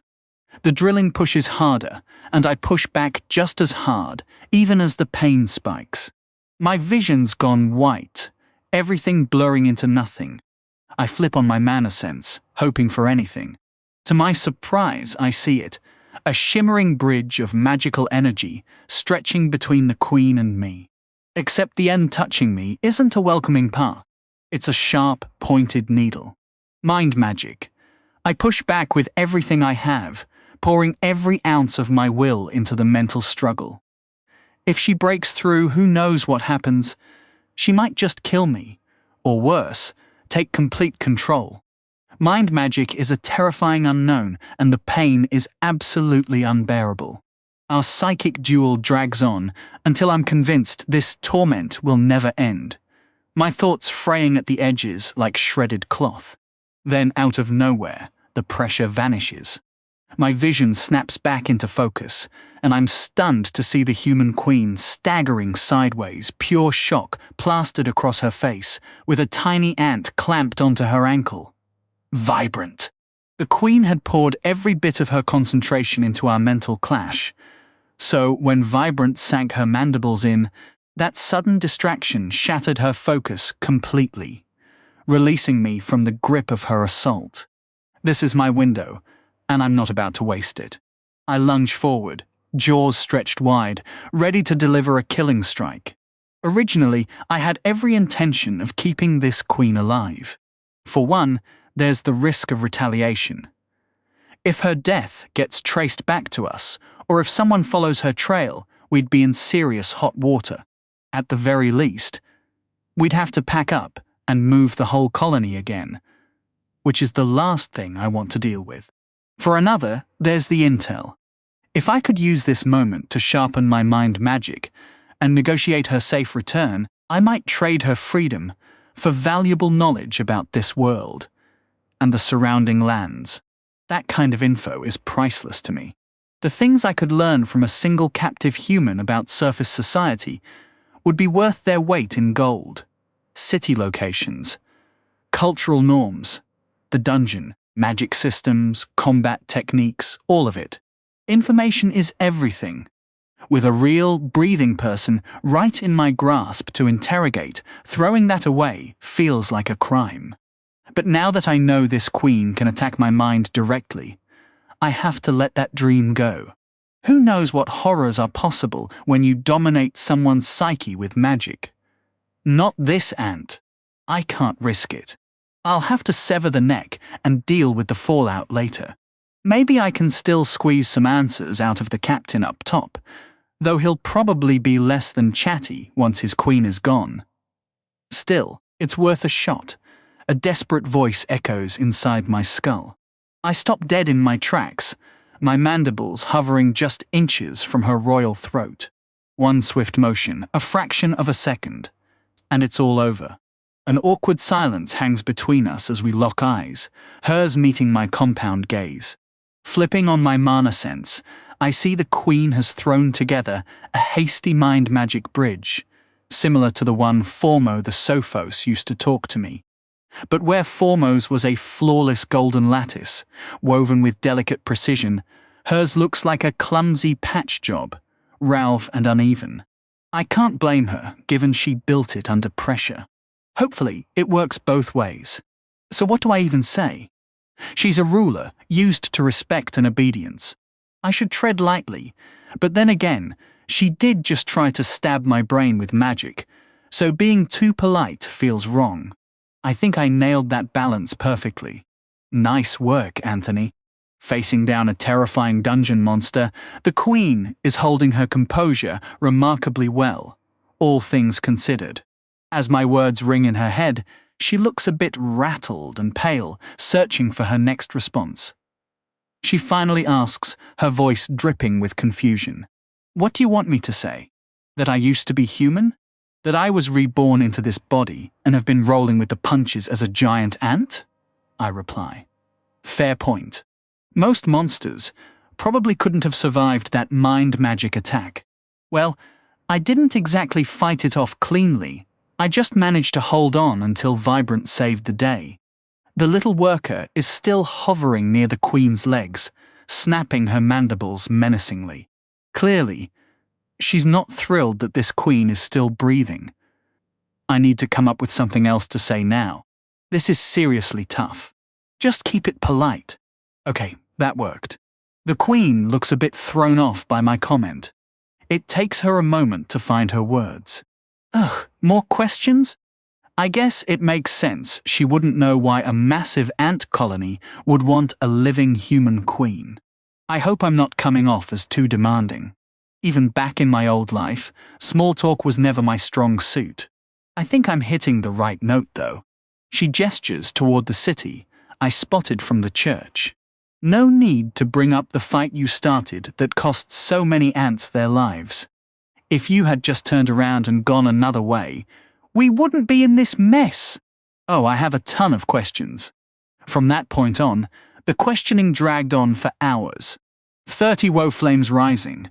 The whole village buzzed with excitement. A few nights back, when Bane rallied the townsfolk to bravely fend off the dreaded ant invasion, it lit a fire in their hearts that wouldn't die down. The tale grew with each retelling, from 1 ant to 5 to 50. The villagers had survived a storm of wicked magic through sheer willpower. With their strong spirits and sturdy arms, they came out on top. Just like the fabled first dungeon delvers from the time of Rending. Within a day, word spread to nearby towns and farms about what happened in Malgate. The dungeon had opened up inside the Church of the Path. Monsters came out but didn't hurt anyone. Surely this meant the town was destined for something great. These folks hold a special place in their hearts for the dungeon. Far from the big cities and main entrances, most people have never even seen one, except for a few old veterans and mercenaries. Nobody had any real experience with it. Dungeon monsters were pure legend to them. Stronger than anything on the surface, more vicious, smarter, and deadlier. The treasures from those depths were as rare to these farmers and shopkeepers as actual gold and diamonds. Unheard of. But now, to hear about a dungeon opening in a small town near the capital, To hear about villagers fighting and slaying dungeon creatures, gaining experience, leveling up, changing their lives forever. It had to be a blessing from God, the God of the system. The morning after the ant victory, the first pilgrims started showing up in Malgate. By nightfall, they were coming in a steady flow, packing the town to the brim and filling the inn. When beds ran out, they pitched tents and crashed under the trees. Young and old, farmers and merchants, they arrived dusty and tired, old weapons or farm tools over their shoulders, and hope shining in their eyes. At the center of it all stood Bane. The priest never stopped. Without sleep, without rest, he preached to the crowds. His energy never ran out. His gestures were bold, his stride long. His voice stayed strong, never wavering, firing up the crowd or rallying smaller groups with the power of their cause. As time went on, the admiration in people's eyes turned into something deeper, more intense. All the while, the fight against the dungeon monsters never let up. One or two at a time, they crawled out of that hole in the church, like demons from the underworld. By taking down these monsters, the villagers scored a huge haul of experience. To them, these creatures weren't demons, but fresh-baked bread. Dungeon monsters gave way more experience than surface beasts, letting the villagers sharpen their combat skills, and even change their class. A chance that was as rare as finding a needle in a haystack for folks like them. "You don't seem too thrilled, Mrs. Ruther. Is something on your mind?" the maid inquired. Enid Ruther shot a glance at the young servant, her brow furrowed. The girl was amiable enough, though a bit slow on the uptake. Finding anyone sharper in Malgate was likely a lost cause. Then a notion struck Enid. "That young man you've been seeing lately, what's his name again?" Her maid, Lily, flushed and looked away. "Why, Mrs. Ruther, whatever are you suggesting? There's nothing serious between Burton and me." Enid rolled her eyes. She couldn't care less about their little romance. "Has Burton been hanging around with that crowd outside the church?" At once, Lily's face lit up with admiration. "You mean the Dungeon's Chosen?" she gushed. "The what?" Enid blurted out. Lily turned back, her expression frozen in surprise. "You hadn't heard? Father Bane started using that name this morning, and the whole village has latched onto it." Enid stared, mouth agape, at her scatterbrained maid before letting out a sigh. So now a handful of villagers were being hailed as legendary dungeon fighters. What would Darian say if he was still around? The thought of her late husband sent a familiar ache through her chest, as it always did. Leaving Lily to her excited chatter, she crossed the reading room to where a suit of armor stood on a decorative stand, a worn training sword mounted on the polished wood behind it. Darian had treasured that practice blade far more than the expensive enchanted weapon he used on his delves. When he retired from his years as a dungeon mercenary, it was that humble sword he insisted be given the place of honor on the wall. He'd sold off his combat blade without a second thought. Enid sighed. Those years had been the happiest of their lives. She had closed her shop in the city, and they'd moved to Darian's hometown to run a market and enjoy some peace. He'd passed away just 5 years later. "What would you say to these people to make them listen?" she whispered to his armor. "They certainly won't heed an old woman like me." Darian had cut an imposing figure in his day. He'd trained relentlessly, honing his blade skills and climbing his class to expert swordsman through years of dangerous expeditions. He'd commanded top rates for his services. When he spoke on matters of the dungeon, no one dared question him. Having been married to a successful mercenary for so long, how could Enid not grasp the true menace of dungeon monsters? Her husband had never kept secrets from her. That was the respect they shared. The perils he faced, the monstrous beasts he fought, she knew it all. How could these villagers and farmers possibly comprehend the horrors lurking below soon? They might have heard old legends and tales, but that was nothing compared to hearing it straight from someone who'd witnessed it firsthand. When those ants burst out of the church, she'd been certain they were all doomed. Instead, they healed the priest's injured hand and marched into the woods, without so much as a glance at the terrified onlookers. It was beyond belief.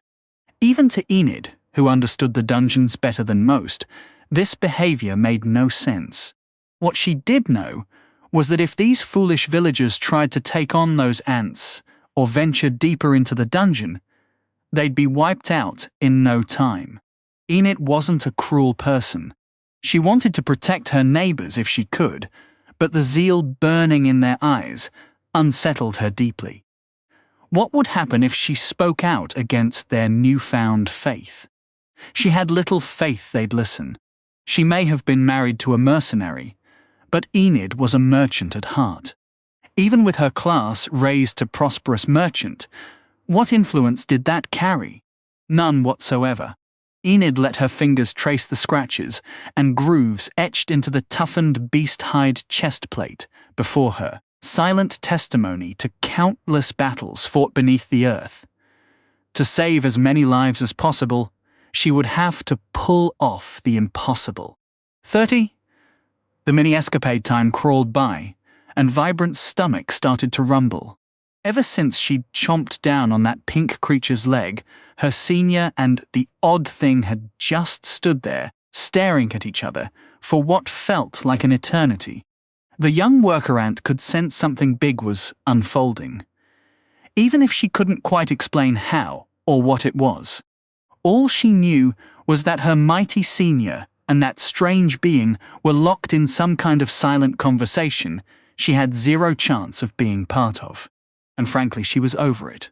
At first, she tried giving her senior a little nibble, her mandibles scraping uselessly against that rock-hard shell, but got absolutely nothing in return. If anything, that move probably hurt her own face more than it hurt the other ant. How did this one get so ridiculously tough? Vibrant had always felt it, even back when she was a grub. This one was different, special. There was this powerful energy radiating off her, something that made Vibrant want to follow her lead and soak up every lesson. But right now, that didn't help her boredom one bit. Deciding nothing was going to happen for a while, the little ant scrambled up onto her senior's back to hang out with her travel buddy. Down below, Crinnis, who only experienced the world through touch, had no clue what was going on. Everything felt still and silent, but at least her master was near. At this stage of her growth, that was all the little blob could really ask for.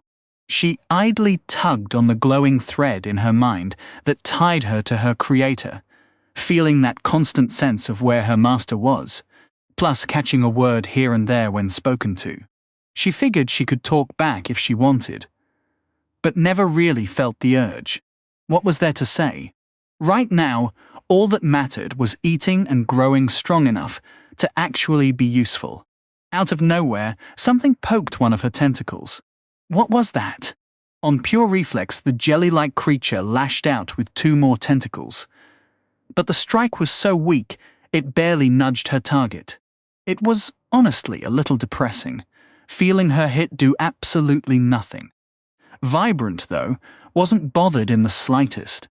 She'd figured out ages ago that her squishy sidekick couldn't tell what was happening around her, so the worker just kept poking, trying to get the blob to climb onto her back.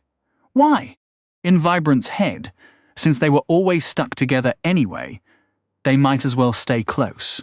Monsters didn't do the whole friendship thing like humans, but comfort and having a familiar presence nearby? That they could totally feel. Eventually, Crinnis figured out who the pest was and let out an internal sigh. This annoying little ant had bothered her before, and the blob knew from past experience that the only way to get peace was to give in. She had no idea why the master let this tiny nuisance ride around on them, but who was she to question it? After several more minutes of relentless poking, Vibrant finally got her reward. The little blob reached out, latched on, and slowly hauled itself onto her back. Oof, Vibrant grumbled. Why did this blob keep getting bigger so fast while she stayed so small? Once again, she thought back to her wise senior's talk about mutation. She'd often heard a strange voice in her head while feeding, and she had a rough idea about biomass and how to spend it. Maybe it was time to figure out what that really meant. Her instincts kept pushing her to spend her biomass without a second thought, but the senior's advice cut against that natural pull. The tiny worker still hadn't invested a single point into mutation, yet with each passing moment, she found herself more drawn to picking the senior's brain. It wouldn't be long before curiosity won out and she finally took the plunge. With her passenger settled into position, the pair took off, scrambling up the nest's inner tunnel and bursting out into the open forest. Vibrant buzzed with excitement, but Crinnis stayed quiet and cautious. After all, the blob had no clue where they were. Still, she found some comfort in the faint pulse of another presence like hers, a connection similar to the one she shared with her master, though much fainter. That presence was nearby. Vibrant could plainly see the hulking monster that shadowed her senior, and right now, he was perched atop a creature resembling the one they'd left in the chamber. The smaller, pinkish thing looked thoroughly miserable, being squashed under all that weight, but Vibrant felt zero pity. She marched right up and gave the creature's hand a sharp nip with her mandibles. "How's that?"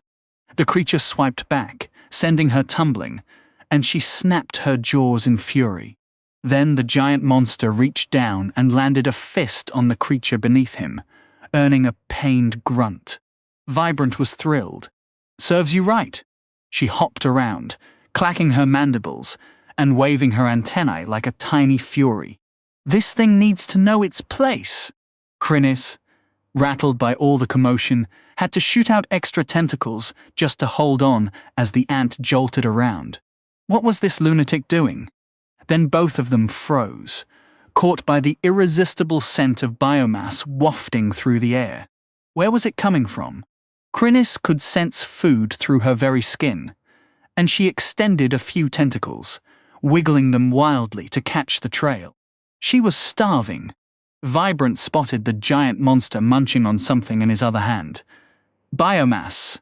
She scrambled over the squashed creature's face and up the monster, until she was eye to eye with him, jabbing a leg toward the food in his grasp.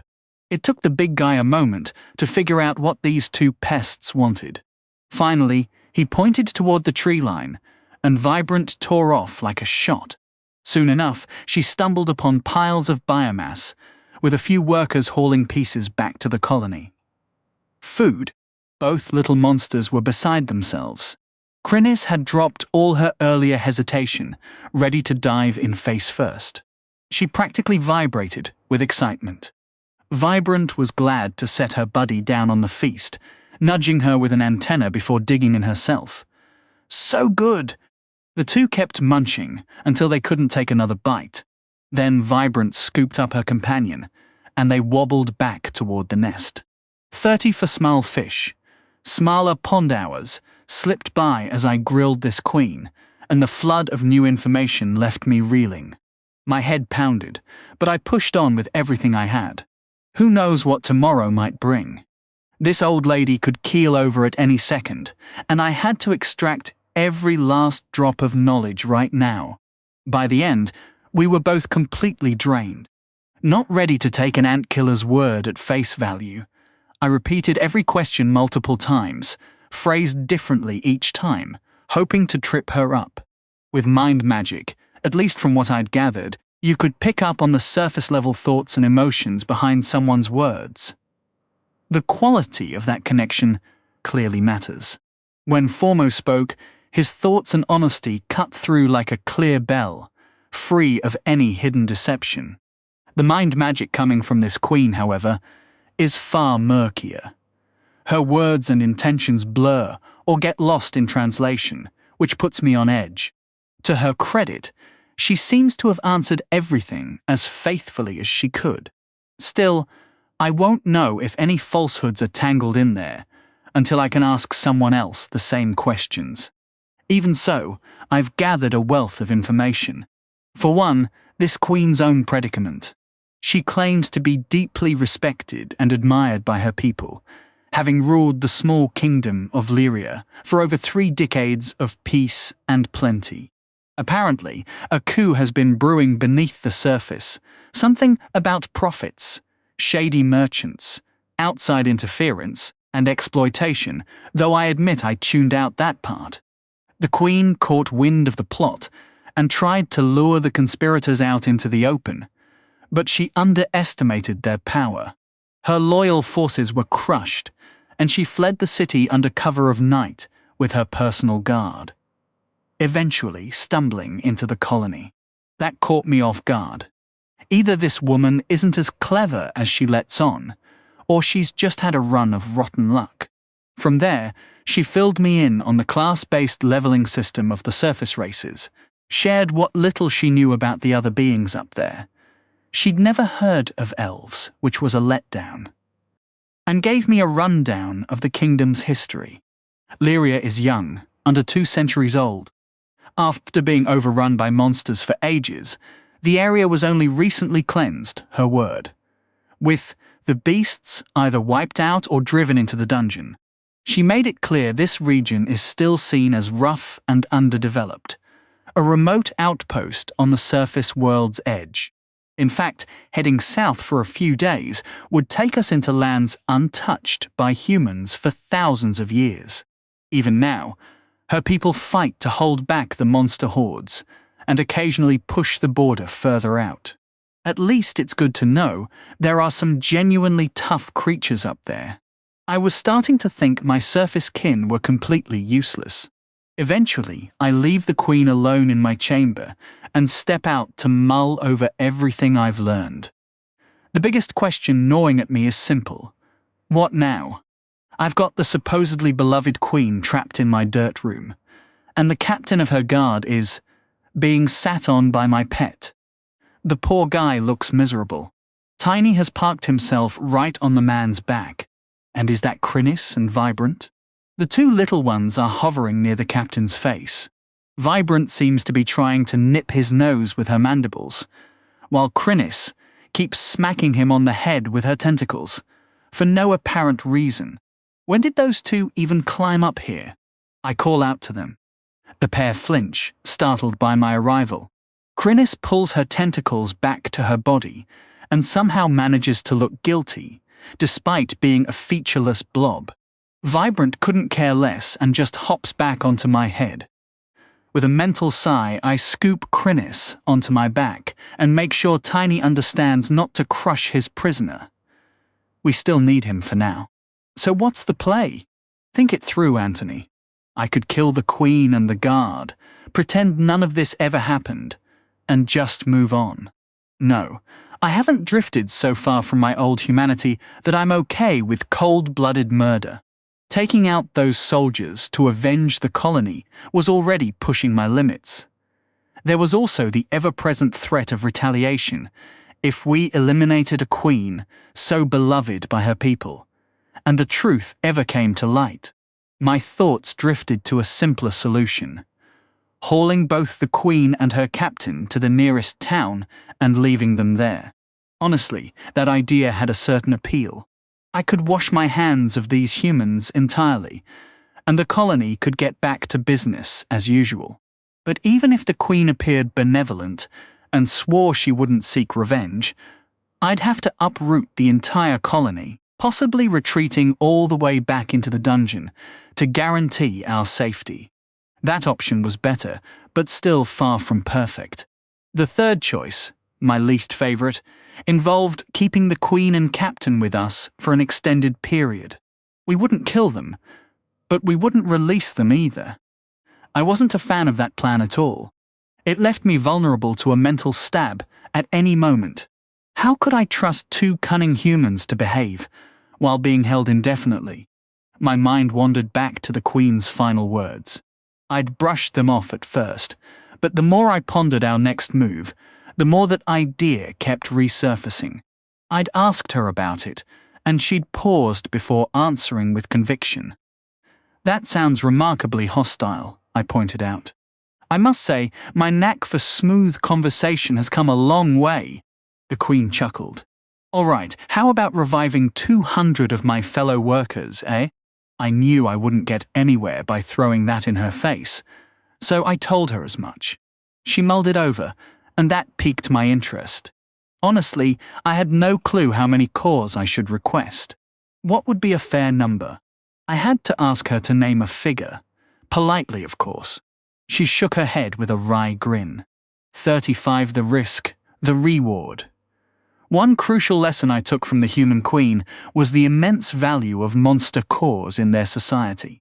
They're used for enchantments, magical engineering, powerful weapons, armor, training sorcerers, jewelry, and so much more. Cores are a cornerstone of surface industry. Their ability to absorb mana from the atmosphere and channel it is simply irreplaceable. In affluent circles, cores might even serve as a distinct currency, valued anywhere civilized enough to engage in trade. I was also unsettled to learn about the market for monster body parts. Hides, shells, claws, even organs, used to craft equipment, potions, and construction materials.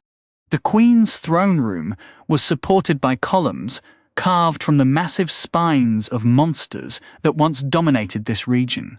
Hearing about the staggering worth attached to the remains of my own kind made me feel a bit nauseous. Though I have to confess, my diamond carapace would make one heck of a set of armor. Don't think about it, Anthony. Just because you're a monster doesn't mean you're destined to end up as a wall decoration. Your core dangling from some duchess's necklace, and your carapace turned into a ridiculously awesome set of defensive gear. They might get the Anjanath, but not this ant. That won't be the fate of me or my colony. If anything, that conversation with the Queen hammered home the constant danger the surface dwellers pose to me and my family. Truly, humanity is the real monster. I'm extremely hesitant to strike any deal with this kingdom. Packing up the colony and heading into monster territory seems like the safest, most sensible move for us ants. But the wealth. So many chorus. I could power up all my pets and myself to the max, special cores included. I could even do the same for the Queen. I could easily push my core engineering to the next level. Hundreds of cores are on the table here. Not 2 or 3, but hundreds. It's almost certainly a trap, isn't it?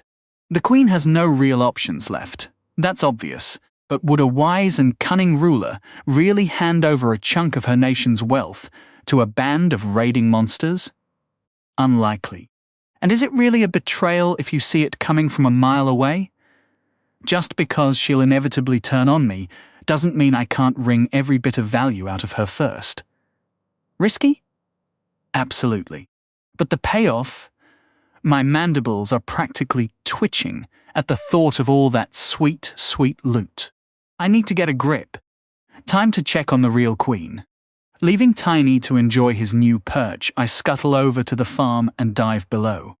What greets me at the bottom is a writhing, seething pile of ants.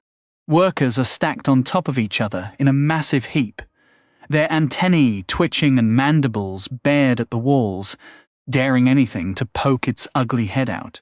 Scattered around are smaller clusters, and just as I'm about to wonder what's happening, I spot a few workers peeling off from the edges, hauling chunks of fresh biomass back to the main pile. They're piling onto every monster the instant it emerges, shredding it apart in their frenzy to keep the Queen safe. The real problem? How am I supposed to get a word in with the Queen when she's buried under a literal blanket of her own devoted children? I asked for protection, but holy heck, team, you've outdone yourselves. As I descend further, it becomes obvious the workers have even woven a living carpet beneath her, squashing their bodies flat to keep a paranoid eye on the dirt. If a monster were to burst from the soil, these ants would gladly throw themselves between its ravenous claws and their beloved Queen. There's nothing left for me to do but shove my way through the crowd until I'm face to face with her. Even Vibrant looks a little uneasy as she approaches her mother, perching on my head and reaching out with her antennae to sense the Queen's condition. "How are you feeling, Mother?" I ask, trying to keep the worry out of my voice. Her antennae twitch as she picks up my words, and she slowly turns her head until she locks eyes with me. "I am better," she says, her voice a little fuller than before, some of the warmth and vigor creeping back. Switching on my manner sense, I see her core is stronger now, no longer flickering like a candle on its last breath. "Is it the dungeon?" I press cautiously. "Do you need more mana?" She stares at me blankly for a second. "I do not know, child." That sinking feeling hits me like a rock. It makes sense. Advanced core monsters like her probably need a steady drip of concentrated mana just to survive. So ever since we broke to the surface, she's been slowly bleeding strength, fading a little more each day. And of course, she never said a word, too damn selfless for her own good. If I had eyes, they'd be tearing up right now. This is the kind of sacrifice a real queen makes. No scheming, just pure loyal devotion. Not a kingdom, a family. "Have you tried casting any healing spells on yourself?" She waggles her antennae in a nod. "My injuries are somewhat better." "When you feel up to it, cast it again," I urge her. "And eat plenty, that'll speed things along." She nods once more, and I catch a faint ripple of amusement from her tired frame.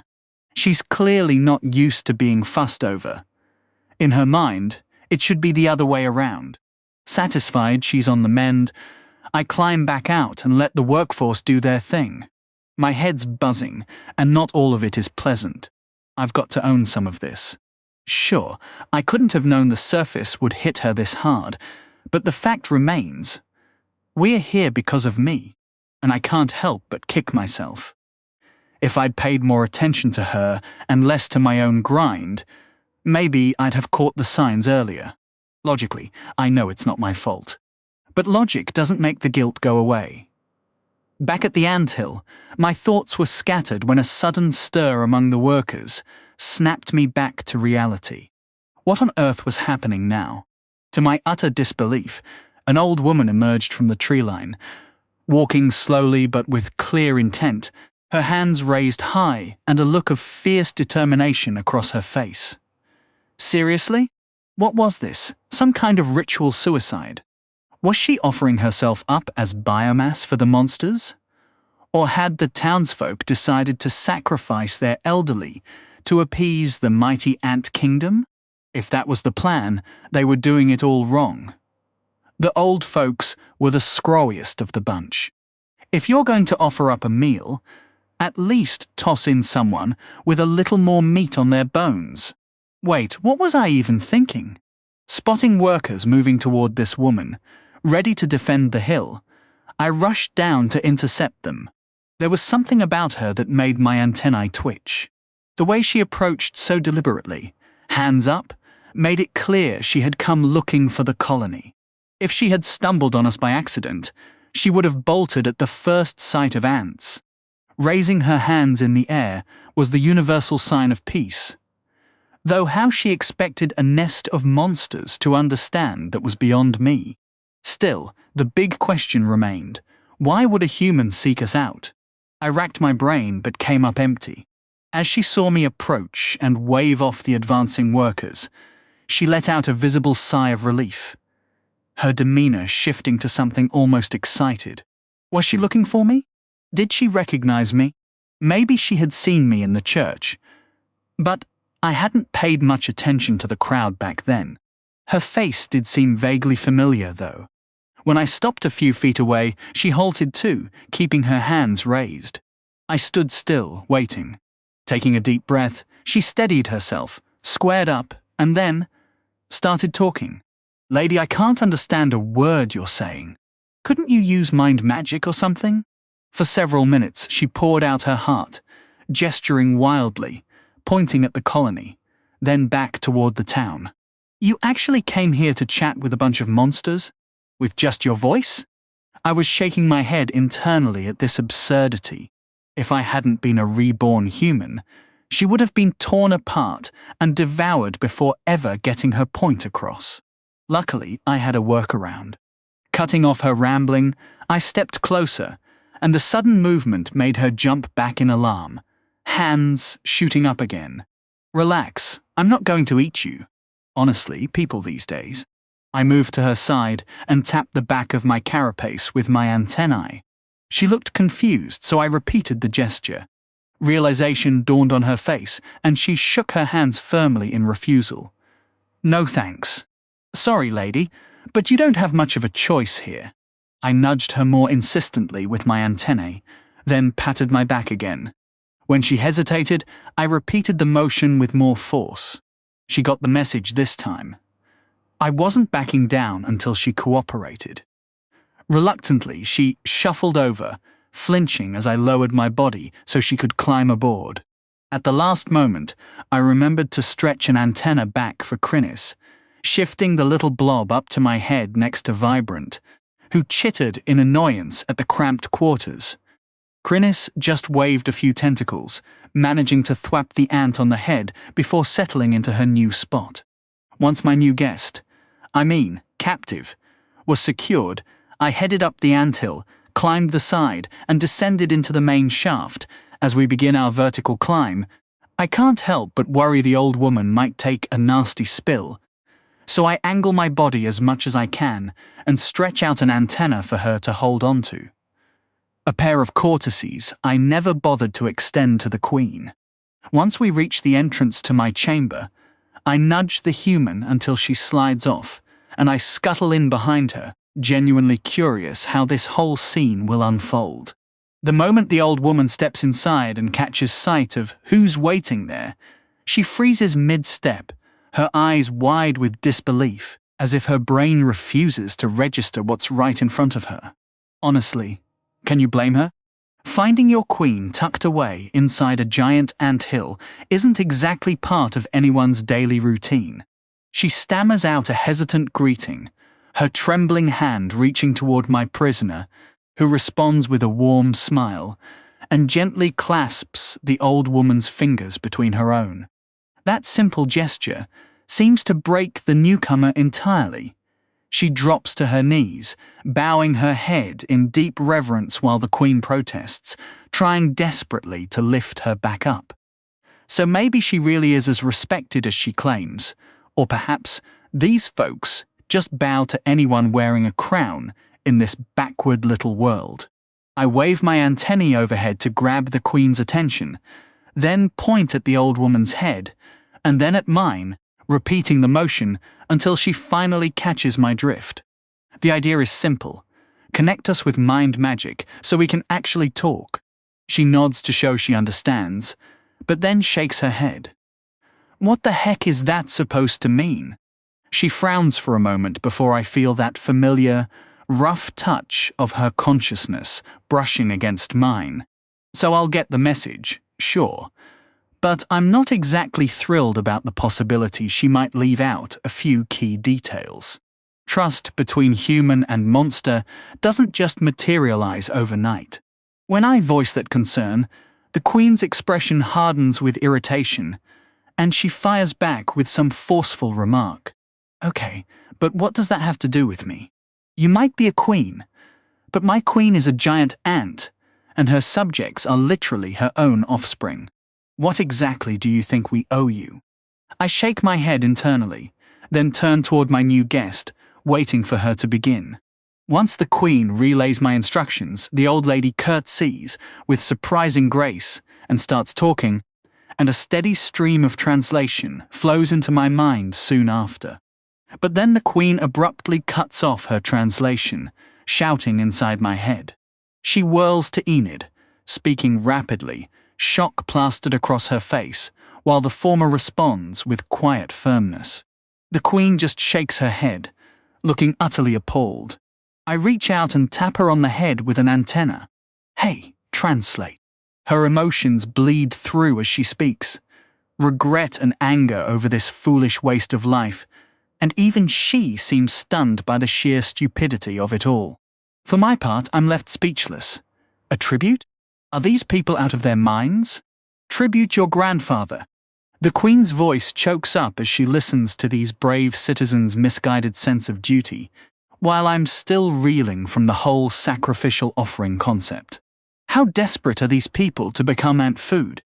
I may not be human anymore, but I still carry the values from my old world, like the sanctity of life.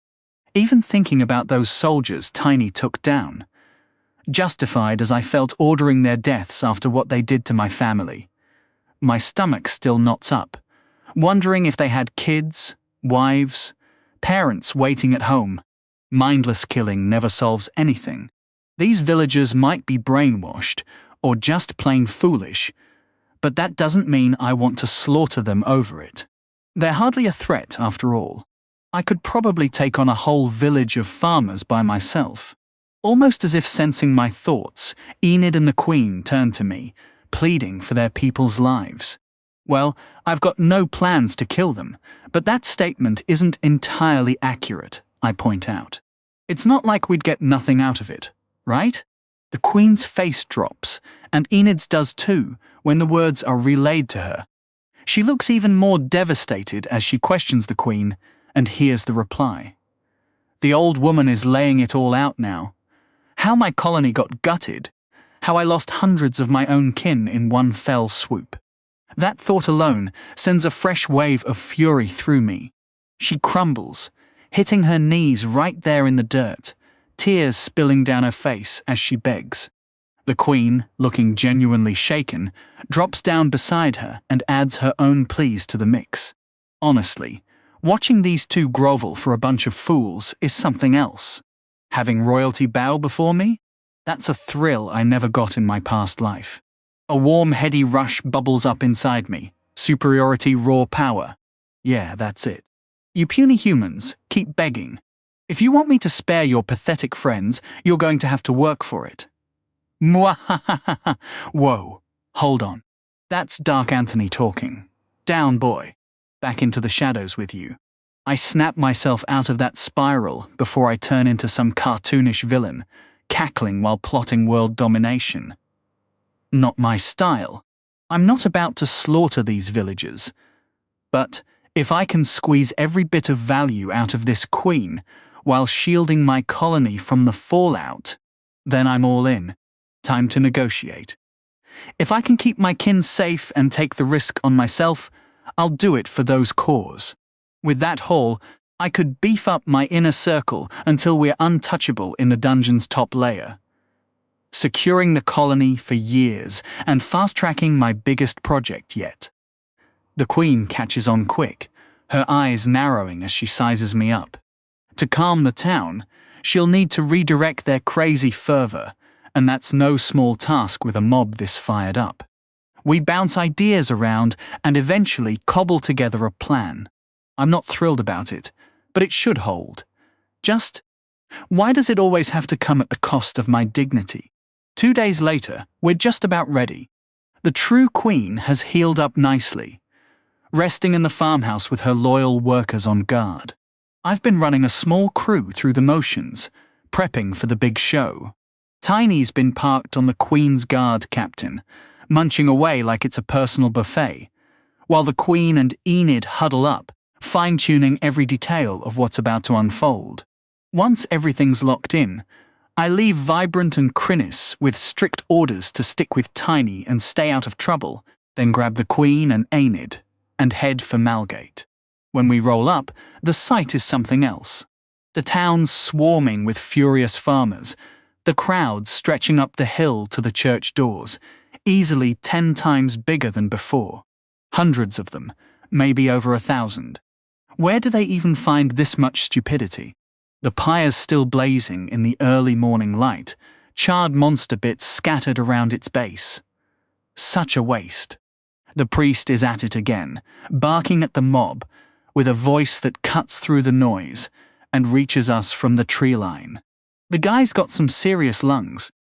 Good to know he's got skills that don't need 2 arms. You know, given the whole situation. I steel myself, step out from the cover of the trees, and cross the fields toward the town, ready for whatever comes next. I make no effort to conceal myself this time around. Stealth isn't part of the game plan. Thanks to our preparations, the mob shouldn't turn on me, but if they do, I'm ready to vanish faster than you can say. Leave me alone. This little ant knows better than to wear out his welcome. As we close the distance, the knot in my chest tightens with every step. Being out in the open, surrounded by this many humans, is absolutely nerve-shredding. When the first person spots us, I can't help but wince. A burly guy near the back, gripping a pitchfork, catches sight of our approach, and his jaw drops like a trapdoor. It takes him a second, but he finally finds his voice, pointing and shouting to get everyone's attention. One by one, heads swivel, abandoning the priest's booming sermon to stare at the wild sight strolling toward them across the open field, calm and unhurried. The murmurs spread like ripples in a pond, and by the time I'm within 30 feet of the nearest onlooker, every single pair of eyes is locked on me. Folks in the back row are hopping onto boulders and craning their necks just to get a glimpse of the spectacle. Eventually, even the priest realizes his flock has checked out. His voice stumbles, then fades as he turns to see what's stolen their attention. He goes completely mute, jaw slack and eyes wide as dinner plates. My heart is hammering now. I scan the crowd with every one of my compound eyes, but no one moves a muscle. Their focus isn't really on me, not even on Enid, their own neighbor walking beside me. No, they're all staring at what's riding on my back. Before the frozen assembly, the human queen rises to her feet atop my shimmering diamond carapace, arms outstretched like she's greeting an old friend, and lets loose with a voice that could cut through steel, repeating the words to me as she goes. The queen's commanding tone and regal presence make even the priest look like a nervous kid at a recital. The crowd is clearly shaken by her sheer force of will. Still, I keep my legs coiled, ready to bolt. This has to work. 38 fall, like dominoes. There's a lot of chatter about what the biggest monster in the dungeon might be. Honestly, I've never understood the obsession some researchers have with rankings and labels. Deadliest beast in the dungeon. Largest creature in the dungeon. Top 5 scariest undead in the dungeon. Books like that seem designed to sell copies rather than contribute anything real to the field. A stain on the craft, if you ask me, though nobody ever does. I've only waded into this mess because there's no solid answer, which makes it at least interesting to dig into, even if it's not exactly headline-worthy. I know you're well-versed in the time of rending, Aulus, so I figured I'd write and pick your brain on a few things. During dungeon expeditions, getting solid numbers on monsters in the first 2 layers isn't too tough, even if some reports sound a bit tall.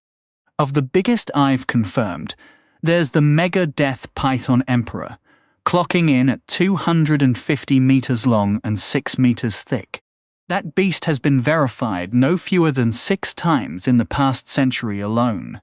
If we decide length doesn't equal largest, then we could look at the tallest specimen I've found on record, the Twilight Cyclops King, spotted in the same expanse on the 2nd layer, 3 separate times, each about 150 years apart. According to those notes, that thing stood no less than 50 meters tall. But even those monsters, as massive as they are, pale next to what legends claim roamed the surface during the cataclysm. Out in the Far East, they say one creature carved out a whole mountain range just by shoving its head through the earth. What drives me crazy is that there's no hard evidence any of these giants ever existed. To my knowledge, not a single verified sighting of such a beast has been recorded in the millennia that followed. You've delved far deeper into this subject than I ever have, Aulus, so if you could point me in the right direction, I'd be forever in your debt. An excerpt from A Letter to Aulus on the Scale of Monsters, penned by scholar Scipio of the Imperial College. This human queen has managed to secure the class of monarch. Once a person meets the necessary criteria, they can freely select this particular class. In this case, the requirements are pretty straightforward. First, you must be of royal blood. Second, that's essentially it. Humans and the other civilized races on the surface operate on a class-based framework, which stands in stark contrast to the evolutionary path that monsters undergo. Each class comes with its own set of stat boosts, unlocks distinct abilities, and can be advanced through different methods. A merchant might gain levels by wheeling and dealing, while a farmer levels up by tending to their fields. As long as the conditions are fulfilled, anyone can switch their class to whatever suits their fancy, but the truly powerful ones are notoriously hard to secure. Take the swordsman class, for example. It demands specific physical stat thresholds and a demonstrated mastery with a blade. That means grueling physical conditioning, formal weapons training, and real combat experience against monsters just to make the leap from a basic fighter role like soldier to something more specialized. For an average person dreaming of the elite classes, like general or champion, good luck. The Queen, thanks to her class perks, boasts staggeringly high oratory and persuasion skills. Apparently, she advances her level by rallying her people and steering the kingdom toward prosperity. Every year, she dedicates 4 months to traveling across her realm, delivering speeches to the commoners, making sure she visits every town and village at least once every couple of years. I was skeptical when she claimed the locals would recognize her instantly, but given the evidence, I have to admit she was spot on. Her relentless itinerary has also allowed her to push her class level to remarkable heights. By her own admission, she's practically useless in a fight, but when it comes to governance and public speaking, she truly shines. Glancing at the dumbfounded faces around me, I can't argue with that. Her compelling words are already starting to win the crowd over to our side. The priest is too shell-shocked by these revelations to mount any kind of response. The villagers have spent days hanging on his every fiery sermon, mentally crowning him as their spiritual guide. But now the real ruler, the monarch they've lived under for years, is standing right here, telling them something entirely different. Don't crush the ants. Let the ants help fight a different enemy. It's too much to process. At that moment, Enid steps forward to add her voice to the Queen's. Fortunately, the mind magic link is still functioning, and the Queen relays the essence of the conversation to me. The Queen speaks once more with regal authority. On her final words, her presence becomes almost suffocating. Before anyone knows it, the people nearby have dropped to their knees in reverence. As the first few bow down, the rest follow like a cascade of falling dominoes. The priest is the last one still standing. With a dazed look, he stumbles through the crowd as if trapped in a haze, his eyes locked feverishly on me the entire way. As he closes in, I begin to wonder if I should make a run for it, even if that means the Queen would take a nosedive and completely blow this moment. This lunatic already clocked me in the head once. Is he about to lose it again? Finally, the deranged priest stops right in front of me, clutching the stump where his arm used to be. Just when I'm convinced he's going to lunge at me and try something bizarre, like take a bite, he starts shaking, then drops to his knees, sobbing openly and shouting in a booming voice.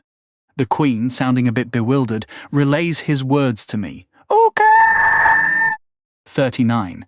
A tunnel is always. The answer. I was just glad the Queen didn't secretly turn the mob against me. As agreed, she and I stayed glued to each other's side as we rolled into the next stage of the scheme. With the masses calmed down and their anger aimed squarely at her foes, the Queen is eager to focus on her strongest, most loyal fighters. She'd smartly sent them into the dungeon to back up other units, all part of a trick to make herself look vulnerable and bait the troublemakers, scheming against her into showing their hand. Too bad those rebels had more muscle than she'd counted on, and with the troops she had left, she got crushed. She even kept her own guard clueless, because they'd never have let her stay so exposed if they'd known the truth. Even now, those poor saps are stuck on the dungeon's top floor, jabbing centipedes in the face, while the queen they vowed to protect had to bolt from the city. Honestly, the sheer stupidity of these people makes my antennae twitch. Keep those precious cores in your head, Anthony. You're going to stroll out of here loaded and leave these fools to their own mess. The way folks in Malgate treat me is a bit unsettling, to put it mildly. As I walk by, they shuffle back carefully, clearing a path without a word, and plenty of them bow low. All this groveling is getting Dark Anthony all fired up. Just ignore me, people. I'm way happier blending into the background. Doesn't matter, though. At my current size, hiding is getting tougher. I'm already as big as a desk in height and length. If I keep evolving, am I going to end up car-sized? Bus-sized? Yikes. Still, as I trail along with the Queen, folks spot me easily and keep up their respectful nods all day long. The Queen chats with people one-on-one, in little clusters, and rallies big crowds.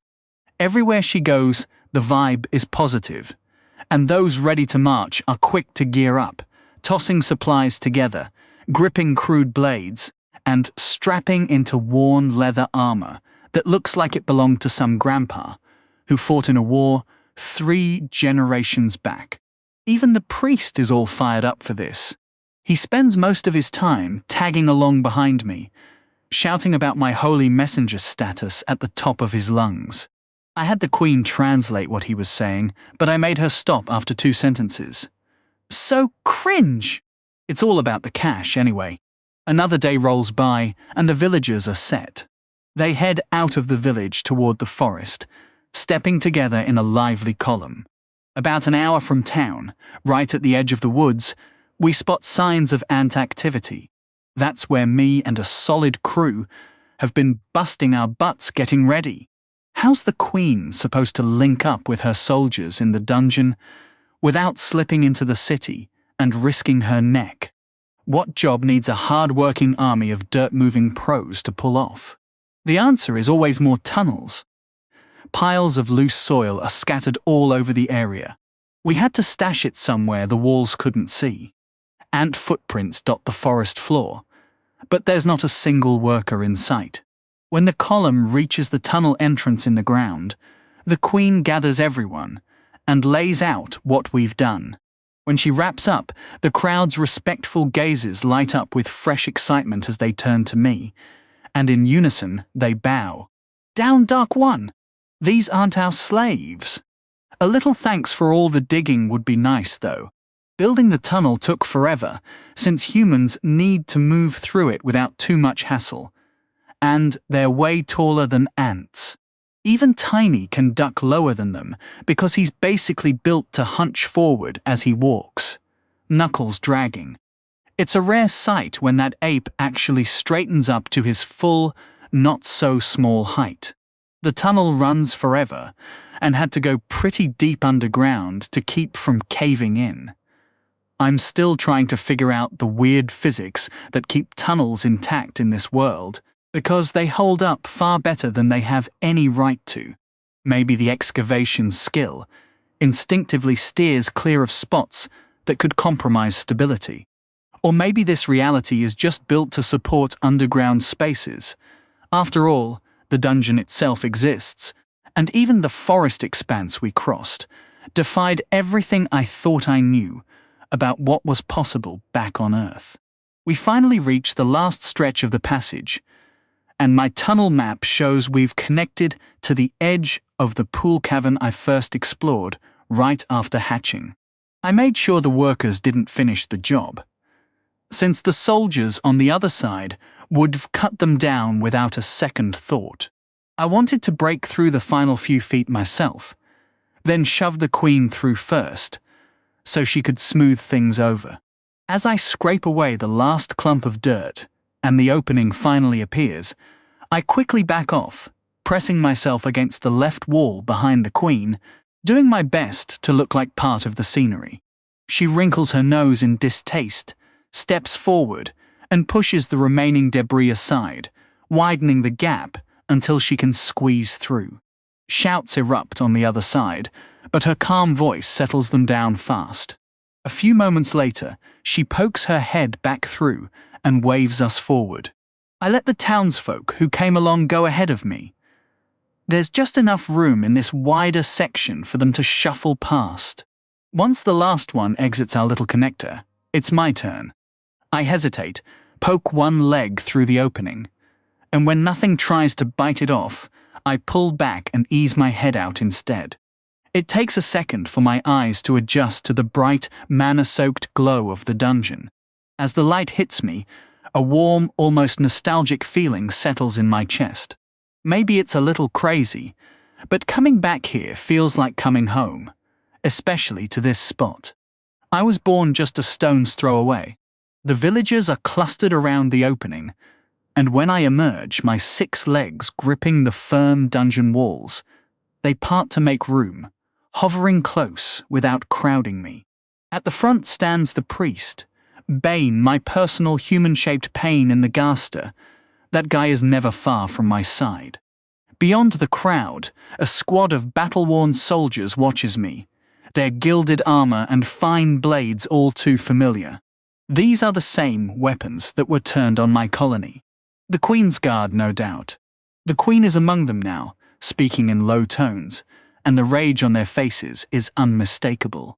She's probably walking them through everything that went down while they were stuck down here. I step forward slowly, keeping a wary eye on the soldiers. They don't seem hostile. Their anger seems aimed at the surface, not at me. Most don't even glance my way. Okay, so far, so good. After she takes a while to brief her troops and get them strategizing the offensive, the Queen walks over and picks up our conversation. Part of the deal is that I'm joining the assault on the surface. Honestly, I'd have to liberate the castle anyway to get my reward. There's no way I'm reaching the treasury without first kicking the rebels out. And since she saw me fight firsthand, she's pretty dead set on having me in the attack. She also wanted Tiny to come along, which makes sense after his little show, but I shut that down hard. I'm willing to tag along myself, but there's no way I'm bringing Tiny into that chaos. I've got other things for him to handle. I head back to the tunnel entrance, settle in, and prepare to rest, surrounded by my devoted little flock. Part 40, Storming the Serfs. I took a long, careful rest, making sure I didn't slip into torpor. Napping here, with the Queen back among her soldiers, would have been a little too risky for comfort. After 4 grueling hours, she finally returned to re-establish the mind bridge.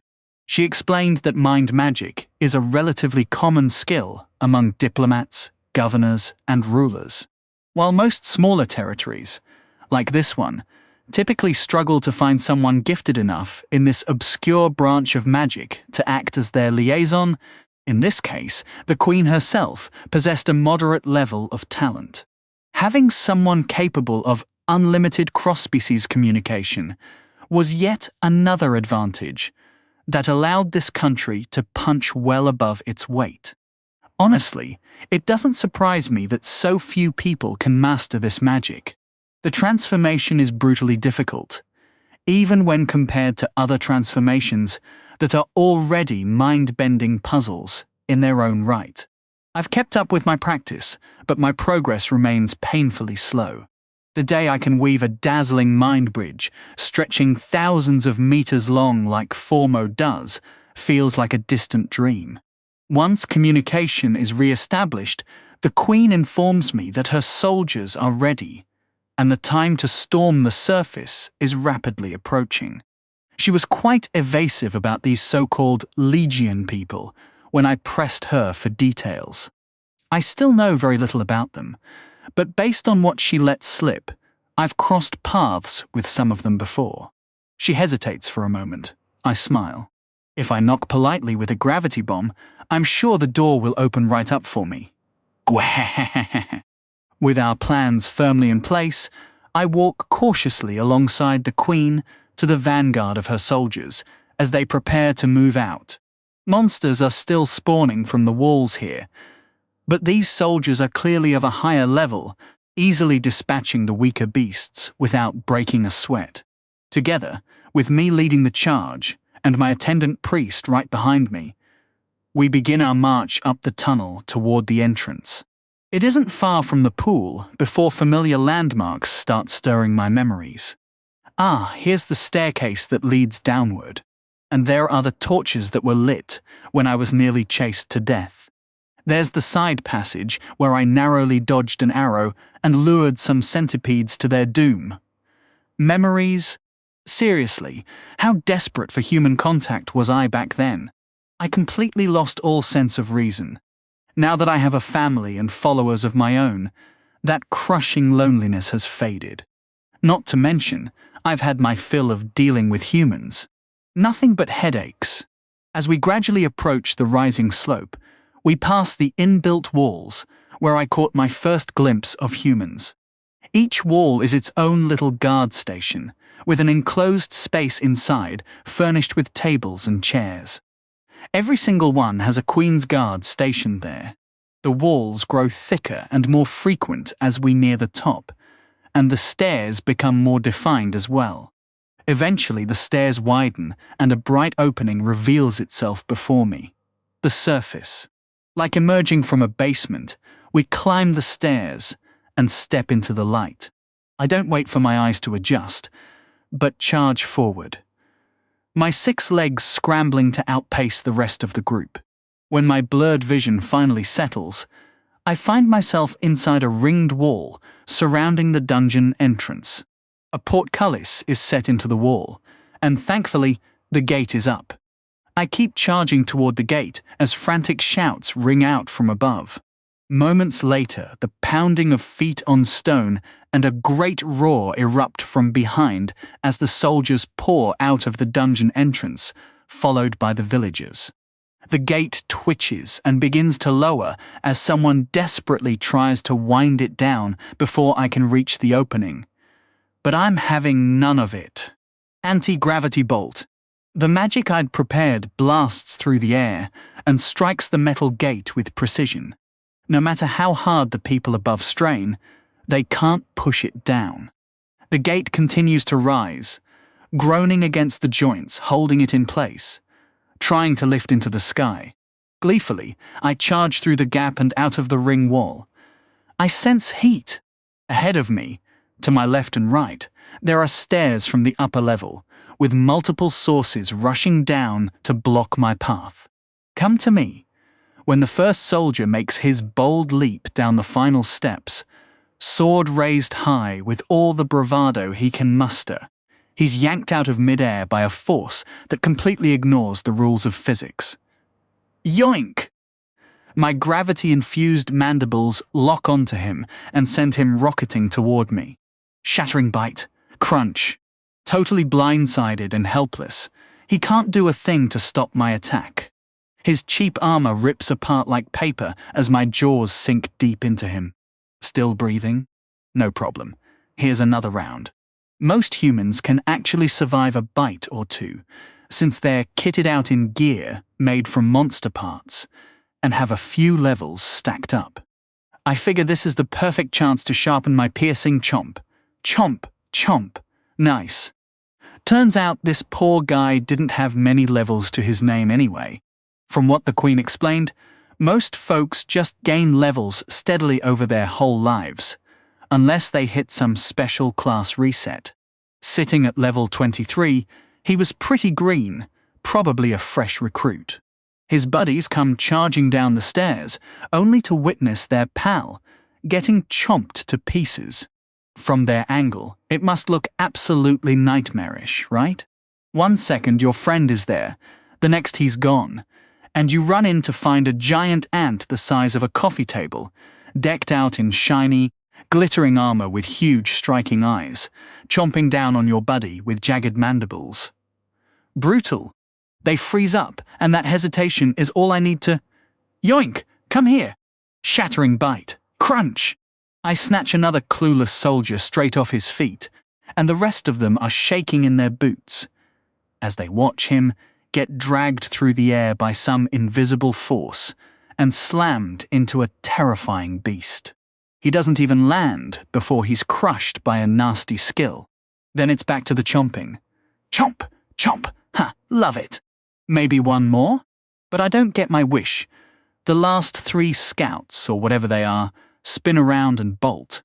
Before I can even pat myself on the back for scaring them off, the Queen's guards charge past me, weapons swinging, all fired up to hunt down the traitors.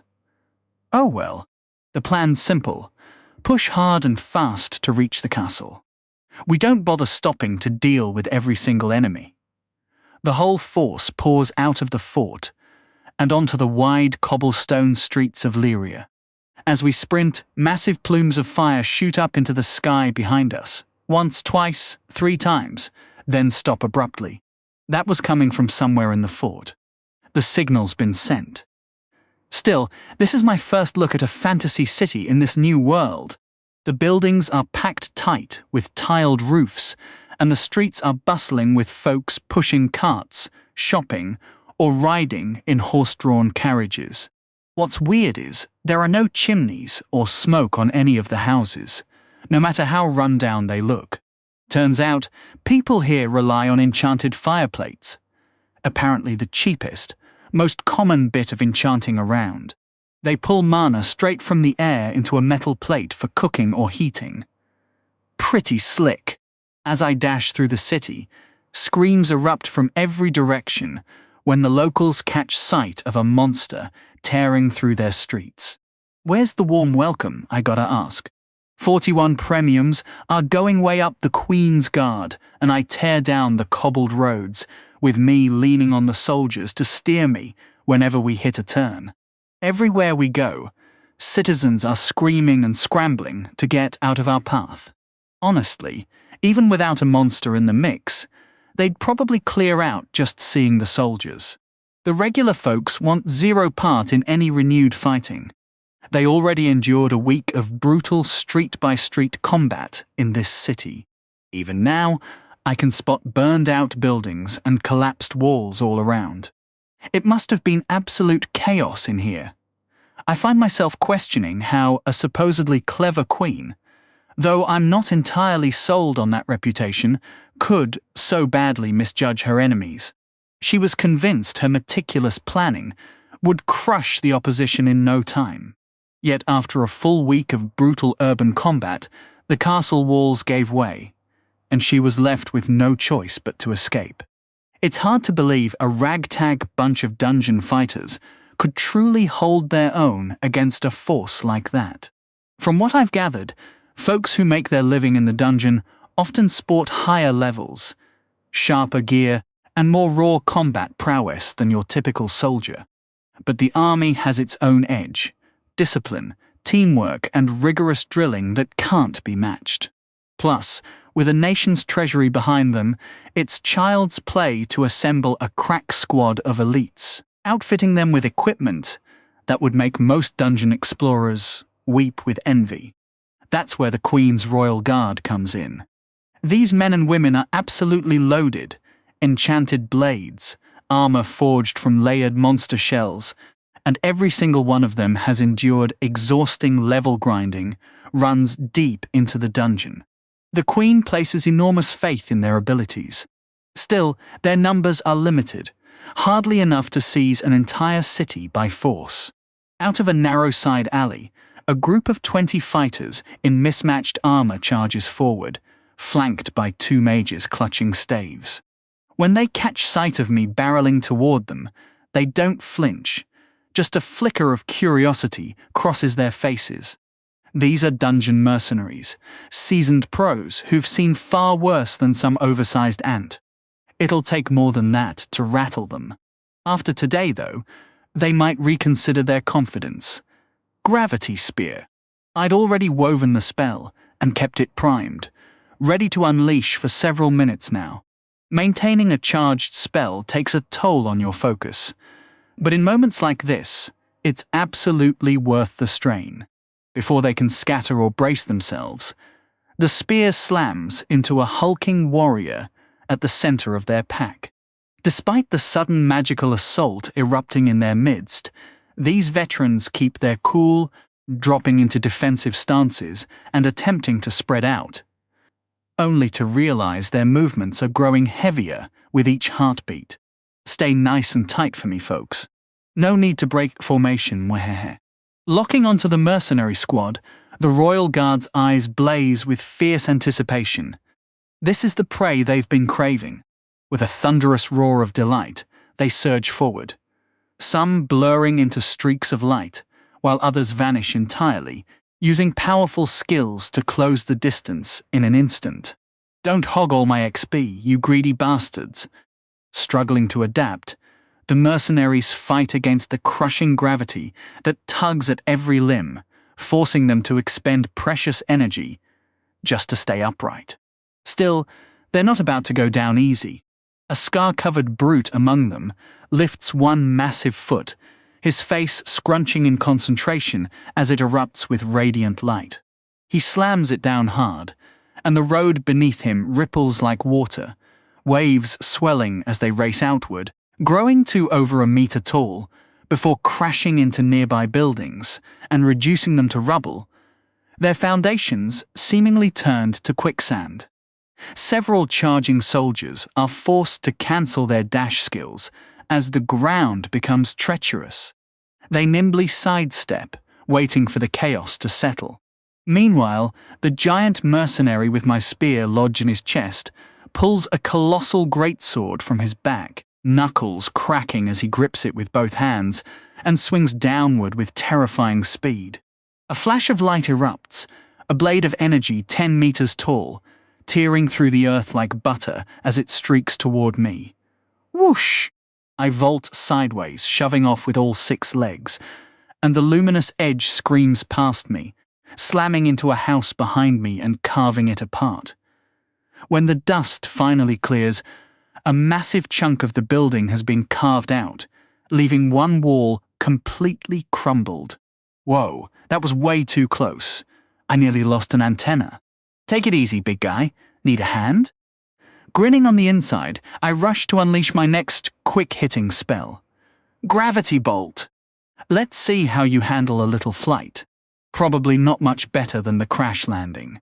But before I can savor the moment, the 2 mages step up, their staves blazing with mana as they raise them to intercept. The gravity bolt slams into the joined heads of their weapons, and my spell starts fizzling out fast.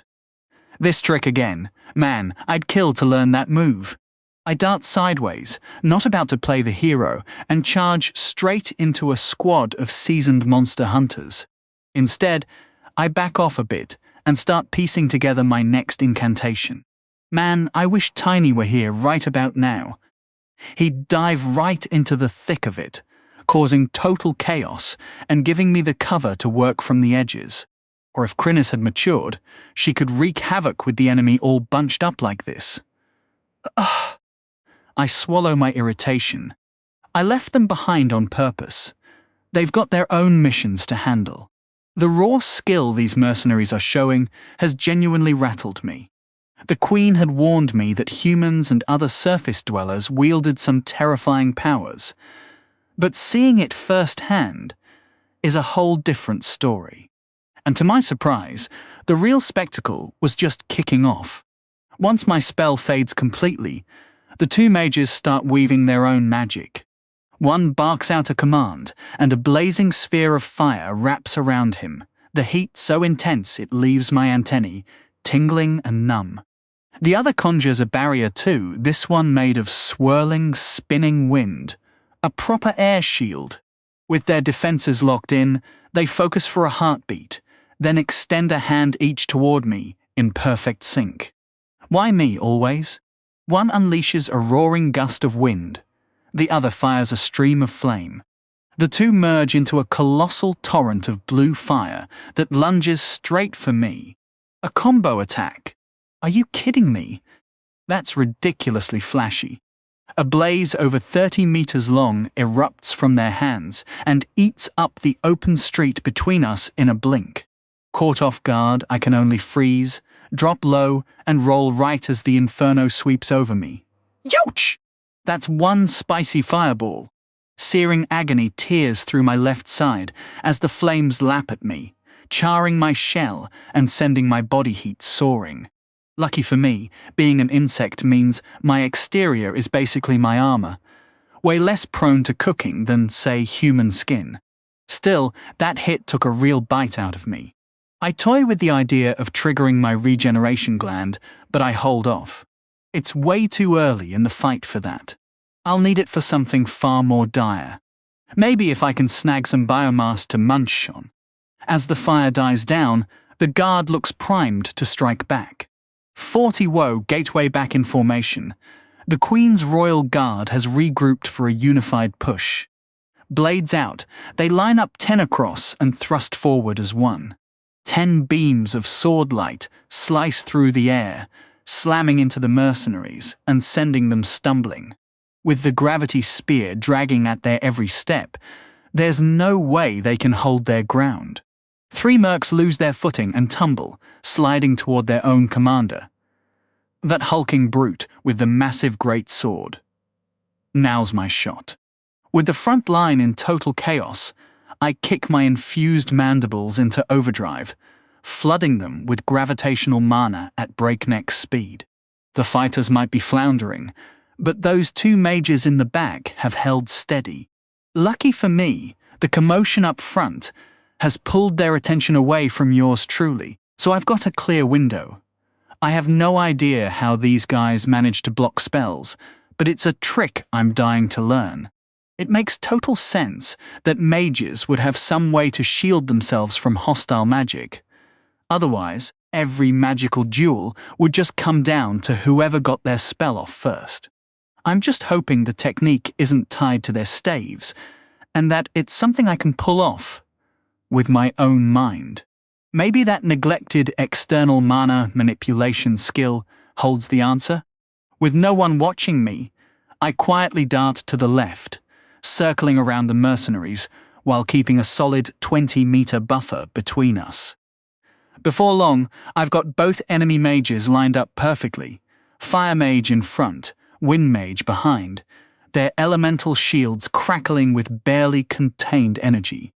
The Fire Mage snaps out of his daze and whips around to find me, his eyes scanning until they lock onto my position. And let's be real, those glowing purple mandibles of mine are hardly subtle. He tries to shout a warning and jabs his staff in my direction, but he's too slow. Yoink! As my mandibles surge with power, he flinches on instinct, dropping into a defensive crouch. Gotta hand it to these guys. They're sharp. Too bad his alertness doesn't save him when his buddy slams straight into his back. Boom! The 2 shields, one a whirlwind of spinning air, the other blazing with mana-fueled fire, collide, and the air itself erupts in a scorching wave as flames shoot skyward. The mages, completely blindsided, barely have a second to react before their shields start ripping each other apart, the fierce wind fusing with the fire and blasting out into their allies. The mercenaries, clustered tight and caught off guard, get licked by searing tongues of flame carried on razor-sharp gusts from behind. Panic creeps into their voices as everything spirals out of control. Now's my moment. I lunge forward, dashing straight at the scrambling mercs. My XP! Come to me! If I'm putting my life on the line here, I'm getting paid for it. Plain and simple. There's no way the Queen's Guard is letting these traitors walk away. If they're doomed anyway, I might as well cash in. It takes the mages a few seconds to regain their composure, shutting down their shield spells and staggering back to their feet. Just in time to see a giant ant, barreling toward them, jaws wide and crackling with raw power. Shattering bite, crunch, crunch, crunch. I give them 0 breathing room, snapping down 3 times in rapid succession. My ethereal jaws crush both mages together, and they crumple to the ground, dazed and reeling. Finish them off! I rain piercing chomps down on one, then the other, while they weakly bat at me with their staves. Turns out the classic mages are helpless up close. Rule holds up pretty well in this world too. Their pathetic attempts can't even slow me down. Nice. Oh crap. Just as I'm patting myself on the back for taking out those pesky mages, the mercenary leader charges straight at me, his massive blade raised high for a killing blow. Dodge. Even with my diamond carapace, I have zero interest in testing that thing head-on. Crash!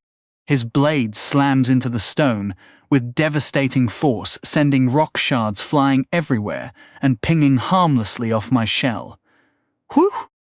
Not trying to draw too much attention, I hit the ground running and put some real distance between me and the mercs.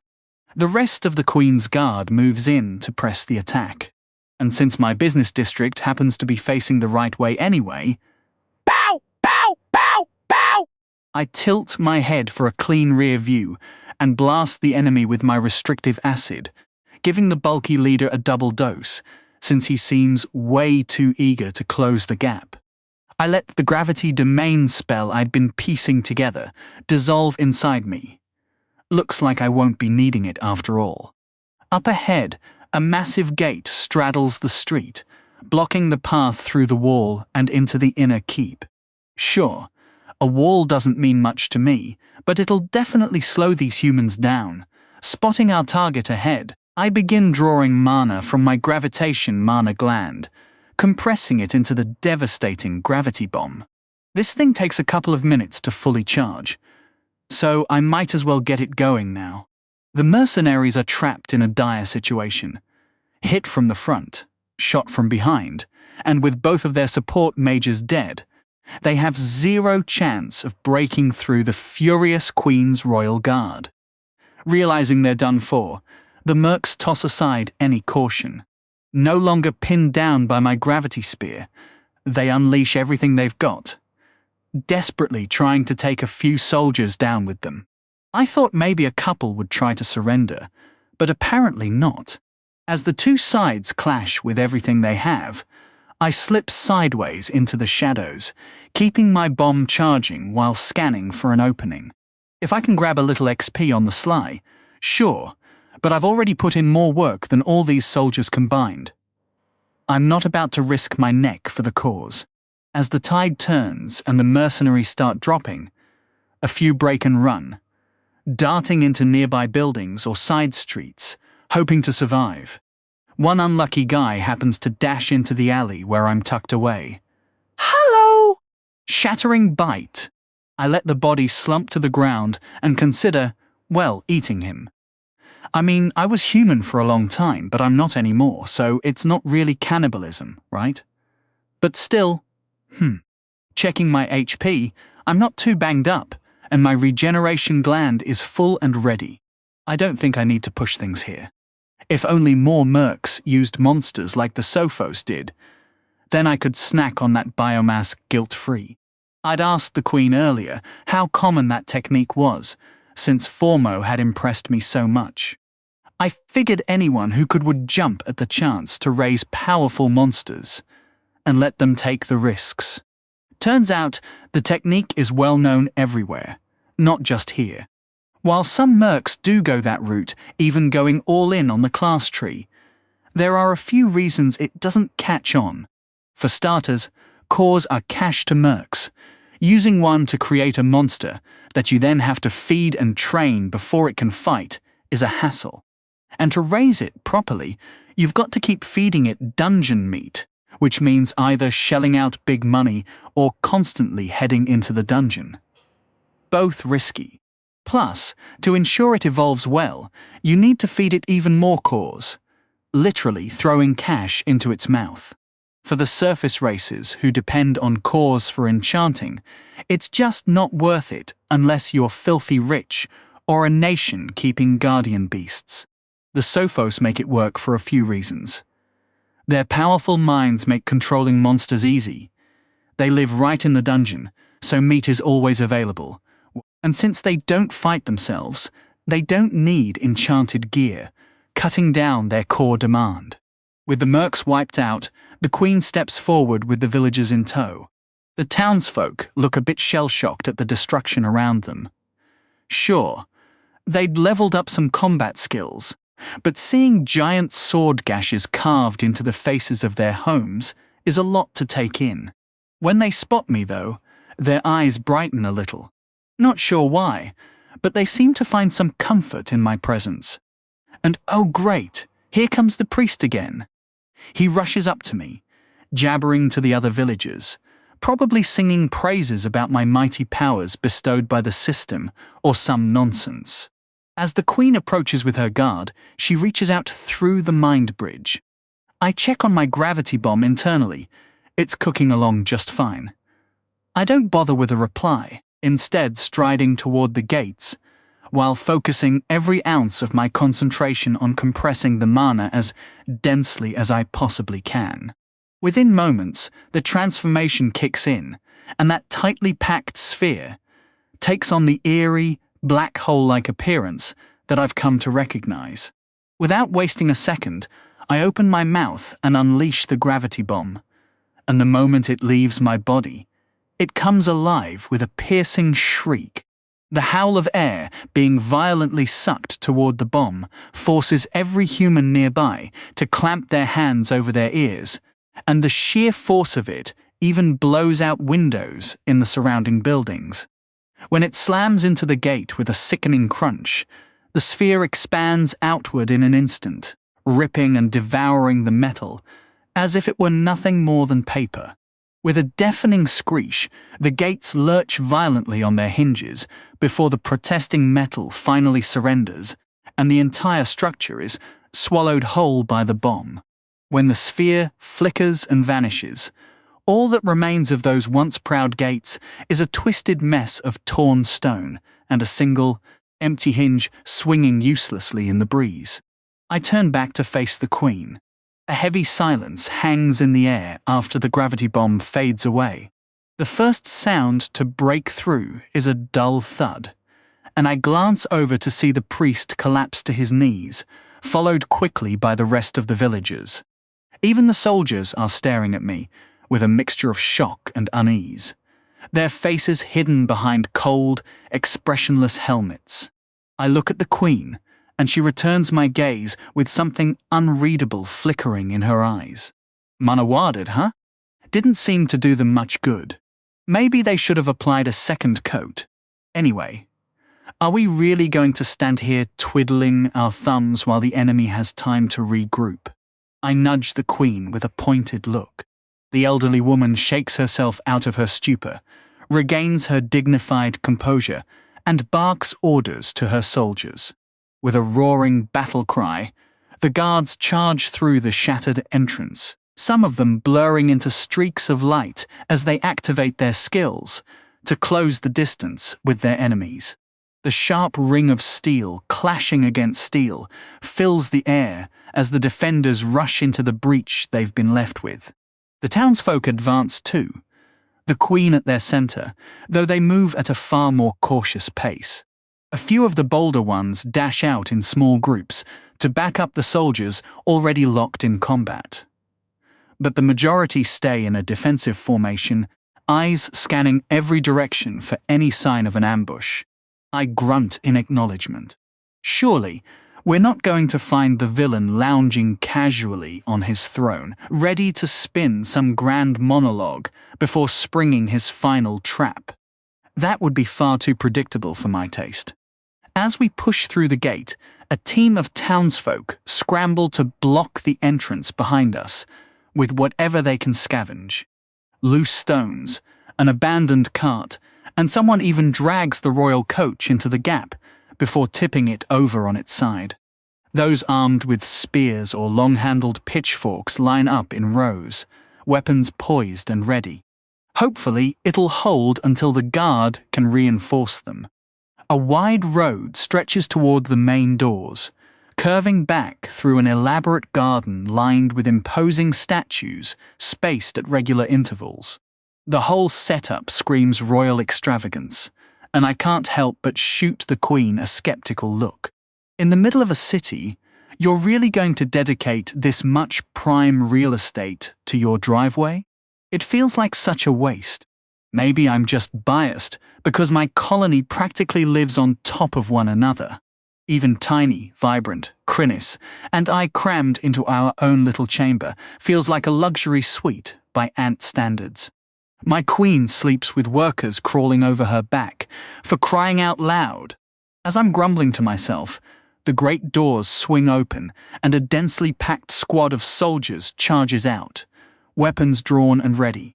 They might be dressed like mercenaries, but these guys are anything but sloppy. Determined faces, synchronized movements, a tightly packed formation that speaks of serious training. These are definitely soldiers, aren't they? The townsfolk in front of me freeze at the sight of this mass charge, clearly outmatched by the sheer discipline and force bearing down on them. Not giving them a chance to turn and run, I leap to the front and charge straight into the fray. Have I completely lost my mind? Am I just suicidal at this point? Or maybe my gravity domain is just simmering nicely. Once we got inside the castle, I knew the real skirmish was coming, same as it always does in those cramped dungeon tunnels. So, naturally, I started charging up my most devastating close-quarters spell. But how was I supposed to guess the enemy would just waltz right up to me before I even reached the entrance? As the shield and sword brigade closed in, their blades starting to glow with the telltale shimmer of activated skills, I just kept funneling gravitational mana into the construct, pushing with everything both my minds could muster. Closer. Closer. Gravity domain. Right before those soldiers could close the gap and unleash their attacks, my spell snaps outward in a burst, a dark purple dome expanding to swallow them whole. A few of them wisely cancel their strikes and hunker down behind their shields, while others grind their teeth and commit to the swing. Boom! The crushing weight of gravity slams down on them like a divine hammer, driving them into the dirt. A couple of desperate sword beams manage to slip through, smacking into my diamond carapace and knocking me around a bit, but my defenses hold up with only a few scuffs to show for it. In a 10-meter radius circle, every soldier caught inside is pinned under an invisible, unyielding force. Their movements turn sluggish, and more than a few buckle to their knees. Never skip leg day, folks. Shattering bite. I unleash my wicked mandibles on these poor souls while they struggle under my domain's grip. As long as I keep the spell going, this is a total one-sided stomp. It's like their limbs are dragging through molasses, their weapons and shields suddenly 10 times heavier. Even mustering the energy to trigger a skill feels like climbing a mountain. A handful manage to raise either a weapon or a shield, but never both.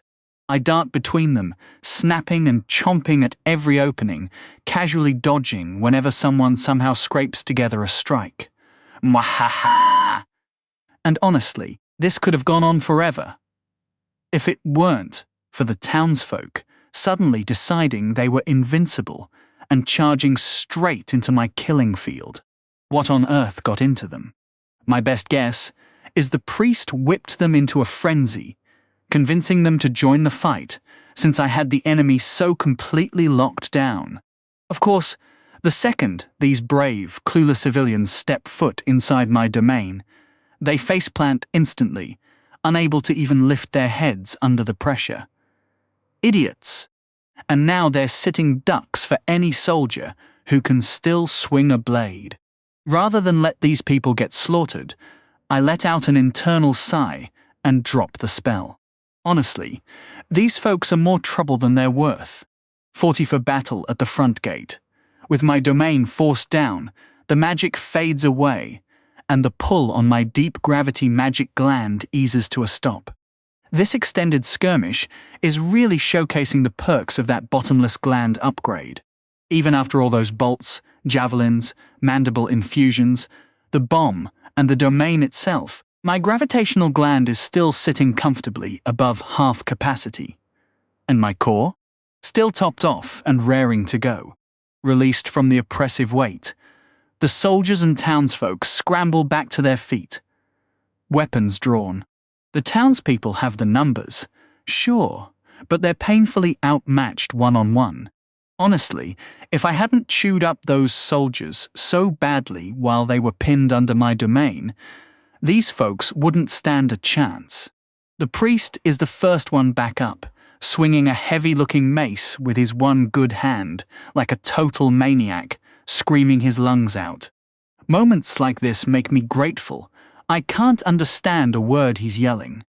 That priest has reached a level of fanaticism that can't possibly be considered healthy by any standard.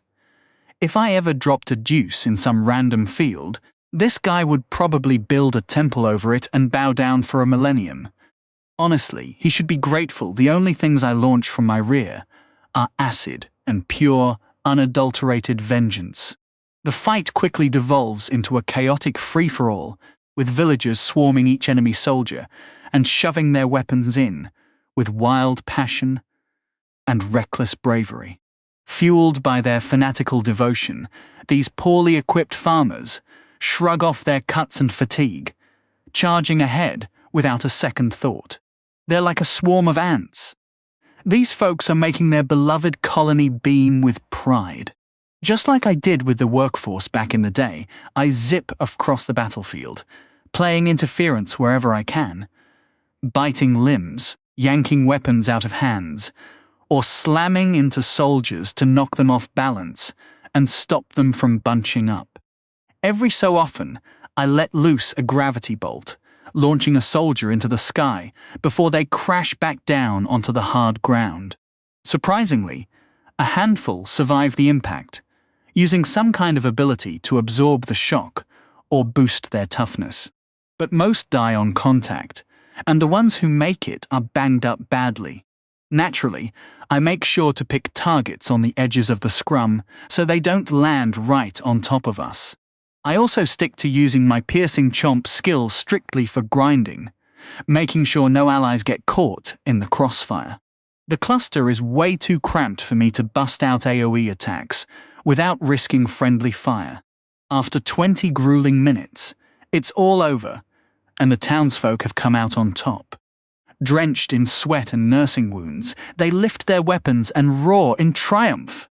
Some brave souls gave their lives for the cause, but the survivors aren't down in the dumps. If anything, the martyr's sacrifice has lit a fire under them. These people need some serious help. As for me, I snagged another level from raining enemies down on the unforgiving stone. Plus, I bumped my piercing chomp skill up by 1. Just one more level and piercing chomp will hit 10. Then both of my primary jaw attacks will turn into advanced skills.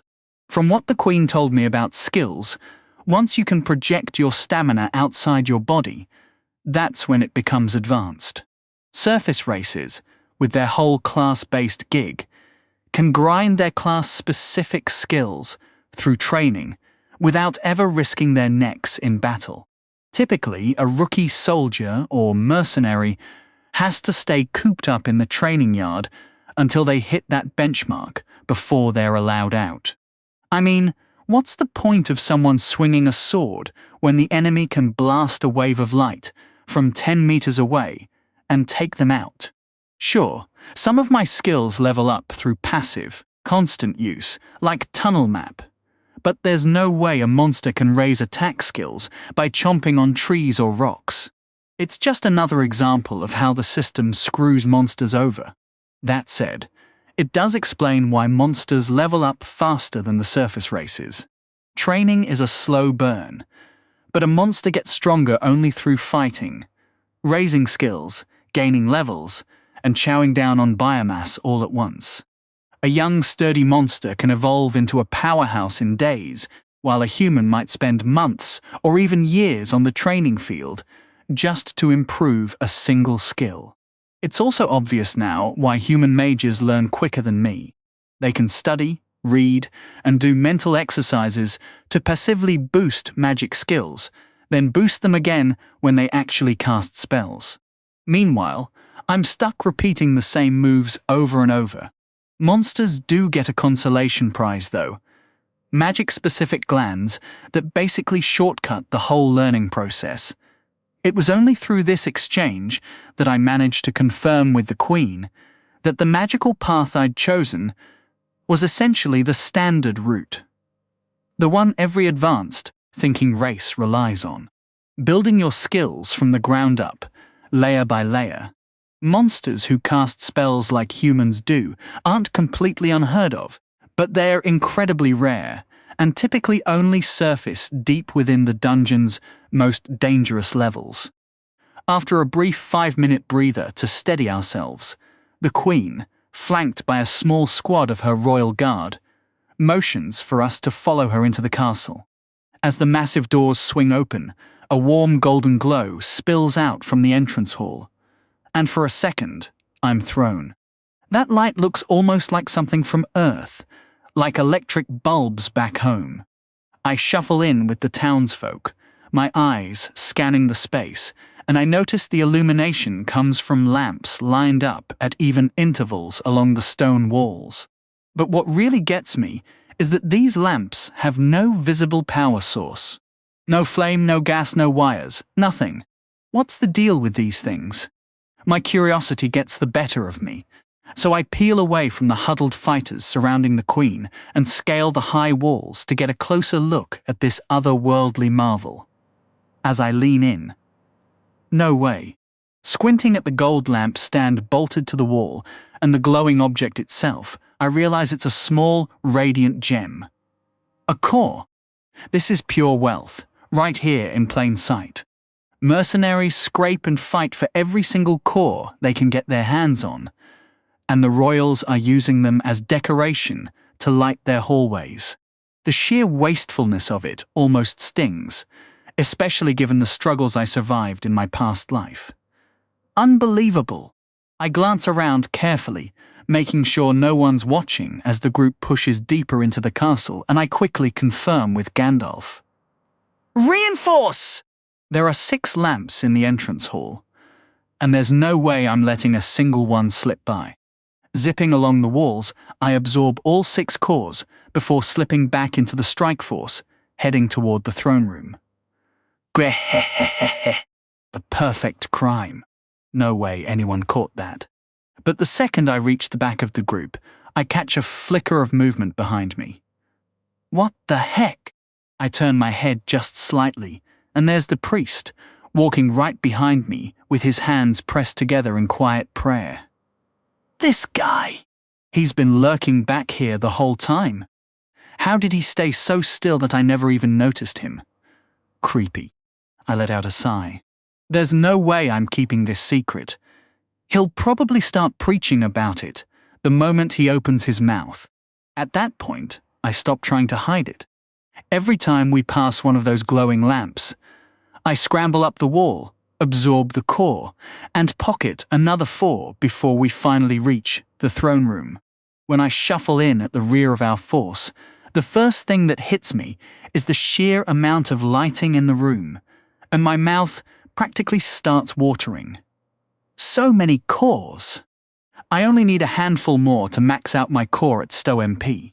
After that, a special core will push me over the edge, and I'll be ready to evolve the second I hit max level. Sitting at level chestnuts now, I'm more than halfway there. The anticipation only a monster can truly feel toward evolution is building up inside me again. The group has halted, so I push my way to the front to see what's going on. Sure enough, lounging lazily on the throne is a black, leather-clad mercenary woman, surrounded by a pack of sycophantic rich types, with a wall of soldiers between us and the dais. This whole setup is way too predictable. 45 the Queen, circumstances. Part Yedna, the revered Queen Verita of Lyria, second of her name, defender of the frontier, and keeper of the lion tenants of her ancestors, was absolutely furious. She'd spent countless sleepless nights trying to figure out how the enemy had amassed so many more troops than she'd ever anticipated. Her closest advisors had worked alongside her, crafting careful strategies, gathering endless intelligence, debating every possible move, only to have it all collapse when the trap was sprung. Her soldiers had been overwhelmed, outnumbered, and routed as the enemy burst from the shadows into the blinding light. Where had they all come from? Seeing the disciplined ranks at the castle gates had been startling.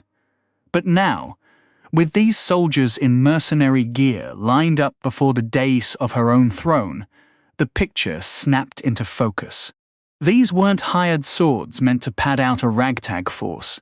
These were proper soldiers, trained and battle-ready, hailing from a neighboring kingdom, 100 of them at least, which was no small commitment.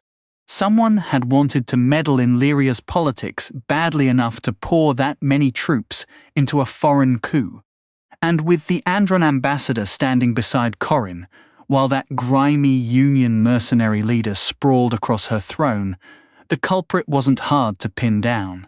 "Great Queen Verita, how thoughtful of you to drop by," Corin drawled, one leg swinging lazily off the armrest. "We were just debating the best date for my coronation." "Surely you have an opinion?" Verita didn't give the mercenary the satisfaction of a glance, fixing her gaze instead on the ambassador, Regix. "Regix, what a surprise to see you here. It's remarkable how swiftly Andron has adapted to the shifting situation in Lyria. One might almost think you had prior knowledge of these events." The ambassador offered a tight smile and deferred to Corin with a slight nod.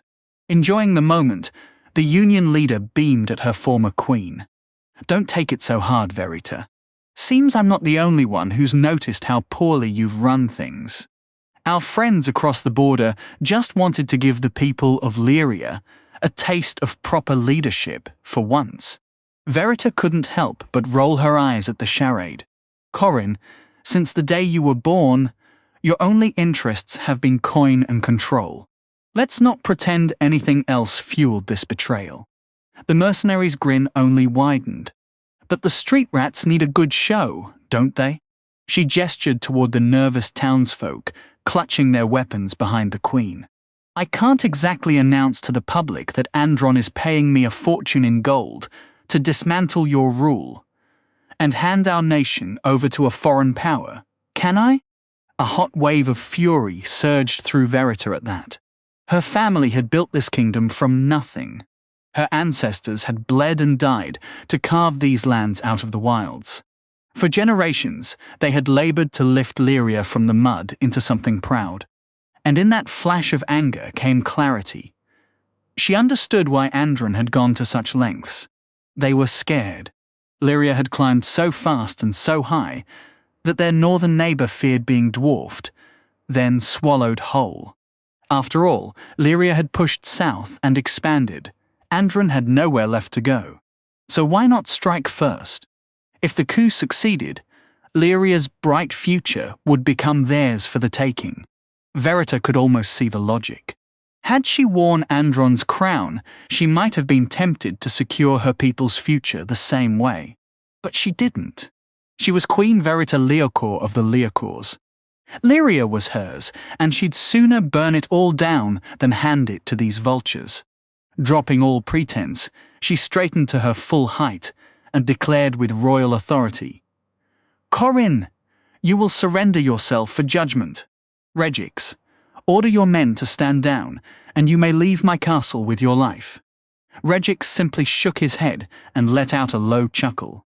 Corin, however, was far less restrained, throwing her head back and laughing until the sound bounced off every wall in the hall. "You haven't changed a bit, Verita. You'd think you were the one sitting on that throne right now. I've no idea how you slipped back into the city, but honestly, it just saves me the trouble of tracking you down in the countryside and putting you out of your misery like a stray. You're hopelessly outclassed here. Surrender now, and I'll make your end swift." Given the cruel delight flickering in her adversary's gaze, Queen Verita had little faith that a merciful demise factored into Corin's intentions at all. Just then, Something pressed through the ranks of guards behind her, stepping to the fore. In unison, the soldiers before her stiffened, and even Corin's eyes went wide with shock. Without bothering to glance back, Verita knew exactly who now stood at her side. She focused her will, weaving the mental link that allowed her to communicate with the creature. The moment the connection snapped into place, that cold, hollow voice, she still couldn't quite get used to, echoed inside her skull, demanding an explanation. The queen's jaw tightened. As a woman born to the crown, she was hardly accustomed to the constant disrespect this monster threw her way. But she had no choice but to swallow it. After all, what manners could anyone expect from a beast? She could sense a weary indifference rolling off the creature in waves, which only baffled her further. What did it have to be so bored about?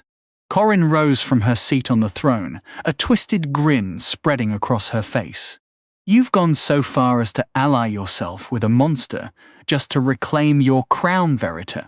What would your precious legion think if they learned of this? Or the Church of the Path, for that matter? If word of this ever got out, you'd be finished. Funny, I don't think you'll be doing much talking once I've parted your head from your shoulders.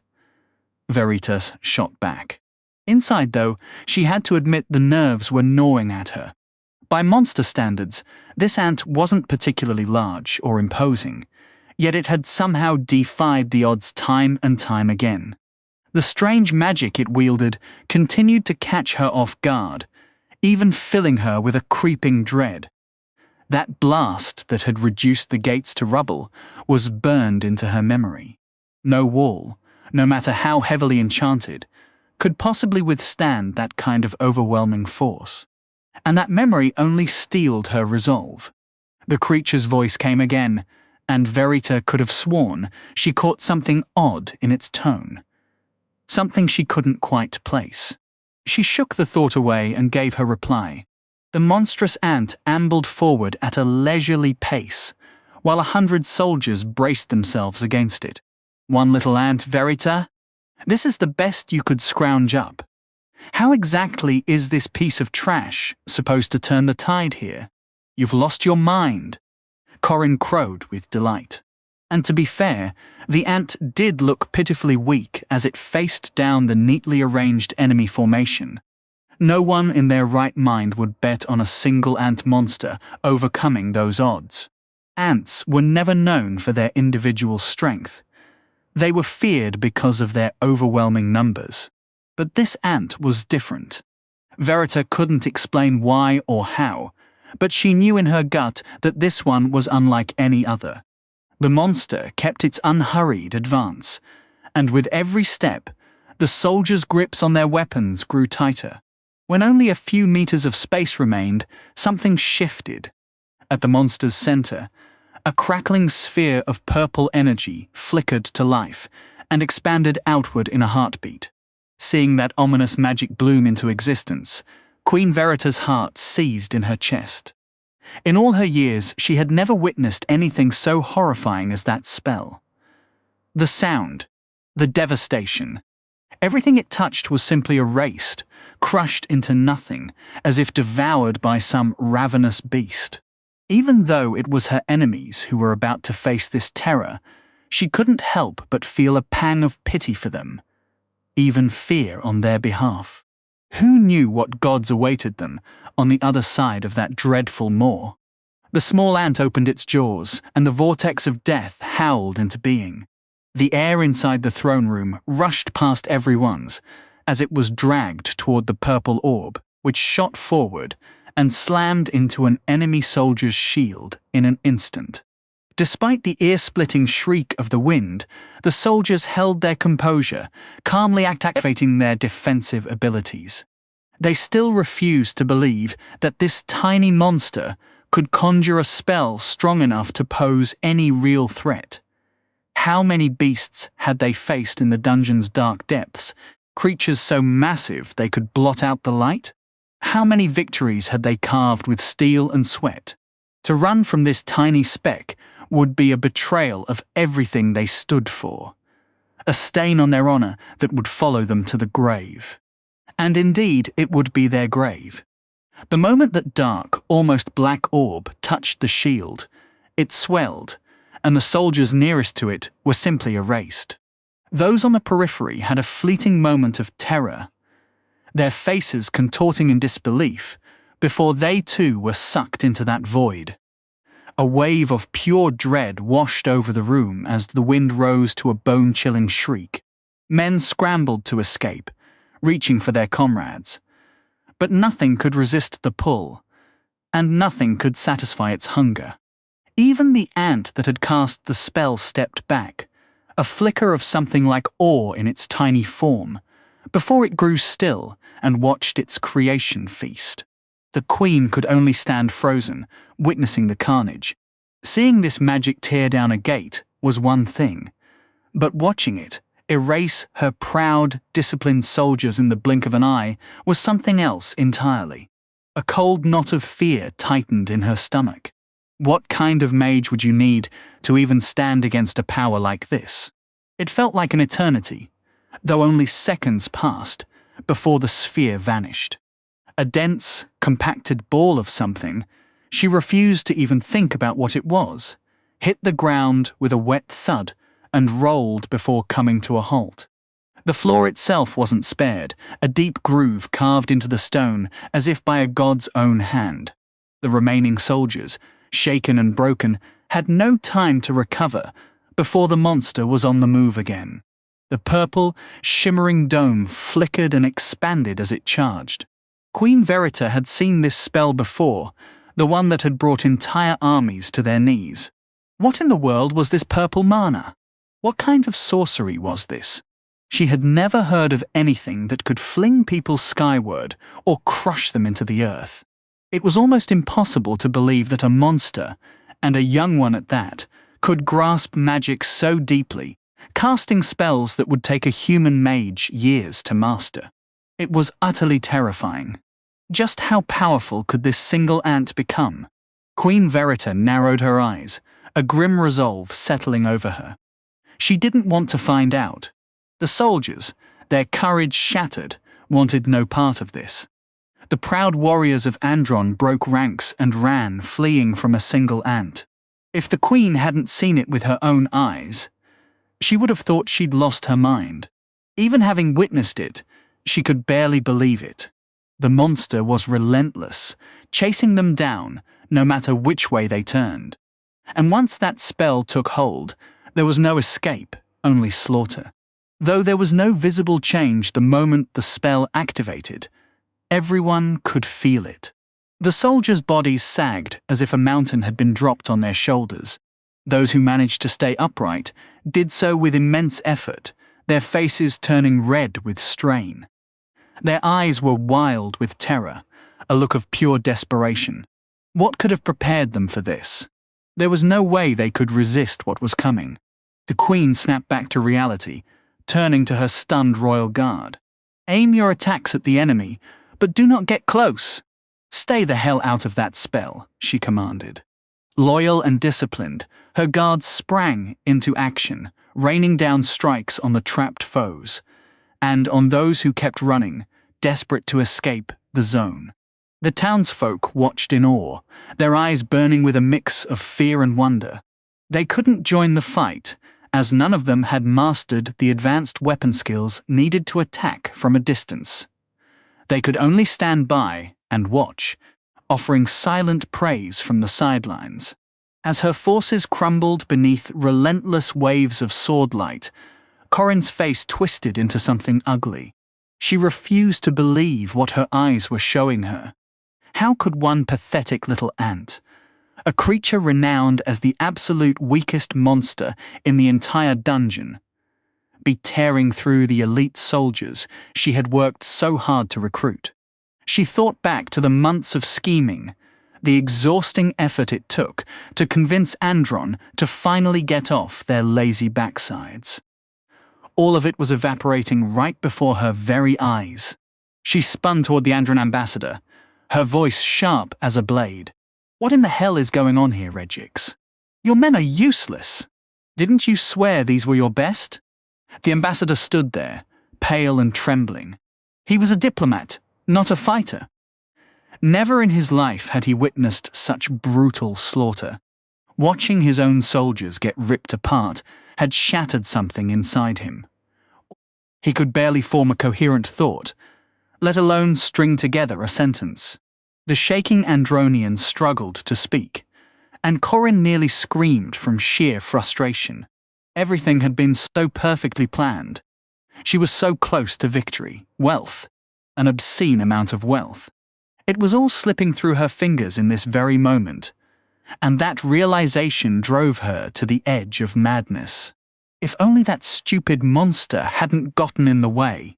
She had played the queen like a finely tuned instrument. But this idiotic creature had ruined absolutely everything.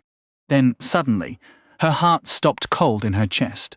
A wave of dread washed over her like ice water, and sweat broke out across her forehead. She turned slowly, only to find the monster staring directly at her.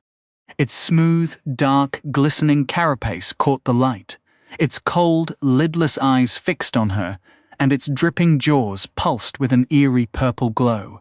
No emotion, no warmth, nothing but pure, mechanical purpose radiated from that thing. In Corin's mind, it was nothing less than a death machine, devoid of any feeling whatsoever. Her thoughts moved like they were wading through thick mud. When had those mandibles started glowing? The mandibles flared with blinding light, and she instinctively flinched back, but it was no use. How could anyone describe what happened next? The floor simply ceased to be the floor anymore. Her feet slid along the ground, as if gravity had suddenly shifted, and she fell directly toward the monster. A scream caught in her throat, trapped there as fear paralyzed her entire being. The only thing she could see was those mandibles as the world faded away around her. They grew larger and larger in her vision as they opened wide. Then they snapped shut, and she knew nothing more. 47 The Queen's circumstances, Parped Tree Queen Verita, surveyed the bloody mess that now stained her throne room, disgust written all over her face. That it had come to this. Foreign soldiers lying dead before the throne. The most sacred and historic place in her young kingdom. All because of a dungeon monster. Her ancestors would be shaking their heads in shame if they could see this disaster. She issued orders sharply, commanding her guards to clean up the room, deal with the bodies, and escort the townsfolk out. Then she directed 2 soldiers to seize the ambassador and drag him before her. The Andronian remained frozen in terror on the dais, trembling uncontrollably as his eyes stared blankly at the broken remains of the people he had brought here to fight. When Corin had been yanked through the air to her doom, he had been so frightened that his legs gave out completely, sending him collapsing to his knees. As the 2 Queen's Guard hauled him up by his armpits, they sneered with contempt when they noticed the damp stain spreading across the front of his trousers. The Queen paused for a moment, deep in thought, before signaling another guard to approach. The soldier snapped a crisp salute. Take Corin's head and mount it on a spike at the castle gate. That should cool down any mercenary scum thinking about continuing this little rebellion. The soldiers saluted once more. At once, Your Majesty. The guard ticked his way through the scattered remains toward the fallen Mercenary Union president to carry out his gruesome task. Moments later, he walked briskly out of the hall, carrying a blood-stained cloth wrapped around something round and heavy. The mercenaries, still fighting tooth and nail to storm the castle gates, spotted the severed head, hoisted high on a spear tip. A wave of fury and hopelessness crashed over them. They realized the riches promised, for backing this rebellion were now nothing but a distant, bitter dream. In that instant, many of them made a snap decision: bolt from the city before the authorities could slap them in chains. They figured they could always find work wherever the dungeon stretched. And that was practically everywhere on the map. Word that the Queen had seized back the castle ripped through the streets like a wildfire, and the citizens erupted in cheers, flooding out of their homes to mark the occasion. Some were overjoyed to see their kind ruler back on the throne, while others were just relieved the chaos had finally stopped. After weeks of relentless fighting and destruction, all they wanted was to rebuild their lives and pretend the whole nightmare had never happened. Back inside the castle walls, Ambassador Regix was hauled before Queen Verita by her guards. He stood there, dazed and unresponsive, until a soldier delivered a harsh slap across his face that snapped him back to reality. "A pity we have to meet like this, Ambassador," Verita said, her tone dripping with cold disdain. Regix stammered, trying to straighten his posture and salvage some shred of dignity, but it was no use. Two burly guards held him so firmly that bruises were all but guaranteed by morning. "You can't treat me this way, Verita," he spat, his voice cracking. "Do you honestly think Andron will let this slide?" His boldness left Verita momentarily taken aback, but she quickly fired back. "You know what? I couldn't care less what Andron tolerates. As far as I'm concerned, your wretched, disease-ridden nation can dive straight into the dungeon and rot alongside the creatures that belong there." Regix gaped, utterly stunned. "You wouldn't dare!" Verita shot a quiet glance at one of her guards, giving him a subtle signal. The soldier stepped up and landed another brutal slap, this one drawing blood. Once Regix had a moment to compose himself, the queen continued, "Oh, I dare. You're going to scurry back to your little nest, rat. And when you get there, you tell them I'm coming. I'll march into Andron and reduce it to ashes for everything you've done here." The ambassador trembled, shrinking back from her fiery gaze. He couldn't find a single word to say, just hung his head in defeat as the guards dragged him out. Within the hour, they'd toss him onto a horse and send him packing back to his homeland. Left alone with her thoughts, Verita finally let the tension drain from her shoulders. She'd been so sure everything was lost. That night, they'd escaped the castle, slipping through a hidden passage in the pitch-black darkness. She'd broken down and cried. All the hard work of her ancestors, the sweat and sacrifice of the people who'd carved out a new nation from a monster-infested wasteland. It had all seemed like it was slipping away, and it felt like her fault. But now it was hers again, every last piece of it. The traitors had been flushed out, and she was ready to take a blade to the merchants who'd bankrolled this coup, washing away the stench of rebellion with their blood. Lyria was poised for a glorious comeback, free from the parasites that had been draining its lifeblood. Justice was finally shining down on her kingdom today. Wait a second. For a land basking in such radiant justice, why was it so dark in here? Confused, Verita scanned the room and noticed the glow lamps along the walls had all gone out. On the far side, a single lamp flickered, and hovering above it like some oversized spider was that strange monster, frozen in place as if caught sneaking a cookie from the jar. The queen could only gape at this bizarre creature that had made her revival possible. She reached out mentally, probing the mind bridge she'd been maintaining, and just like that, the final light died out. Verita stood there, stunned. How could a monster be this brazen? The creature's cold, pitiless voice echoed through her mind once more. Verita had always found something unsettling in the way the creature addressed her as Queen, as if the title carried a hint of mockery she couldn't quite place. The beast's intentions were clear enough. It had fulfilled its end of the bargain, and now it expected payment. She studied the insect clinging to her wall, its unblinking presence felt even though it never turned to face her. Despite her repeated, tactful inquiries, the creature refused to offer a name, insisting that monster suited it just fine. Her jaw tightened as she subtly motioned to her guards stationed throughout the throne room, but the creature was perceptive, its voice echoing directly in her mind, cutting through her thoughts like a blade.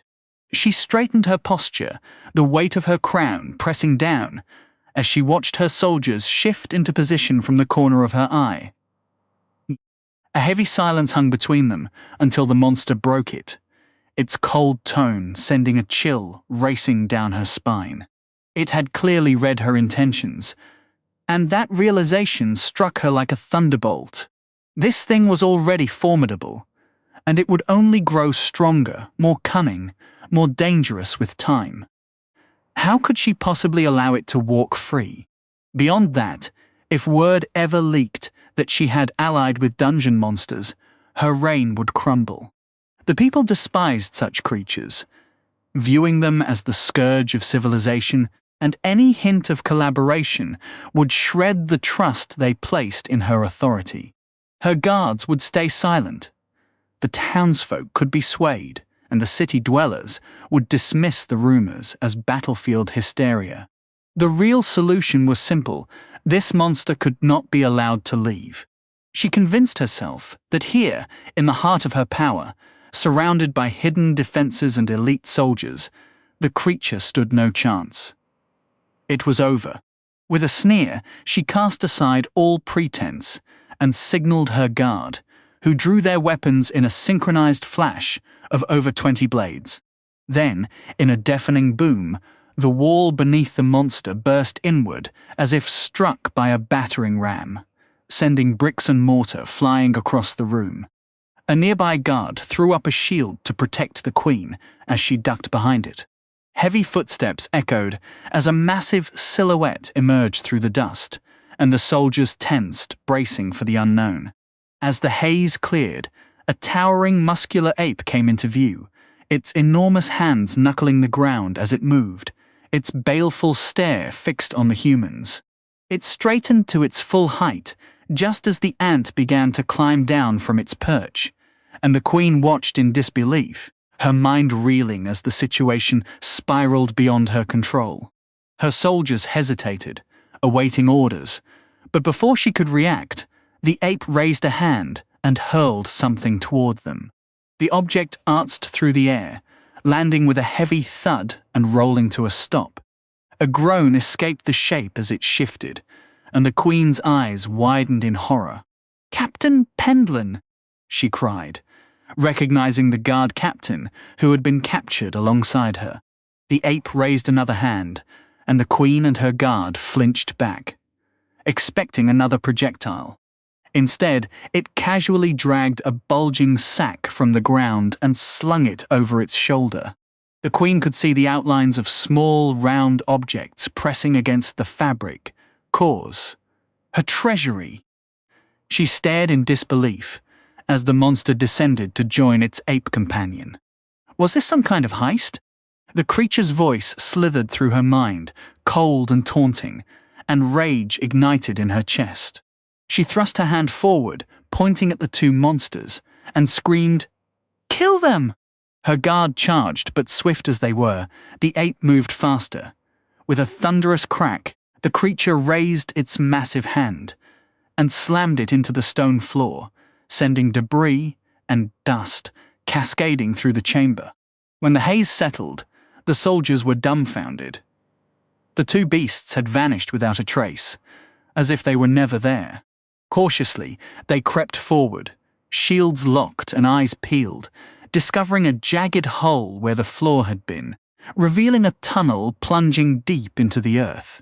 Strange veins of blue light pulsed along the walls, and from below came the chilling chorus of countless monsters. Screams and roars echoing up like a nightmare-given voice. 48, the sweetest voice man.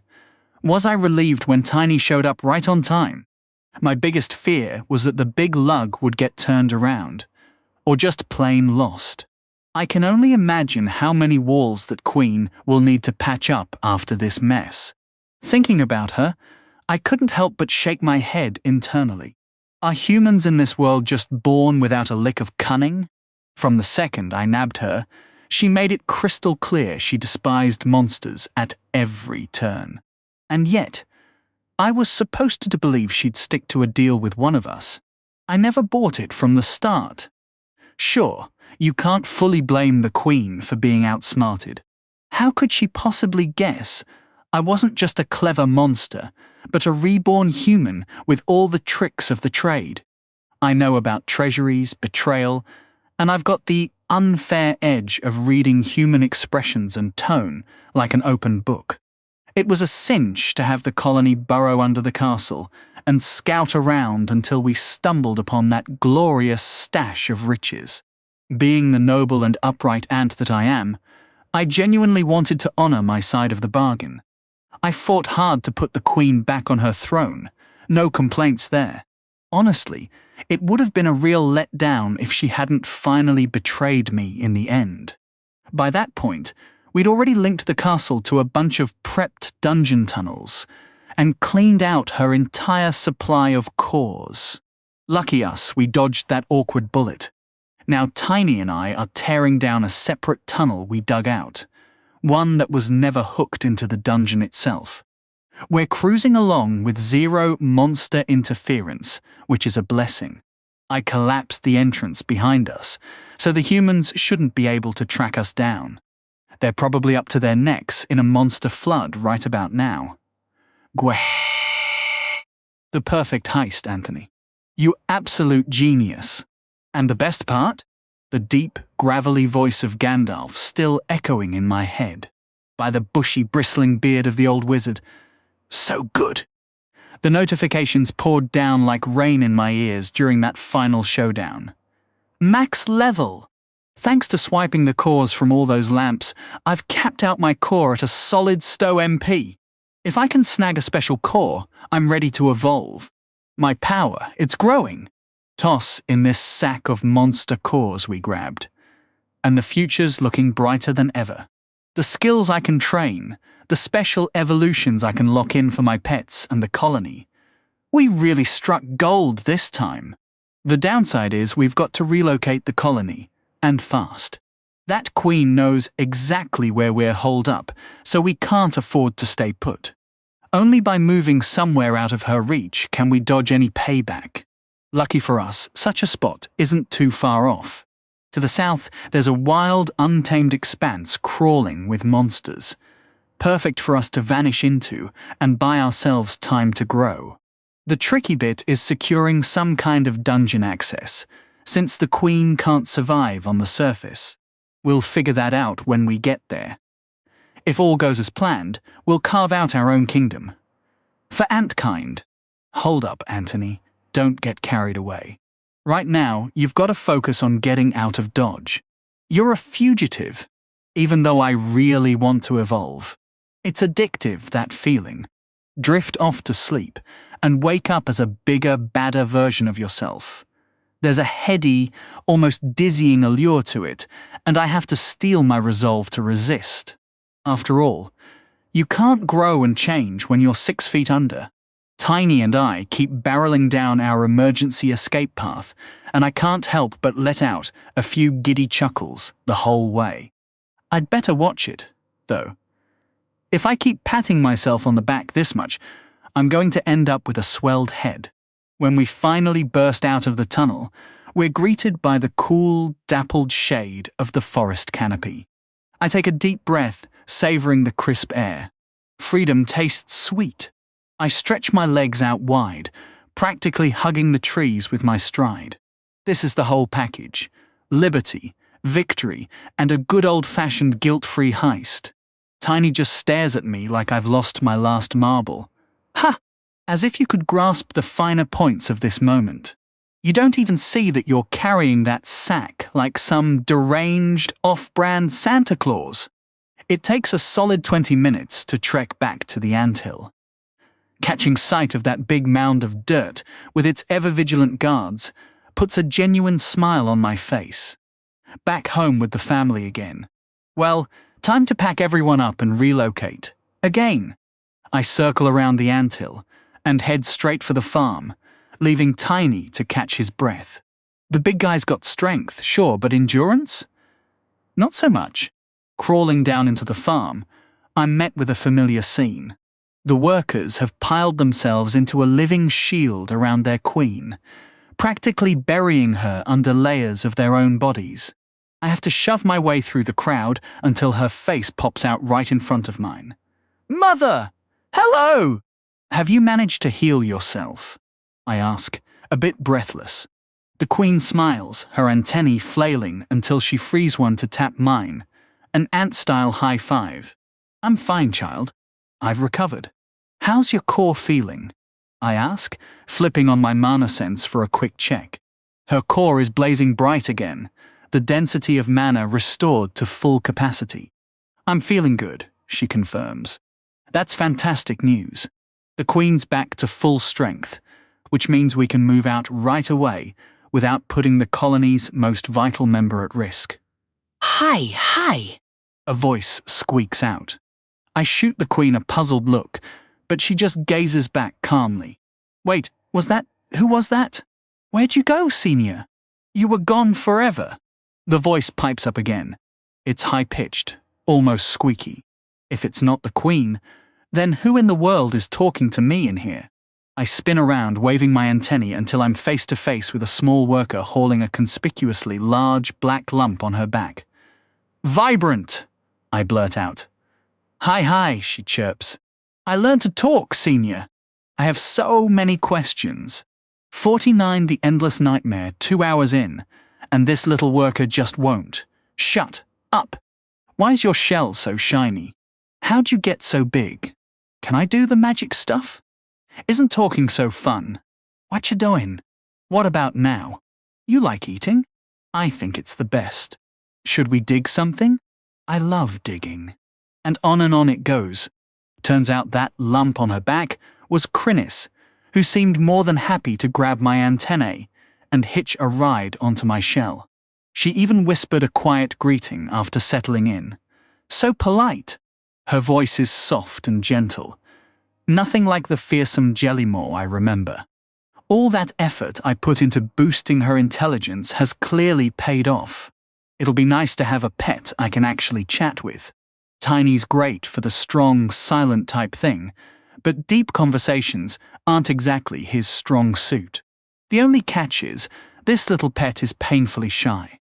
No matter how I nudge her, I can't get more than a word or two out. Maybe she just needs time to warm up. Vibrant, on the other hand. That strange little hatchling has zero issues with public speaking. I swear, she's still chattering away even now. The moment I got free, she scrambled onto my head and practically bounced with excitement, firing off endless questions, observations, and random chatter. I can already feel a migraine forming. At first, I tried to keep up with her, but my replies got shorter and shorter as the conversation dragged on. Eventually, I had no choice but to yell, "I need to speak with the Queen!" and tune her out completely. Anything for a moment of peace. The Queen seemed genuinely amused by my suffering. I can only guess she's been putting up with Vibrant's endless jabbering while I've been away, since she's the only other ant who can actually talk back to the little menace. My respect for the Queen has skyrocketed. What unbelievable patience. What incredible tolerance for her own offspring. Swallowing my frustration, I turn to the Queen. Mother, we have to relocate the colony again. Staying here is too dangerous. The humans will be back, and soon. At the mention of the creatures who slaughtered so many of her children and wounded her, a subtle wave of anger radiates from the Queen. I know a place where they won't follow. The catch is, we'll need to travel across the surface if we want to move fast enough. Think you can handle it? Mother takes a moment to weigh my question before giving a slow nod. I believe I can hold out for a few days, she says. I'll tell you when I start feeling weak. Good. Make sure you do, all right? If you hide it again, you might not survive this time. I plead. The Queen just flicks her antennae in acknowledgement and starts rallying the workers to head back up. As she makes her way toward the widened exit they've carved for her, the ring of workers around her shuffles along, keeping their guard up. Vibrant had somehow managed to stay quiet while I talk to the Queen, but the second the Queen starts moving, she pipes up with her squeaky pheromone voice. Where are we going? south. We need to get away from the humans. That set her off instantly. Humans! I'll die protecting the colony. Why does she always jump straight to dying? Nobody's dying, all right? We just need to move. If we get far enough south, they won't bother chasing us, I say. She calms down a bit. Fine then. But if the colony ever needs my sacrifice, you better let me know. No one is asking you to sacrifice anything, okay? It's fine. She doesn't look convinced and fidgets on my head for a moment before launching into her next round of questions. So, what's the plan? Oh no, we're getting ready to move out. Once the whole colony is gathered, we're leaving. Got it! Here it comes. Any second now. I can feel it. Why do your antennae look so weird? Just end me, please. Tolerating Vibrant's constant nagging, I head over to Tiny and get him moving. His job is simple: haul our precious cores in that sack of his. I take a closer look at it, some kind of fancy fabric. Velvet? A tapestry, maybe? Where on earth did he even get this thing? Whatever. Within 10 minutes, the entire colony is assembled, hundreds of workers carrying brood and eggs, while others form a protective ring around the queen. All of us moving as one massive unit, with me and Tiny leading the way. We set off. The colony is on the march. We push forward for 2 straight days. No breaks, no detours, no messing around. Although I said no sightseeing, the little pest on my head is curious about absolutely everything. Along the way, I end up explaining what a farm is, why they exist, the basics of human digestion, gut bacteria, bacteria in general, and why a bunch of screaming people running for their lives is probably a bad sign. It takes us a full day to push through the other side of the forest. And from there, we mostly run into small farming towns as we head south. We moved along the outer edges of the buildings, doing our best to avoid the crowds as we pushed forward.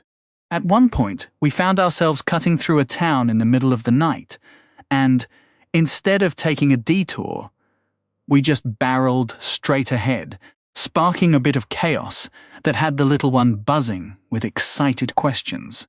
After 2 full days of non-stop travel, we finally dug ourselves a temporary nest, and just about everyone slipped into torpor, including me. That run had completely drained me. Even with my exhaustion, I carved out a little time to map out what comes next. Before I take the leap and evolve, I need to get my mandibles on some serious biomass. It's dawning on me that the higher I climb in evolution, the deeper I'll have to venture into the dungeon to find a solid source of biomass points. So the smart move is to go on a feeding spree across the upper level before evolving, making the most of every gain I can get. On top of that, I've got a pile of skill points waiting to be spent. While I'm taking down weaker monsters, it's the perfect window to train up some fresh abilities. For one, those upgraded dash skills really caught my eye. I'm definitely grabbing one of those. Then I'll browse the menu and see what else jumps out. I'm set on pouring my newfound core wealth into boosting core engineering, as far as it'll go. If my next evolution gives my mental stats another bump, I'll be even sharper at modifying cores, which means faster leveling all around. That dream project of mine is inching closer every day. I can't forget about my pets either. I need to set Tiny up for a successful evolution and keep stuffing Crinus full several times a day until she's ready to jump into fights and start leveling herself. The days ahead are shaping up to be packed. But first things first, we've got to get out of here. The next day, we got the convoy together and hit the road. It was a rough trek, and we had to tighten our belts more than once. Whatever small monster prey we stumbled upon went straight to the young ones, while the workers went hungry. Tiny's looking like he's shed some serious weight. I've never seen him this lean. After 3 more days, we finally reached the border. The vast, monster-infested wilderness stretched out in front of us. Our ticket to safety. Our shot at a future. 50. Though go down. That which comes up. Titus sat in the middle of the cramped room with his advisor, his axe planted upright in the dirt beside him. Donolan couldn't shake his fear of that weapon. It haunted his nightmares. The thick, bloodthirsty presence rolling off it in waves was suffocating, like a weight pressing down on his chest at all times. It had snapped awake without warning during the wave defense. The trainees had felt a strange stir in the air, a shift in the mana, before that aura exploded outward, making them feel like a demon had its jaws clamped around their throats. And that dread had lingered with them every second since. The one silver lining? The beasts hated it just as much as the trainees did. From the moment the axe woke up, the monsters stopped charging the fort. Instead, they started tearing into each other, keeping their distance from the Legion. The frontline soldiers were relieved, even if they constantly felt the shadow of death looming over them. They no longer had to fight. The endless waves of monsters that had slammed against their defenses had cost a few lives over the past 2 weeks. For the young legionaries going through their first wave, it was an image they'd never shake. Thousands of creatures rolling forward like an unstoppable tide. A brutal sea of violence and carnage. Aiming was pointless. You couldn't miss no matter what you tried. They fought for hours on end without a break, until their arms felt like dead weight, their vision swam, and their heads throbbed. Then they'd collapse onto their cots, sleep like the dead, and wake up just to do it all over again. It was pure hell. Until the axe changed everything. Donolan caught the looks on the officers' faces when it went down. The monsters fled the walls in an instant, but the brass were rattled, worried even. The commander bolted to his tent, grabbed the axe, and came back out, with it slung over his shoulders, his eyes tight with unease.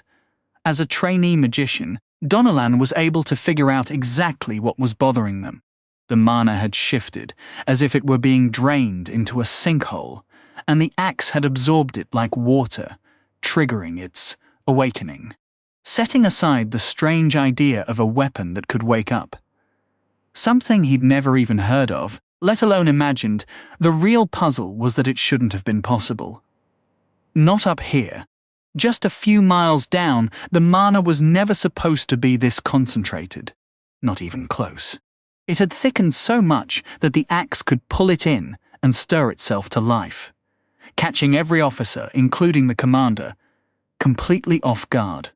That left Donolan with a fresh concern. Why was the mana so dense? And why was it still climbing? The symptoms were kicking in now. Saturation sickness. Prolonged exposure to mana wasn't natural for humans. The faint, scattered energy on the surface was fine for their bodies. Fine-tuned over millennia of adaptation. But the levels he was feeling now were making him ill. All the trainees were getting sick. If they didn't find relief soon, they'd face mana poisoning, and without treatment, it would be fatal. Everyone knew that. So why were they pushing deeper? While Donolan stewed in his worries, Titus was huddled with one of his top trackers. "You're sure about that, Lizestus?" The legionary nodded. "My dungeon sense is telling me exactly that, Commander. Lots of ants died in this chamber, along with plenty of other creatures. But no ant has died here in the last week or so. Either they were all gone by then, or they were moved somewhere else. What about the Queen? You should be able to tell if a monster that big was killed, right?" Lizestus winced slightly as he focused, tapping into the powers of his hidden class. "I can't say for sure, Commander. She might have died here with the colony, or she might not have. Too many monsters have perished since then. I just can't zero in on her." "No worries, man. Appreciate the effort." Titus clapped him on the shoulder and sent him off to rest. Dungeon seers were invaluable to the Legion, picking up on the lingering energy traces of monsters after their deaths. But wielding those rare skills drained mental stamina fast, and Lizestus would need a quick lie-down after scanning the area. Titus scanned the cramped dirt chamber around him. This was where the ant colony had made its home, likely after the queen had fled from the lower levels, either chasing after the stolen young or running from danger once her original nest was discovered. He'd found the nest, but he still didn't know if they'd died here or slipped away. If they had escaped, Titus had no clue where they might have gone. It was out of his hands now. As he mulled over the Legion's next move, he stretched his old bones idly. With the axe, Anima Sitio, now awake, he didn't have to keep swatting down the smaller pests. The weapon was broadcasting its hunger constantly, daring anything to come close. Only the stronger beasts would dare step forward against that aura. Titus tilted his head, catching a sound. Something was approaching. He raised a hand to signal his troops in the chamber. "Hold yourselves." The legionaries looked at their commander with confusion, but then they felt it too. The air seemed to solidify, pressing down on them until their insides ached. Then they heard it, a rumble rising from the tunnels below. A low growl that rattled the dirt around them like an earthquake, driving several trainees to their knees. Many soldiers braced themselves against the walls, their legs turning to jelly. The growl faded, only to be replaced by a rising hiss that blasted through the tunnels like a gale. After that terrifying rush of air, the dungeon fell into absolute silence. Every monster had stopped fighting, frozen in place. The silence was unsettling after 2 weeks of relentless noise. Titus's expression turned hard as he studied his axe, his mind elsewhere. To anyone watching, he seemed composed. But the moment Aurelia stepped into the room, she saw the fire in his eyes, a burning hunger for the fight ahead. "Commander," she whispered sharply. "Was that what I think it was?" Titus grabbed his weapon and straightened up. "Garalosh. That old menace is making his way up." Aurelia's face tightened with worry. "What are your orders, Commander? Do we go and cut him off?" Titus shook his head firmly. "If we cross paths with that ancient croc on our way down, I'll gladly take another limb from him. But we can't afford to stray from our path." He locked eyes with his tribune. "I know you're concerned about what's happening above, but as rough as it is up there, it'll be far worse if we don't shore up the defenses below. You understand that, Aurelia? Our path leads downward." She nodded, though hesitation lingered, and left to rally the soldiers. Donalan, still shaken from the pressure that had nearly flattened him, pushed forward to speak with the commander. Normally, the trainee would never dare such a bold move. He preferred to stay out of the spotlight, but the rising fear inside him took over. "Commander, are we really heading deeper into the dungeon?" "Sir?" he blurted, grabbing at Titus's arm. The commander seemed taken aback, but not annoyed. "Donalan, right? Our promising young recruit. We've still got a long way to go. But what about the mana sickness? The wave hasn't eased at all. The mana levels keep climbing. We need to get to the surface. We have to help them, or the whole city could fall. My family, my friends. What about the rest of us trainees? Staying down here means we're done for." "You're not affected. I can see it. But we're all getting weaker. The saturation is too intense. You can't let us perish like this, Commander." Titus placed a heavy hand on the young man's shoulder, steadying him. "Easy there, son. Take a breath. We're not going to let you succumb to the sickness, all right? Look, I'm fine, the officers are fine, and every full legionary is fine. Once we get you to HQ, you'll be safe too, but we've got to keep moving. I don't want to lose you to the saturation before we make it. Listen, we've got a few days' trek until we hit Periclas's stairway. That'll drop us straight down 20 kilometers. From there, it's a quick jaunt to the city, and you'll be as good as new." Donalan's mind spun. "City? You'll see when we get there. We've bought the surface all the time we could. 2 weeks of breathing room. From here on, they've got to handle their own defense. If they can't fend off that oversized reptile, they'll have to evacuate. Once we reach the city, we'll figure out a way to reach your family. We've got our methods." Donnellan nodded, slowly finding his calm. Titus gave him a firm pat on the back. Hang in there just a little longer, trainee. We're almost to safety. And who knows, you might even get to watch this axe carve into a monstrous beast on the way down. 51 settling new lands. The Queen is holding up surprisingly well. Honestly, if I hadn't been stealing occasional glances at her with my mana sense, I wouldn't have noticed her core was leaking energy. The brilliant glow of her core has already dimmed to half its original brightness. After 5 days of constant travel, the entire colony is exhausted and desperate for a break. It's almost a pity we aren't nomadic, like those army ants. Then again, those creatures are completely blind. If I'd been born as one of them, separated from the swarm, I wouldn't have lasted a day. Plus, the only reason those ants keep moving is because they're so numerous and aggressive that they devour everything in their path, leaving nothing behind, and forcing themselves to relocate constantly. There's a lesson for us in that. We can't afford to be so reckless that we strip the land clean. Managing intake is a problem for another day. If we ever get big enough to actually rule this world, that is. Hey, an ant's allowed to dream, right? Don't mock my modest goals. All I want is for my family to climb higher, to truly dominate. It's a heavy burden for a handful of ants, but with some determination and a whole lot of digging, I'm confident we'll get there. We've finally reached our new territory, a wild and dangerous place packed with monster-filled lairs and dense woods. Danger lurks behind every tree and rock, which can only mean one thing: biomass. This colony's starving, and we need food. Like a raging beast, the entire swarm surged past the border between Lyria's lands and the untamed frontier. Even though I kept glancing back, we never saw any sign of the humans chasing us, which honestly caught me off guard. Once we crossed that line, the anxiety that had been gnawing at me, expecting a counterattack for stealing those cores, just melted away. No way they'd bother following us into this mess, right? The workers don't waste a second thinking about it.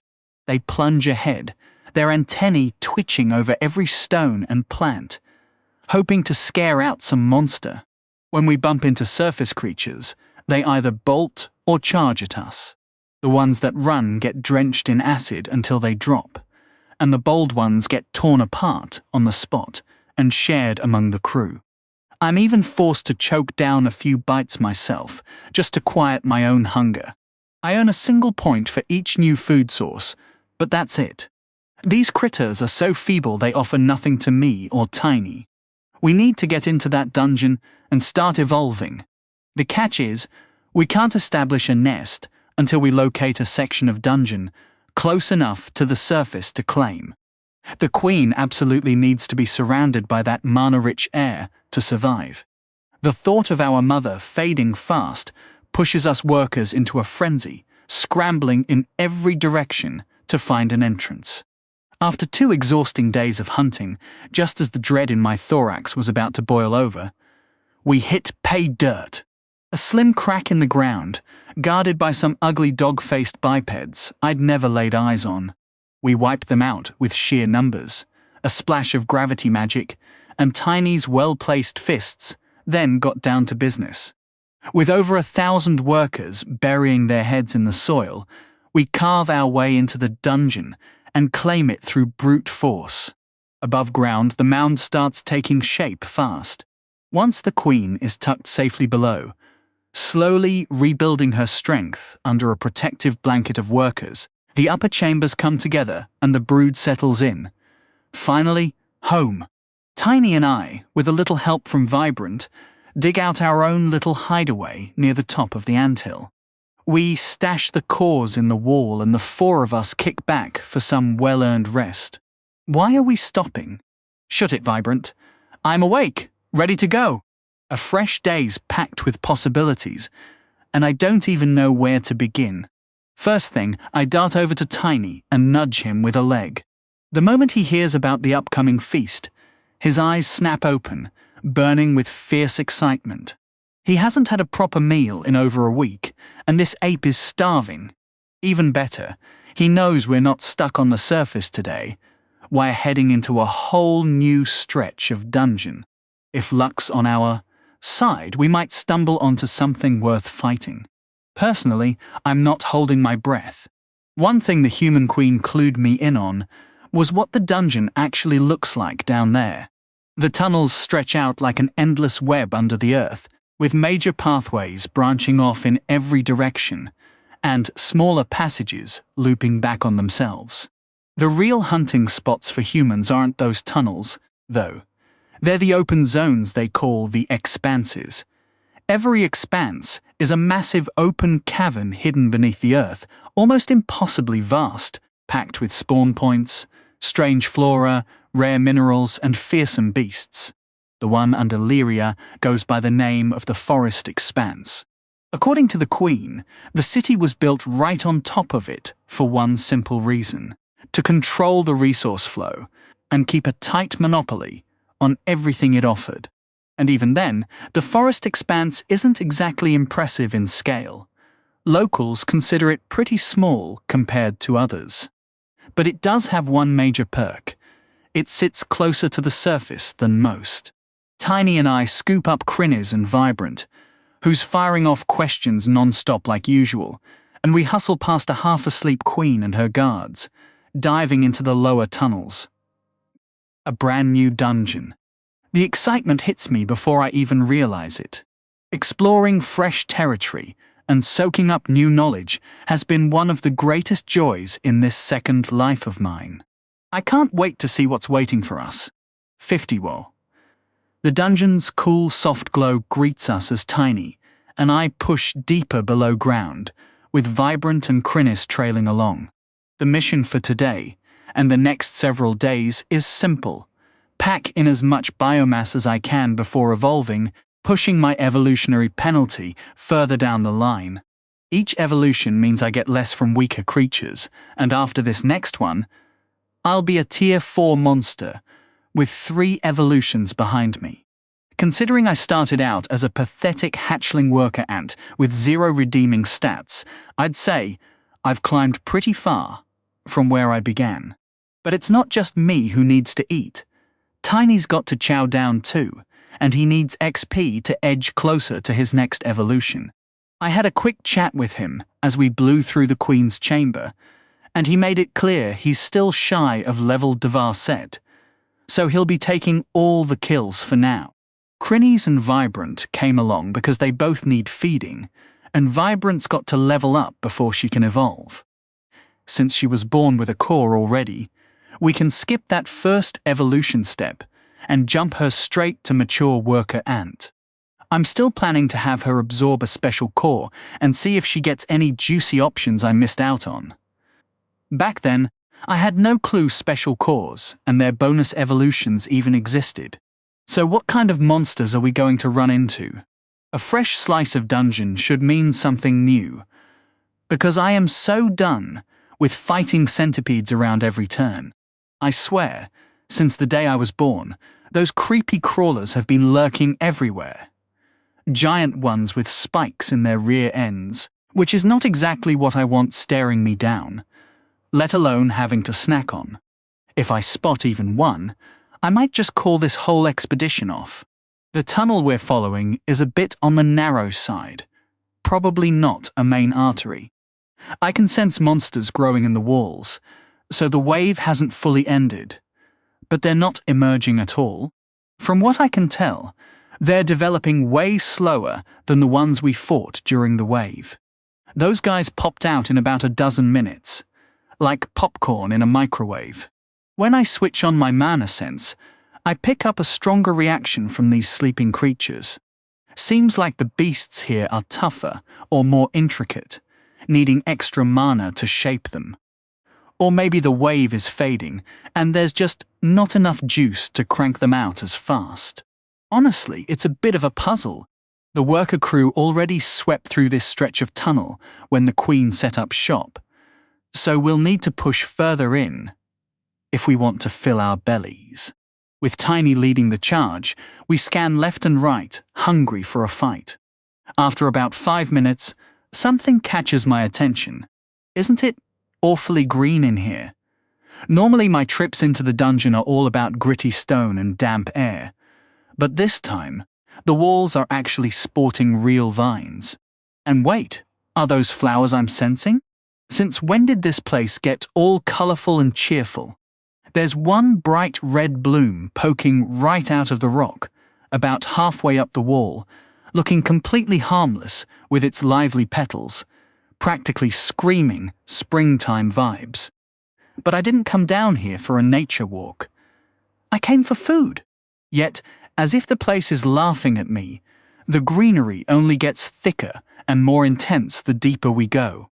The tunnel eventually opens up into a wide area that feels less like a dungeon and more like a scene ripped from a jungle documentary. I'm half expecting a friendly bear and a lost kid to wander out from behind a fern. Not only is there zero sign of any singing wildlife, but there's also not a single monster in sight. Vines crisscross overhead, dangling moss right in our faces, and the rock walls are buried under layers of leaves and shrubs. Huge flowers and ferns sway gently back and forth. Hold on, we're underground. There's no wind down here. The realization hits me just as the plants start shifting and twisting, revealing grotesque, tooth-lined mouths hidden within the petals. Oh great, not this nightmare again.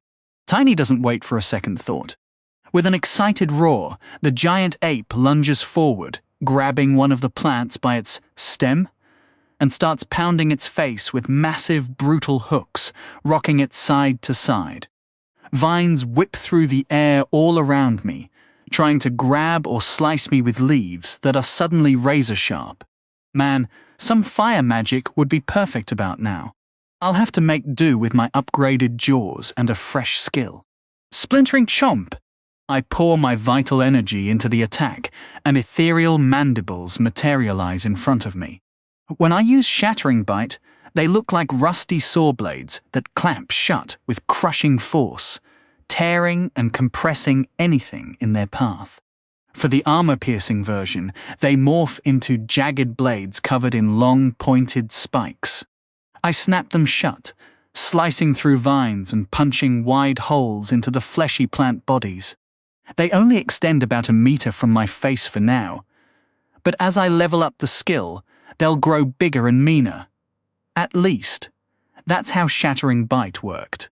With plant parts raining down around me, it's time to test out another new purchase. Dash! Higher!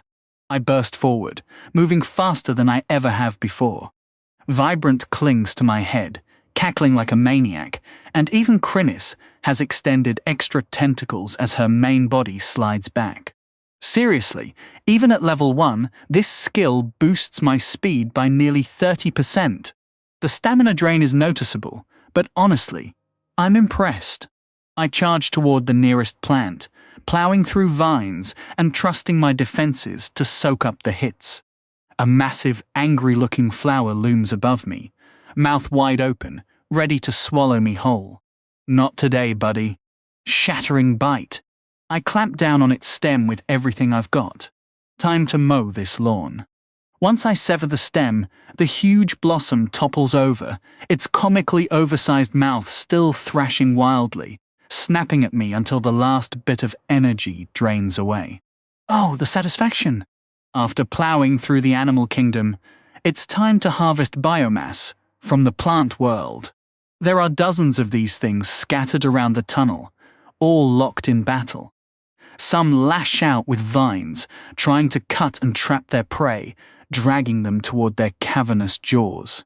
But near the back, there's one plant that looks completely different from the rest. A tall tubular bloom rises from a swollen base, its tip twisting like it's locked onto a target. Without warning, a massive stream of liquid blasts straight at me. Leap! I shove off with every limb, vaulting right as the spray splashes onto the creature I'd just taken down, dissolving its flesh in seconds. That's potent stuff. The plant's already recalibrating, zeroing in on me again.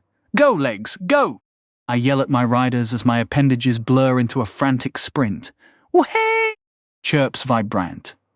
The wind plastering her against my shell with just a few claws, the rest of her limbs flailing behind. I told you to hold tight, you idiot! I glance at Krinis, who smartly extended extra tentacles to stream backward, keeping her grip secure. At least she's got some sense. I can't wait until these two are too big to hitch a ride. Hang on, Anthony, just a bit longer. But this stubborn plant tracks my every move, spitting short acid bursts as I close in, forcing me to weave and dodge. I can practically sense the panic radiating from this overgrown weed. When I get within range, mandibles spread wide. Splintering chomp, I sink my ethereal jaws into the bulging sac at its base, careful not to let my physical ones touch the corrosive flesh.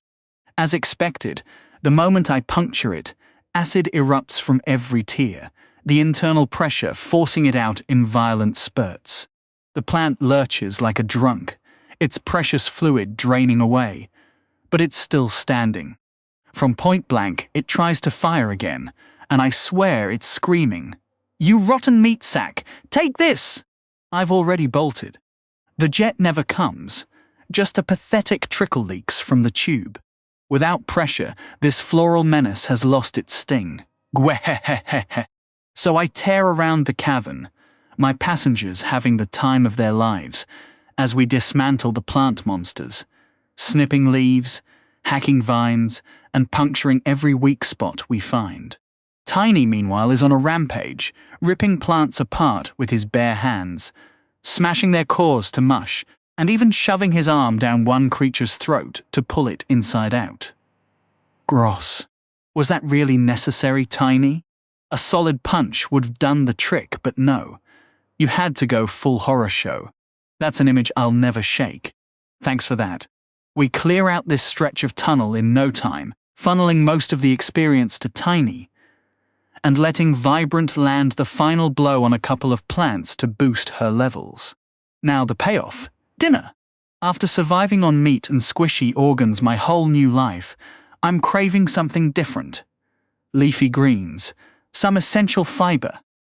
I bite into one of the big-mouthed flowers, ready for a change. Chewy, rough, stringy, like gnawing on a rope, and the insides are squishy and vile.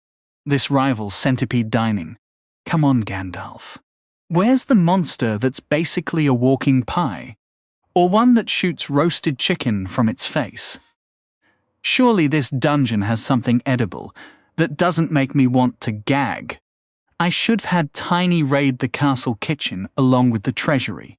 Tiny, Vibrant, and Krinis don't seem bothered, digging into the biomass with enthusiasm. I still can't figure out how Krinis, so much smaller than me, manages to have a mouth that's somehow bigger than mine. Whatever. I guess some mysteries aren't worth solving. I'm fairly certain Tiny ripped those vines straight off the wall and crushed them flat until they quit squirming. Hey, Vibrant, what level are you at now? I ask the little worker, who's still shoveling food into her mouth. Honestly, I'm doing the same thing. It's not like we need our mouths to talk anyway.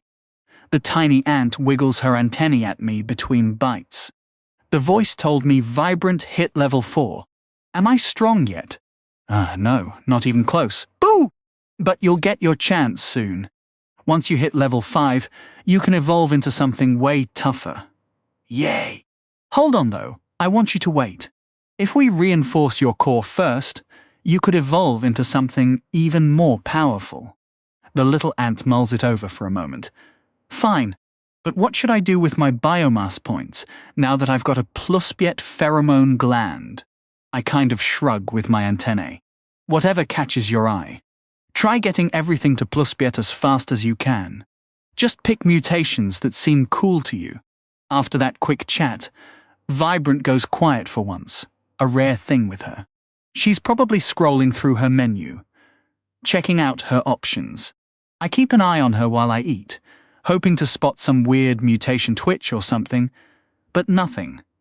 I I pick up 6 biomass myself, 3 from bonus points, 3 from munching, before I call it quits. I don't want to waste my appetite on this weak stuff. I need bigger, evolved monsters to sink my mandibles into. Crinis and Vibrant don't have to fight, so they should pig out now and again later to get the most out of it. Time to head deeper. 54 the finer vegetation. We push further into the dungeon, sticking to the biggest pathways at every fork. Dozens of smaller tunnels catch our attention, but we ignore them all. If we want to move fast or find an expanse, which, from what I got out of my interrogation, is hands down the best route, we need the main roads. The wider, the better. Not trying to waste time, I let Tiny smash through the plant creatures, clogging the tunnel. The big guy can pulp these veggies with one fist, and he doesn't even seem winded when we start running into nastier things. There's a totally different vibe in these plant-filled sections. I'm used to cold stone, dark dirt, and swarms of beasts or bugs, so this leafy scenery is almost a breath of fresh air. Never mind that these plants would obviously need sunlight to survive anywhere else. Since they eat biomass, like everything else down here, I guess photosynthesis isn't really their thing. But then why are they so dang leafy? After an hour of ploughing through the riffraff and following the dungeon's twists, we finally come across creatures that probably evolved once. Bigger flowers with actual mouths, a bushy plant that scurried around on its roots like they were legs, and even a weird reed thing that hurled water spells at us. Massive jets blasting out of thin air.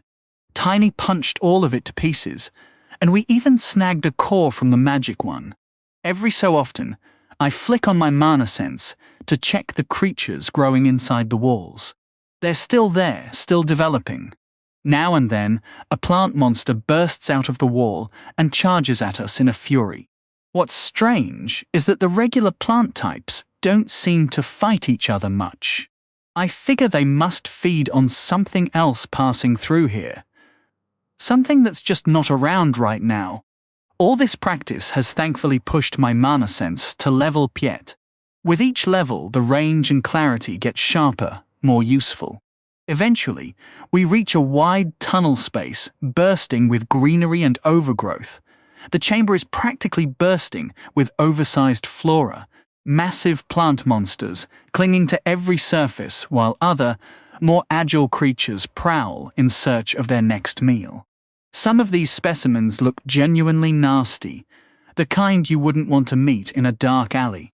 This could work perfectly. Glancing at my tunnel map, I confirm we've stuck to the game plan, descending roughly to the area beneath where the colony has made its home. Despite barreling into the dungeon just 2 hours ago, we've covered about a kilometer laterally. This is the spot. Tiny nods frantically, his gaze locked on the monsters ahead, like a kid staring at a candy store. You'd swear he hadn't eaten in a week. With a thunderous roar, Tiny launches himself forward at blistering speed, both fists raised high before crashing down with earth-shattering force. That's one flattened veggie right there. Now it's my turn to join the action. Honestly, watching Tiny bulldoze through everything has gotten a bit dull. I charge my mandibles with gravitational mana, eager to see how it fares against a large, dark purple flower clinging to the opposite wall. Yoink! Or, not quite. The creature gets yanked from its perch, clearly panicked, but those stubborn roots dig deep into the rock and soil. Even that might not have saved it if the plant hadn't whipped out its vines, latching onto every nearby pillar to anchor itself. I cut the mana flow and release the pressure. Guess they can hold on tight enough to resist my pull. Alright, time to switch tactics. Let's try a gravity bolt instead. I weave the mind-bending construct with threads of mana. My speed now leagues beyond what it used to be. All that daily practice is finally showing results. Every spare moment, I've been drilling my shaping skills, building and dissolving thousands of gravity bolts until the movements became second nature. How many have I constructed and discarded? Honestly, I've lost count. The grind is paying off though. I still need to concentrate and push my mind to command the mana. But the process has become more instinctive, more fluid. What once took a minute or more now comes together in about 6 seconds. Gravity Bolt! I launch it at that same wallflower and watch intently, eager to see how this experiment plays out. I've been itching to test my gravity against something that can actually resist it. The spell lands easily, since a plant isn't exactly known for dodging. Once the magic kicks in, the purple flower, rooted halfway up the wall, starts feeling the immense force dragging it toward the ground. The plant digs in, literally throwing every root, vine, and fiber into staying put. If plants could sweat, this tunnel would be flooded by now. Still, it holds on, leaves drooping in exhaustion, yet somehow radiating a smug, triumphant energy. Interesting. Time to bring out the heavy artillery. I've been mulling over the forceful mana skill for a while. Is its only purpose really just to craft devastating bomb spells? The skill description says it's meant to compact mana, so logically, that compressed energy should be usable in any way regular mana can. Right? Let's find out. I quickly construct another bolt spell, the shape shimmering in my mind with dizzying intricacy, built entirely from gravitational mana. Now comes the tricky part. Slowly I draw more mana from my gravity gland, the deep purple energy, bending to my will, drifting toward the construct. But this time, I don't just pour it in to fill the shape. I start condensing it, shoving the mana against itself, pressing it down, squeezing it into the construct, then packing more in after it, compressing it as tightly as I possibly can. The strain of wrestling with this volatile energy is making my thoughts rattle around like dice in a cup. I clench my mandibles and pour every ounce of focus into my dual consciousness, pushing both brains to their absolute breaking point. Remember, this spell is being assembled inside my own body. If it detonates, I'm not exactly walking away from that. Better not to dwell on it. I keep forcing the mana tighter, more compact, watching the intricate structure I've built start to bulge and tremble under the immense pressure. Easy does it, Anthony. If this thing bursts, you're going with it.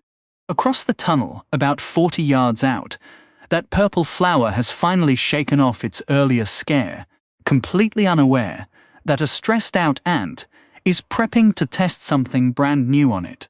Take a breather, Blossom, because once I pull this off, I want to see how tough you really are, assuming I actually finish it.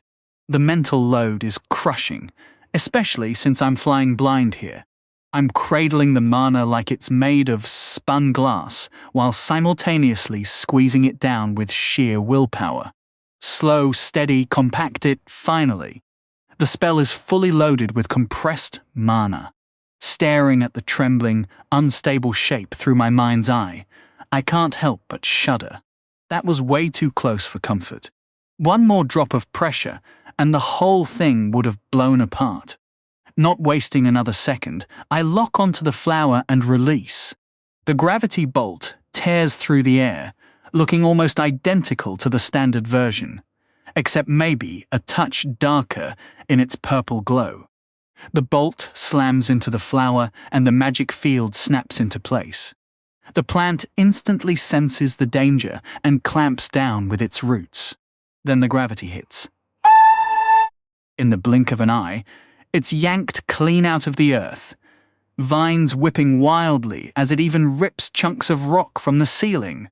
They crash down with a thunderous boom against the tunnel floor, the flower getting crushed mercilessly under a gravitational force like a titan's boot. I honestly can't believe how effective that was. Absolutely fantastic. 55 Salata Ella cart, seriously. Not only did the spell tear that plant monster straight off the wall, it flattened it into paste on the cavern floor. Compressed mana is absolutely no joke, By packing the energy tighter, I supercharged the whole thing. What if I applied the same trick to the javelin or the domain? My mind is completely blown. It's leaking out of my skull, Gandalf. Any more boggling, and it'll be joining my eyeballs on the ground. My precision still needs work, though. It took a full minute to carefully charge that spell, almost as long as a charged gravity bomb. With practice, I'm hoping to speed up the process. As thrilled as I am with the results, Tiny is out there fighting solo, getting drenched in acid, and what looks like toxic fumes, while I'm messing around with magical experiments. Honestly, he seems to be loving it. Roaring at full volume, fists crackling with lightning as he swings wildly, even as wounds pile up across his body. With that endless hunger for battle and his reckless style, this ape is basically the protagonist of a generic action novel. Take it easy, buddy. I'm on my way. Dash once again. Whee! It's nearly impossible to keep my head in the fight with all that going on. Whee! Leveling up brings me so much joy, don't judge me.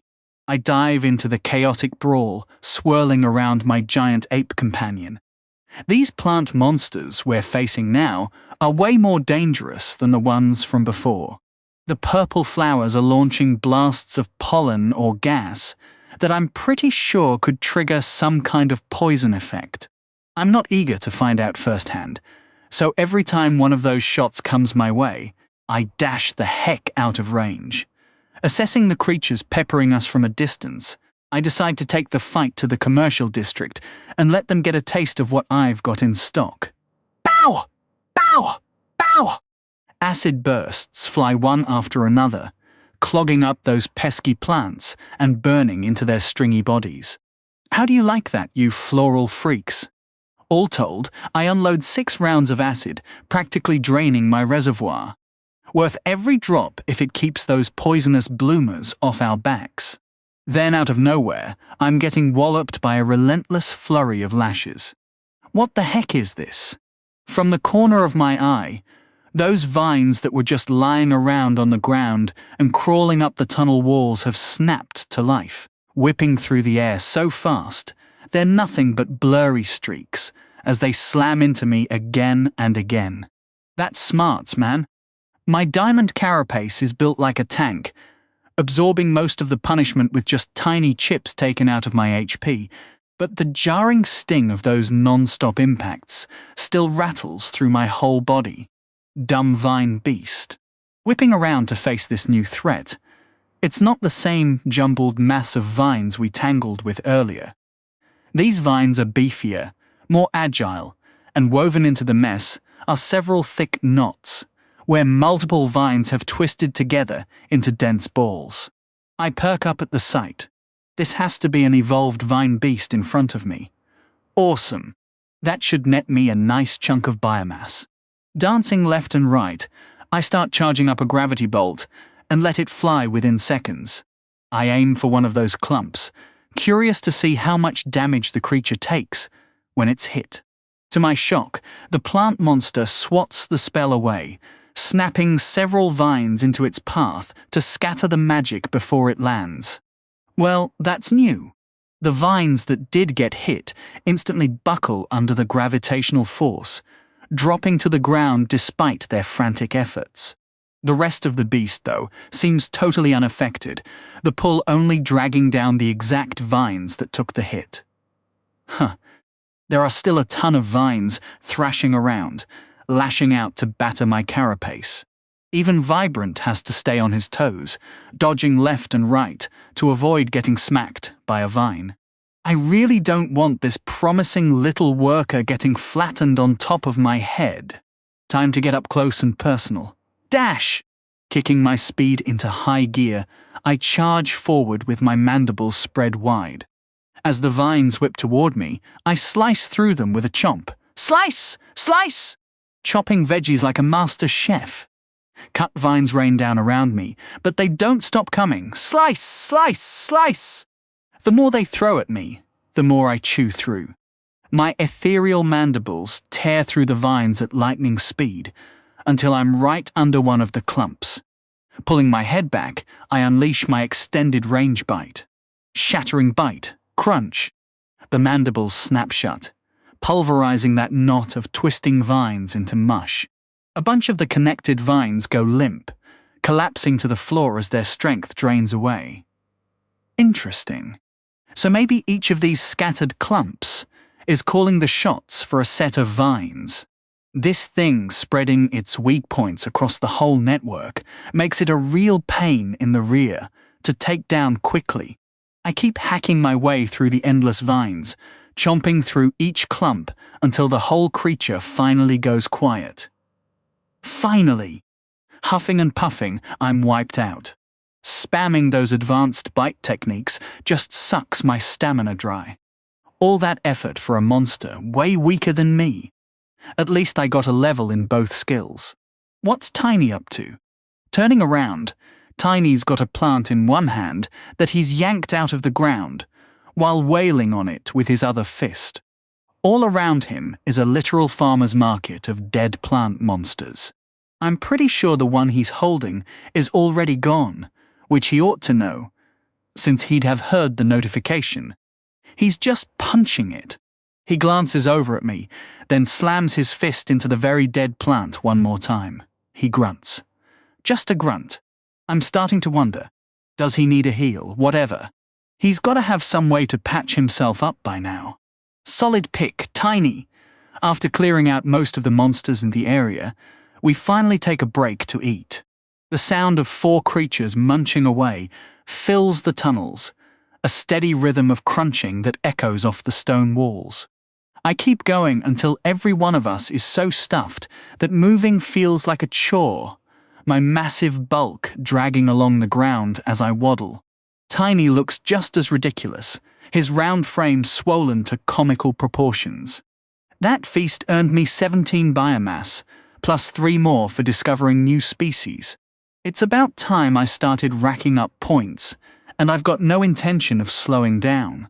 With a bit of grumbling from Tiny, I carve out a small side chamber from the tunnel wall, angling it upward as I dig. Once there's enough room, I block off the entrance, and the 4 of us crash out to sleep off the meal.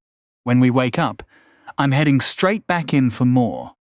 Hours later, I snap awake, ready to get moving again. Vibrant and Crinnis are still dozing on my back, the little ant using the round jelly maw as a makeshift pillow. Before we settled in, I'd calculated how far the glowing veins of light might creep while we slept, making sure to leave a safe buffer. The last thing I needed was some dumb plant monster popping up right on top of us while we were recovering from eating its cousins. That would have been a joke I couldn't laugh at. Right now, I'm sitting on a bigger stash of biomass than I've ever had, but I'm not about to blow it yet. I want to stockpile as much as I can before heading back up top. This is a full-on pre-evolution eating marathon, and there's no stopping this train. At the same time, I'll be feeding my crew plenty of biomass too. Tiny's close to evolving, so he needs every bit he can get.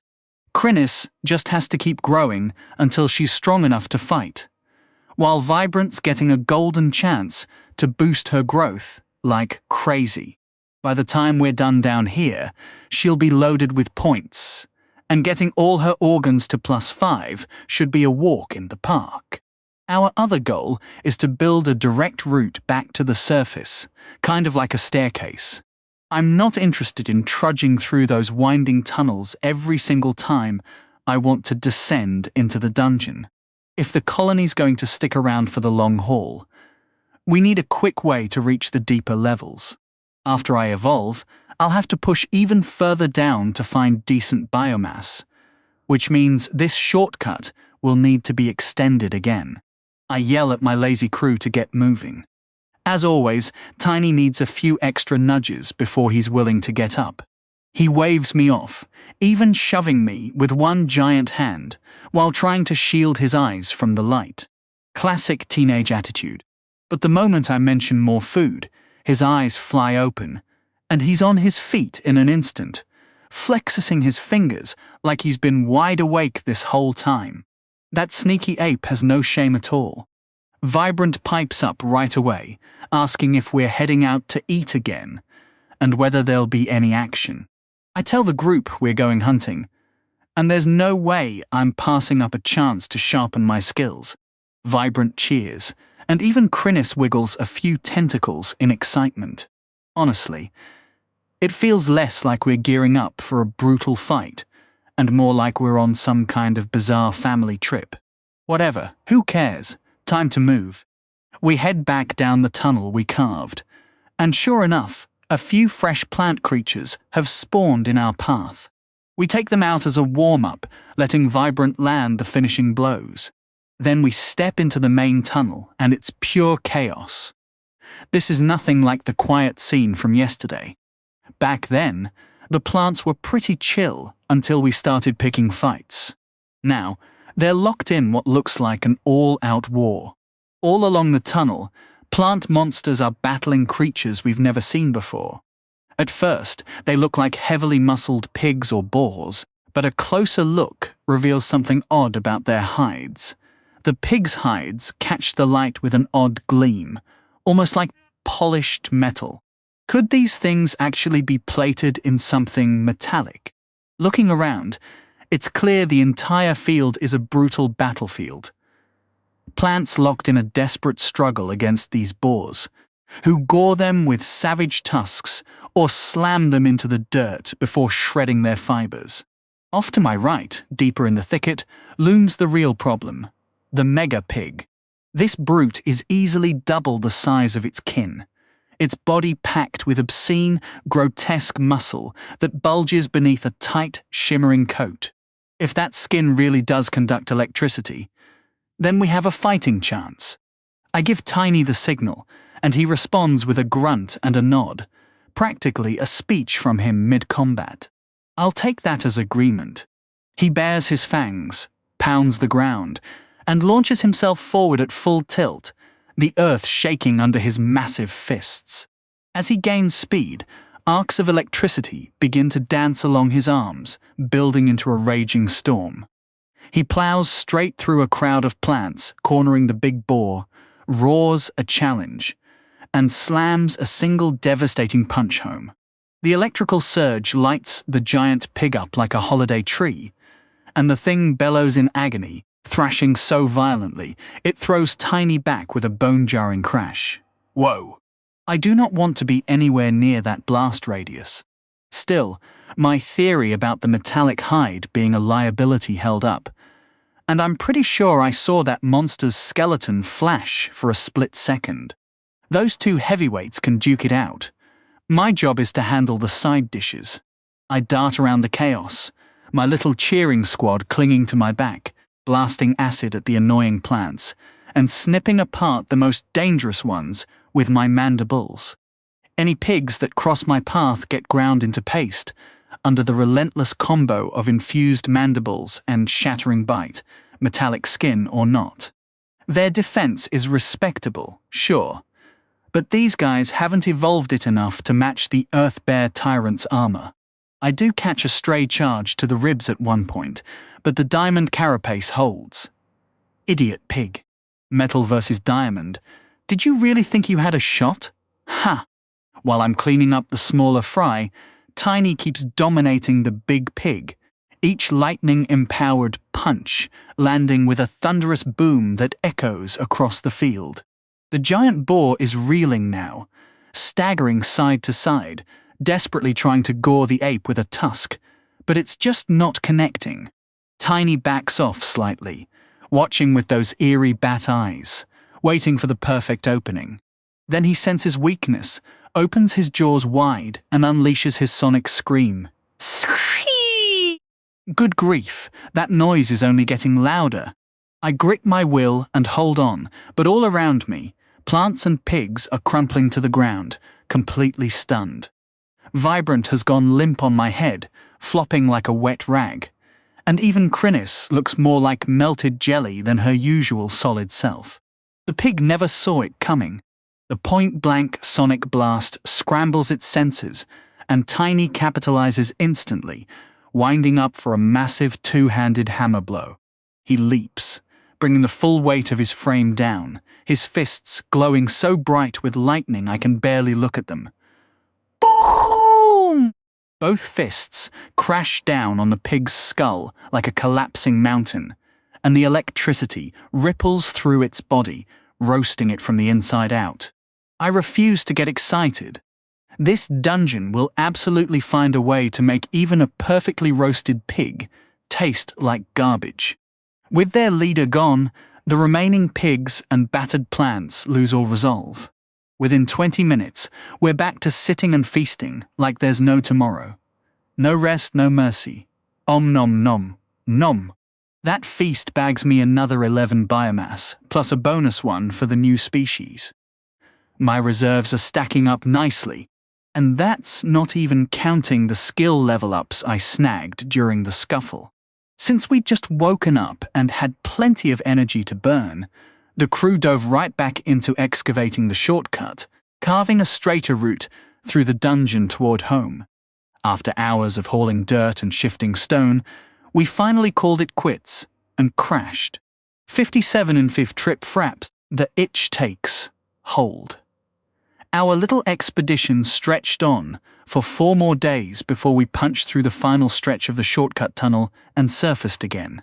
Using my tunnel map, I carefully steered us clear of any pre-existing passageways, though we skirted danger a few times. With solid planning and some clever tunneling, we broke out just a few miles from where the anthill stood.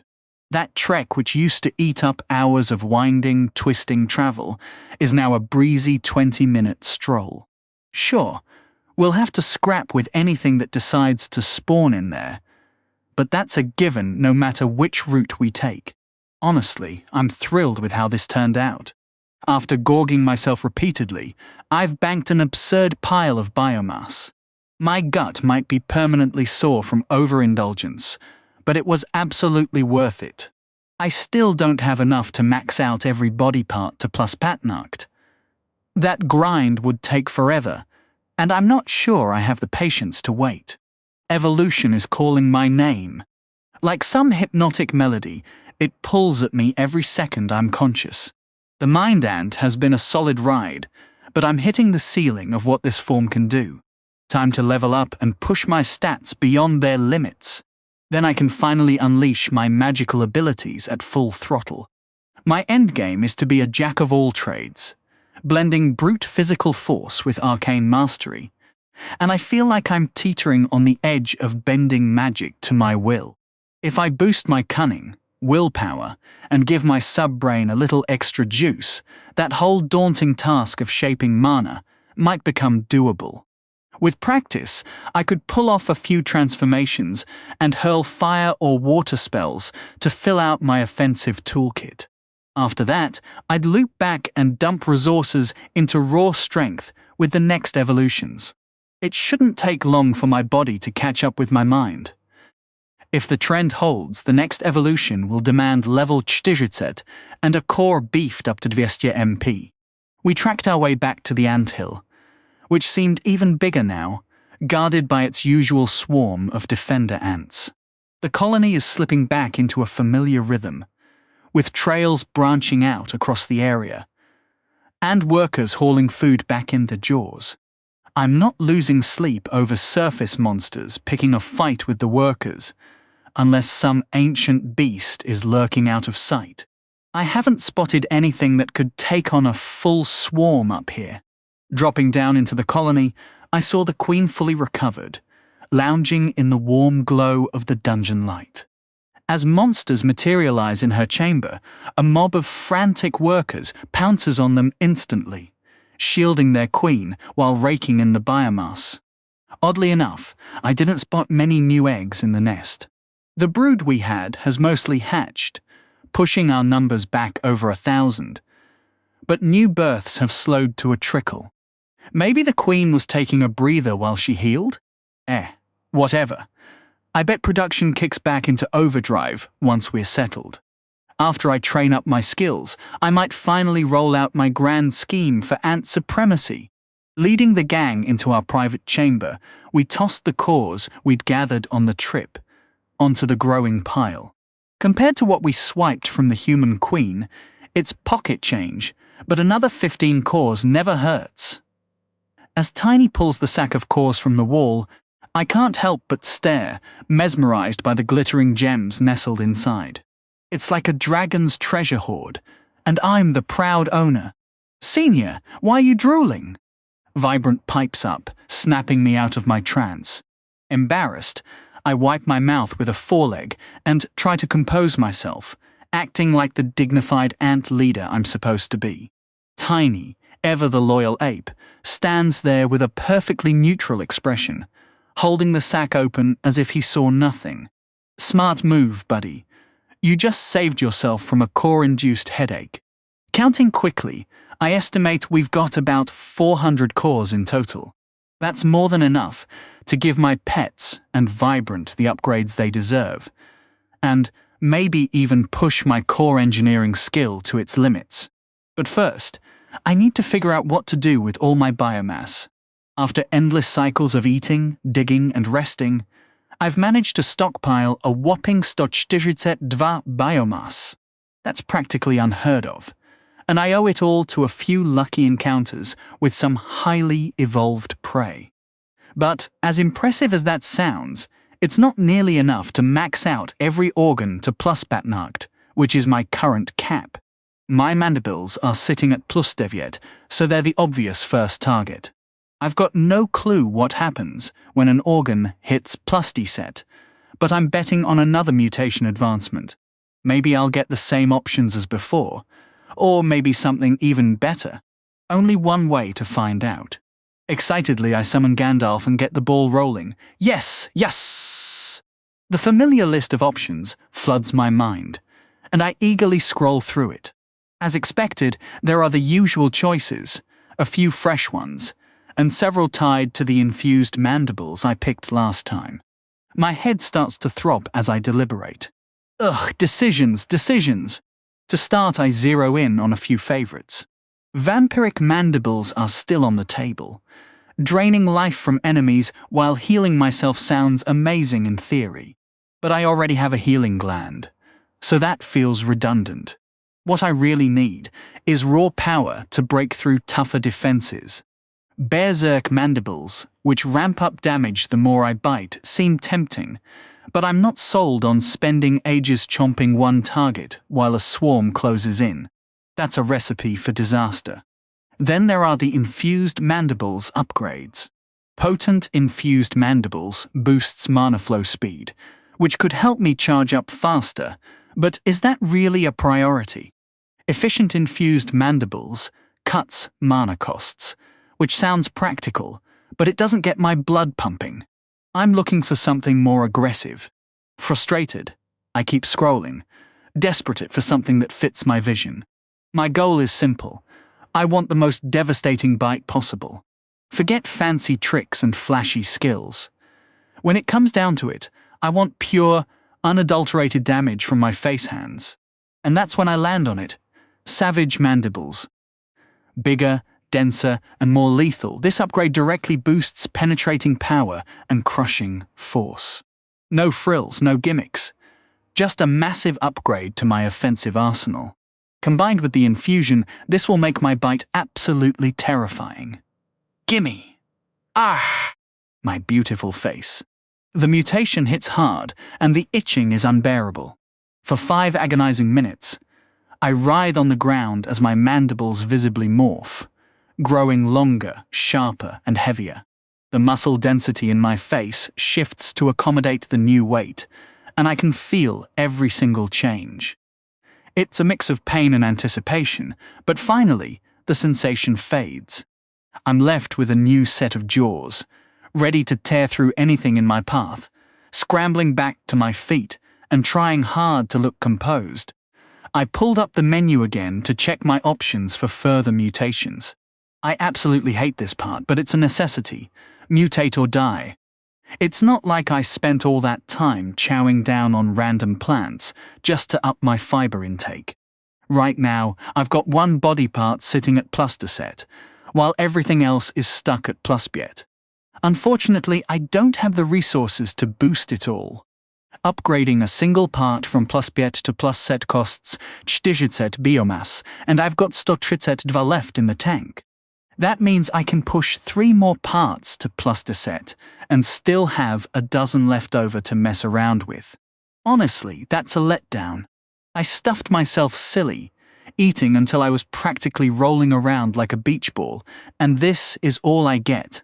4 parts at +10. I'm seriously tempted to head back down into the dungeon for a few more days just to stockpile more biomass. I haven't gathered nearly enough. Nothing's even close to +8 next. A tiny part of me kinda regrets not taking a bite out of those humans when I had the chance. If I hadn't leveled up so much without eating anything, I wouldn't be in this bind. Still, devouring people just doesn't sit right with me. I let out an internal sigh and decide to push forward with what I've got. The urge to evolve is burning inside me, and I'll make sure to carve out plenty of time later to catch up on my mutations. Tiny and I are gonna need to venture a lot deeper and extend our shortcut into the lower levels. Maybe once I evolve we can finally breach the edge of the 2nd strata. The Queen filled me in on how the surface folks have roughly split the dungeon into layers. The top layer runs about 50 kilometers down and goes by the 1st strata, or the layer of beasts. It's the smallest of the strata and holds the weakest monsters, mostly beast-type creatures, which are basically mutated and amped-up versions of surface animals. Lions, tigers, pigs, centipedes, plus some plant types. Ants are pretty rare down there, usually hanging out right at the boundary between 45 and 50 kilometers. The 2nd stratum is way bigger and goes by the layer of nightmares. The Queen got a bit tight-lipped about this one, either because she didn't know much or was hiding something. It stretches from 30 kilometers down to over 200, though she couldn't pin down the exact depth. This layer's packed with weird shadow creatures that mess with nature and reality itself. They can pull off bizarre mind-bending tricks, and some of the top-tier species warp space in wild ways, like slipping into their own shadow and popping out of yours. That lines up with what I saw during the wave. As the mana in the walls cranked up, the things that spawned were these freaky shadow beasts. Even Krynis came into being back then, and she's clearly not your run-of-the-mill animal or plant monster. When I figured out she might be a powerhouse from the 2nd strata, I got super pumped to see what she could do after a few evolutions. She's gonna be a beast. As for the 3rd strata, the Queen couldn't tell me squat, not even how deep it goes. All she'd say is that it's called the Layer of Demons, and hardly anyone knows anything about it. In the older, stronger empires, folks can dive that far, but the Queen said she'd never met a soul who'd been there. I'd love to hear what Formo thinks if I ever managed to track down the Sophos again. Those guys probably went way deep. Okay, enough daydreaming, time to act. I'm gonna finish bumping my carapace up to +10. Maybe it's a bit dull, sure, but since I already boosted my mandibles, the carapace feels like the smart next move. With my attacks sorted, I want to shore up my defenses. Hit me. Give me that menu. Let's see here. Self-healing carapace sounds solid. Flexi carapace is a joke. And hey, aerodynamic carapace is back on the list. I'm not chasing anything flashy with my shell, just like with my mandibles. My carapace exists purely for defense, soaking up hits and turning me into a relentless, unkillable ant monster. That's the whole point. So, let's zero in on options that beef up my defensive game. The self-healing carapace repairs itself over time, which sounds pretty sweet since the diamond carapace is already a tough nut to crack. Any damage sealing itself shut would be a solid bonus. There's a whole bunch of elemental resistance shells, but I'm skipping those without a second thought. I locked that element-specific path away ages ago. What about upgrades to the diamond carapace itself? Bingo! Hardened diamond carapace, which solidifies the shell and boosts physical damage resistance. Reflective diamond carapace, capable of bouncing back some magical attacks. And dark diamond carapace, which amps up stealth by soaking in light. That last one sounds wicked cool. But honestly, hardened diamond carapace speaks to me the loudest. A raw, straightforward boost to my defenses. Sold! While I'm at it, I'll bump my eyes up to plus deset. Sharper vision has never steered me wrong, and I'm itching to see what fresh options pop up. I punch in the upgrade and dive headfirst into the menu. Most of this stuff looks familiar from before. Jumping to plus deset gives my compound eyes a solid quality boost, and truth be told, since I grabbed the focused mutation, my vision's been fine. I can see almost as clearly as a human, but only straight ahead. The other lenses, angled up, sideways, and behind, are still pretty weak compared to human sight, though they manage well enough. My go-to would be stacking more into focused to sharpen that forward view. But something else grabs my attention. Now that's intriguing. It's worth repeating, I don't have a neck. To glance sideways, I've got to swivel my whole body, which is where the compound eyes really earn their keep. Seeing in nearly every direction without moving my head at all is a massive edge. The downside, each individual lens being pretty rough, has been something I've just dealt with. From what this upgrade promises, it'll stretch my vision range in all directions. Not just ahead. Combined with the quality jump from plus M to plus deset, my eyesight is about to get a massive overhaul across the board. Awesome. Still got points to burn. What's next, huh? I'm leaning toward the regeneration gland. It's done me solid, especially in that keeping Anthony breathing department, which I'm all for. Everyone in that department deserves a bonus, and here it comes. Punch it in, wizard! Let's see the menu. Scanning the regeneration gland options, most of the limb regrowth boosts feel kinda pointless. Just faster or more frequent regrowth. Not my style. What I want is to make it better at its original job. Patching me up when I'm hurt. This one's a winner. More healing, more often. What's not to like? During those long dungeon treks, an upgrade like this is a lifesaver, letting me recover between scraps. I've got 18 points left, enough to push something to Plux Ed. Legs, sure, why not? Everybody needs legs. Here we go! Oh man! I'm flat on the floor again. Eyes have always been the worst when it comes to itching. Having your actual eyeballs shift size is a uniquely awful sensation. Toss in the carapace, which covers every inch of me, plus the legs and the regen gland. This is pure agony. Agony, I tell you. Gah! I squirm on the ground for another 5 minutes while my pets chill on the sidelines. At least Krinis can't witness this.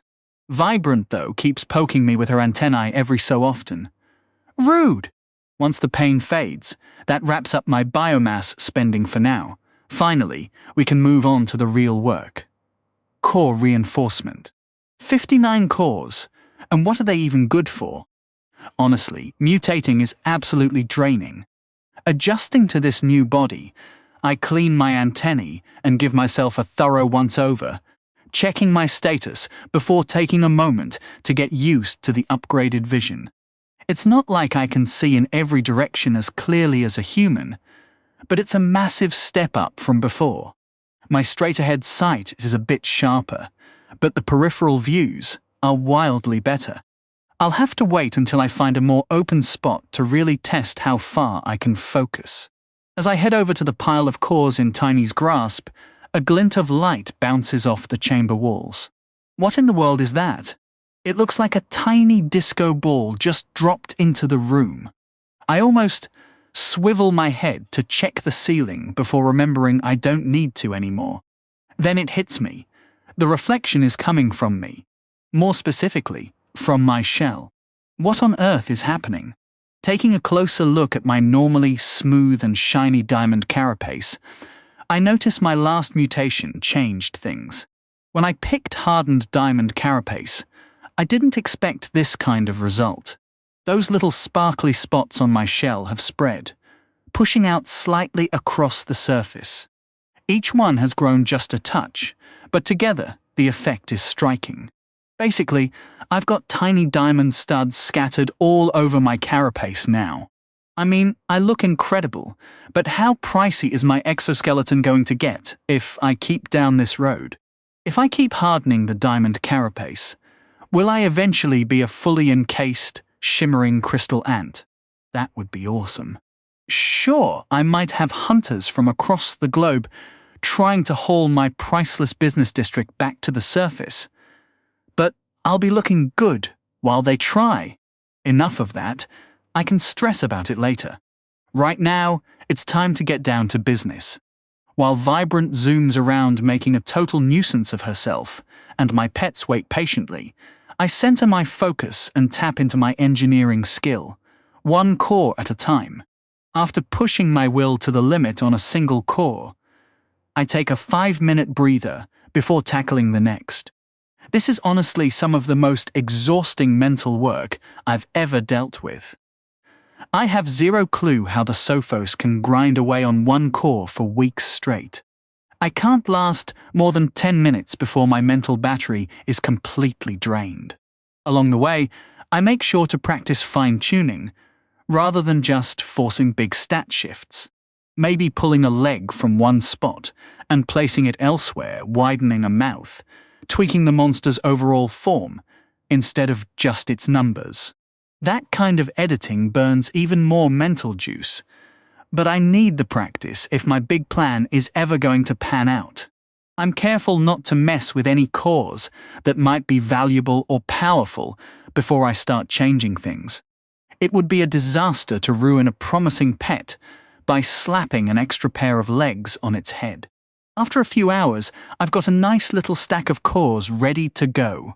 I pause for a quick breather since the next phase is even tougher. Stretch it out, Anthony.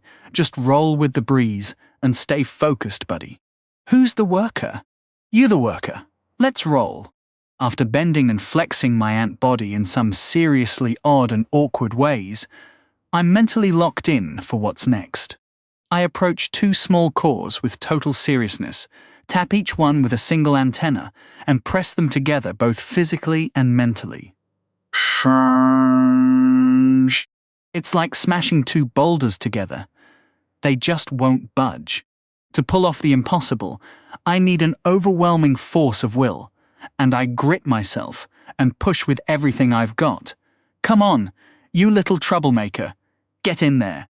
The 2 cores start to haze and merge, their energies twisting together in a wild, unpredictable dance. Honestly, controlling the outcome of this blend is still a pipe dream for me. Just getting them to fuse successfully is the peak of my current skill. Hold it together, Anthony. You've got this. I clamp my mandibles tight, pushing with sheer mental force until the cores finally snap into one. Whew! Good grief! That took it out of me. All right, that's one down. Ugh! After a breather, I dive back into the process, grinding through attempt after attempt until the notification finally pops up. There it is. I'm sprawled out like a wrecked heap on the floor, but the core is done. Vibrant. Hee hee, she chirps, bouncing into view with endless energy. While I slog through skill training, the little ant finds it painfully dull. She's been scurrying around, literally climbing the walls to pass the time. Krinis bears the brunt of it, getting poked, rolled about, and even used as a tiny mount for the workers' antics before they head out on adventures. Vibrant seems overjoyed to be called on, and despite my exhaustion, a selfish thrill washes over me. Enjoy it while you can, little one. Once this is over, you'll be too big to hitch free rides and strong enough to hunt your own meals. My freedom is just around the corner. Mwahahaha. You've hit max level, right? Yoop! And your core's fully powered. Yoop! Perfect! After you absorb this, you'll be set to evolve into something seriously formidable. The little worker practically hums with excitement.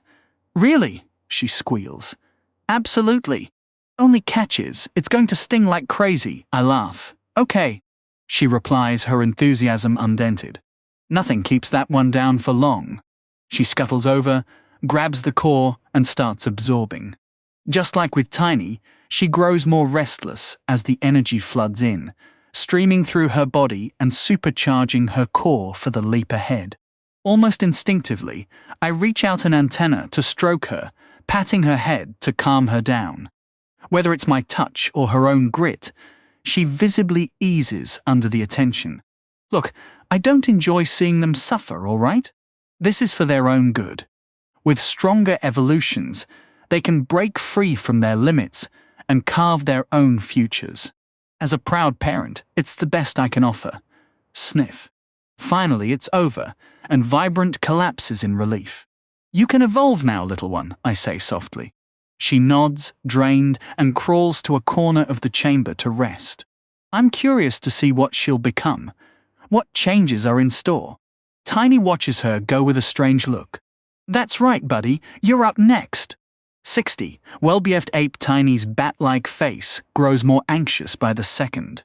Predictably, the big guy ignores me completely. Reluctance oozing from every pore, he lumbers resentfully over from his spot against the wall. With an antenna, I flick a core to his feet and lock eyes with him. He stares back.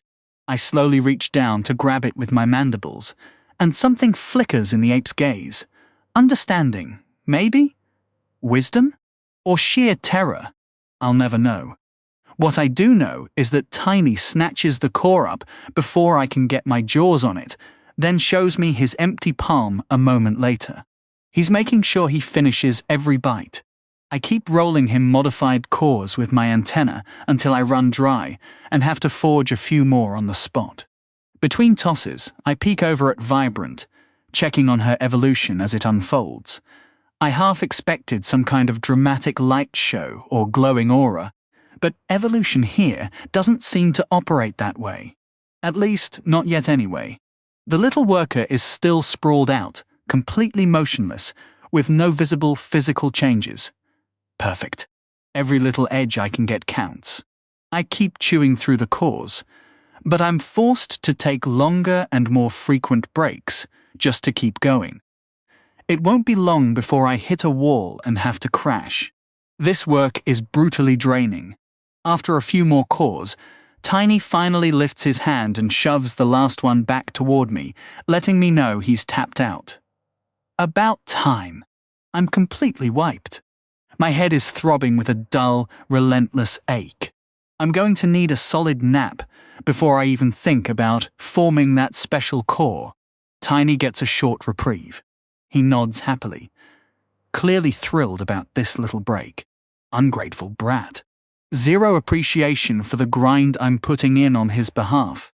I drag myself over to check on Vibrant and see if her evolution has brought any big changes. And still nothing. Maybe she's just scrolling through the menus? Hard to say. When I went through my first evolution, I had no clue how much time slipped by as I browsed through those incredibly long lists and fiddled with the options. I suppose this could be a sign that Vibrant's sharp enough to trigger manual evolution. Something Tiny will probably never figure out. Grumbling internally about my lovable but dense ape, I slip into a deep torpor. Mana mana! I'm up! I snap awake, springing into motion and rushing over to check on Vibrant. My antennae twitch wildly as I scan for any developments. What's she goings? A second head? Doubled in size? Tripled? Nothing?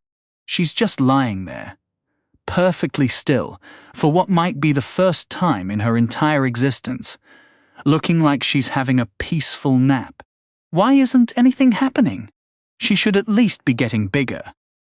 If she wakes up the exact same size, I'm going to be seriously ticked off. I shuffle over to my pile of cores, which is barely even dented. I literally drained an entire kingdom's treasury to gather these. Okay, it was a small kingdom without much wealth to begin with, but still, this is going to take us far. If everything goes according to plan, this pile could change everything, Enough daydreaming, time to get serious. I need to fuse these cores. Get hyped. I spend 5 minutes mentally pumping myself up like an Olympic weightlifter about to attempt the gold medal lift. Once I've reached the right headspace, I dive into the grueling task of core fusion. A while later, completely spent and mentally shaky, I grab the glowing, oversized core with my mandibles and haul it over to the sleeping Tiny. I jab him viciously with my legs and shout at him over and over, but he's not budging. He clearly knows what's coming and is trying to postpone the inevitable. Maybe that's a hint of wisdom finally creeping in. A clever little scheme. Unfortunately, I doubt it'll work out the way he hopes. Does he honestly think I'm going to give up and walk away after nearly breaking my mind to craft this core for him? No. Instead, I carefully grip the precious core in my mandibles and climb up the wall above the slumbering ape. I raise the core high, bam, bam. You ungrateful little bam, bam, bam, bam, bam! I slam the core onto his head with savage force. To be fair, after the first couple of hits, he was clearly stirring and lifting his hands to shield himself. The rest were purely my way of showing affection. This is a teaching moment for Tiny, and I'm not about to waste it. If anything, I spoil him too much, as he rubs his head and shoots me a resentful glare, which I completely ignore. I climb down from the wall and drop the special core right in front of him. Perhaps it was the lure of that dense, power-packed core, promising a serious boost to his evolution. Or maybe it was just the death glare I was throwing his way, but Tiny finally reached out and touched it, triggering the absorption. I kept my eyes locked on him the entire time, half expecting him to back out at any second and hurl the thing back at me while screaming something dramatic. That never happened. His face contorted in agony as the core cranked up the internal pressure to an almost unbearable level. Yet he held firm, gritting through it all. He'd better have. A newborn worker ant managed it without breaking a sweat, so it would have been embarrassing if he couldn't cut it. When the core finally dissolved and his own was fully reinforced, ready to unlock some fresh, specialized evolution, Tiny let out a tired grunt and collapsed against the wall, eyes shutting as he drifted off. I've grown pretty attached to that ape since he became my first pet. He's got this burning desire to fight and feast without restraint, but I just don't think he'd survive that lifestyle. As strong as he is, he's still a creature from the first, weakest layer of the dungeon.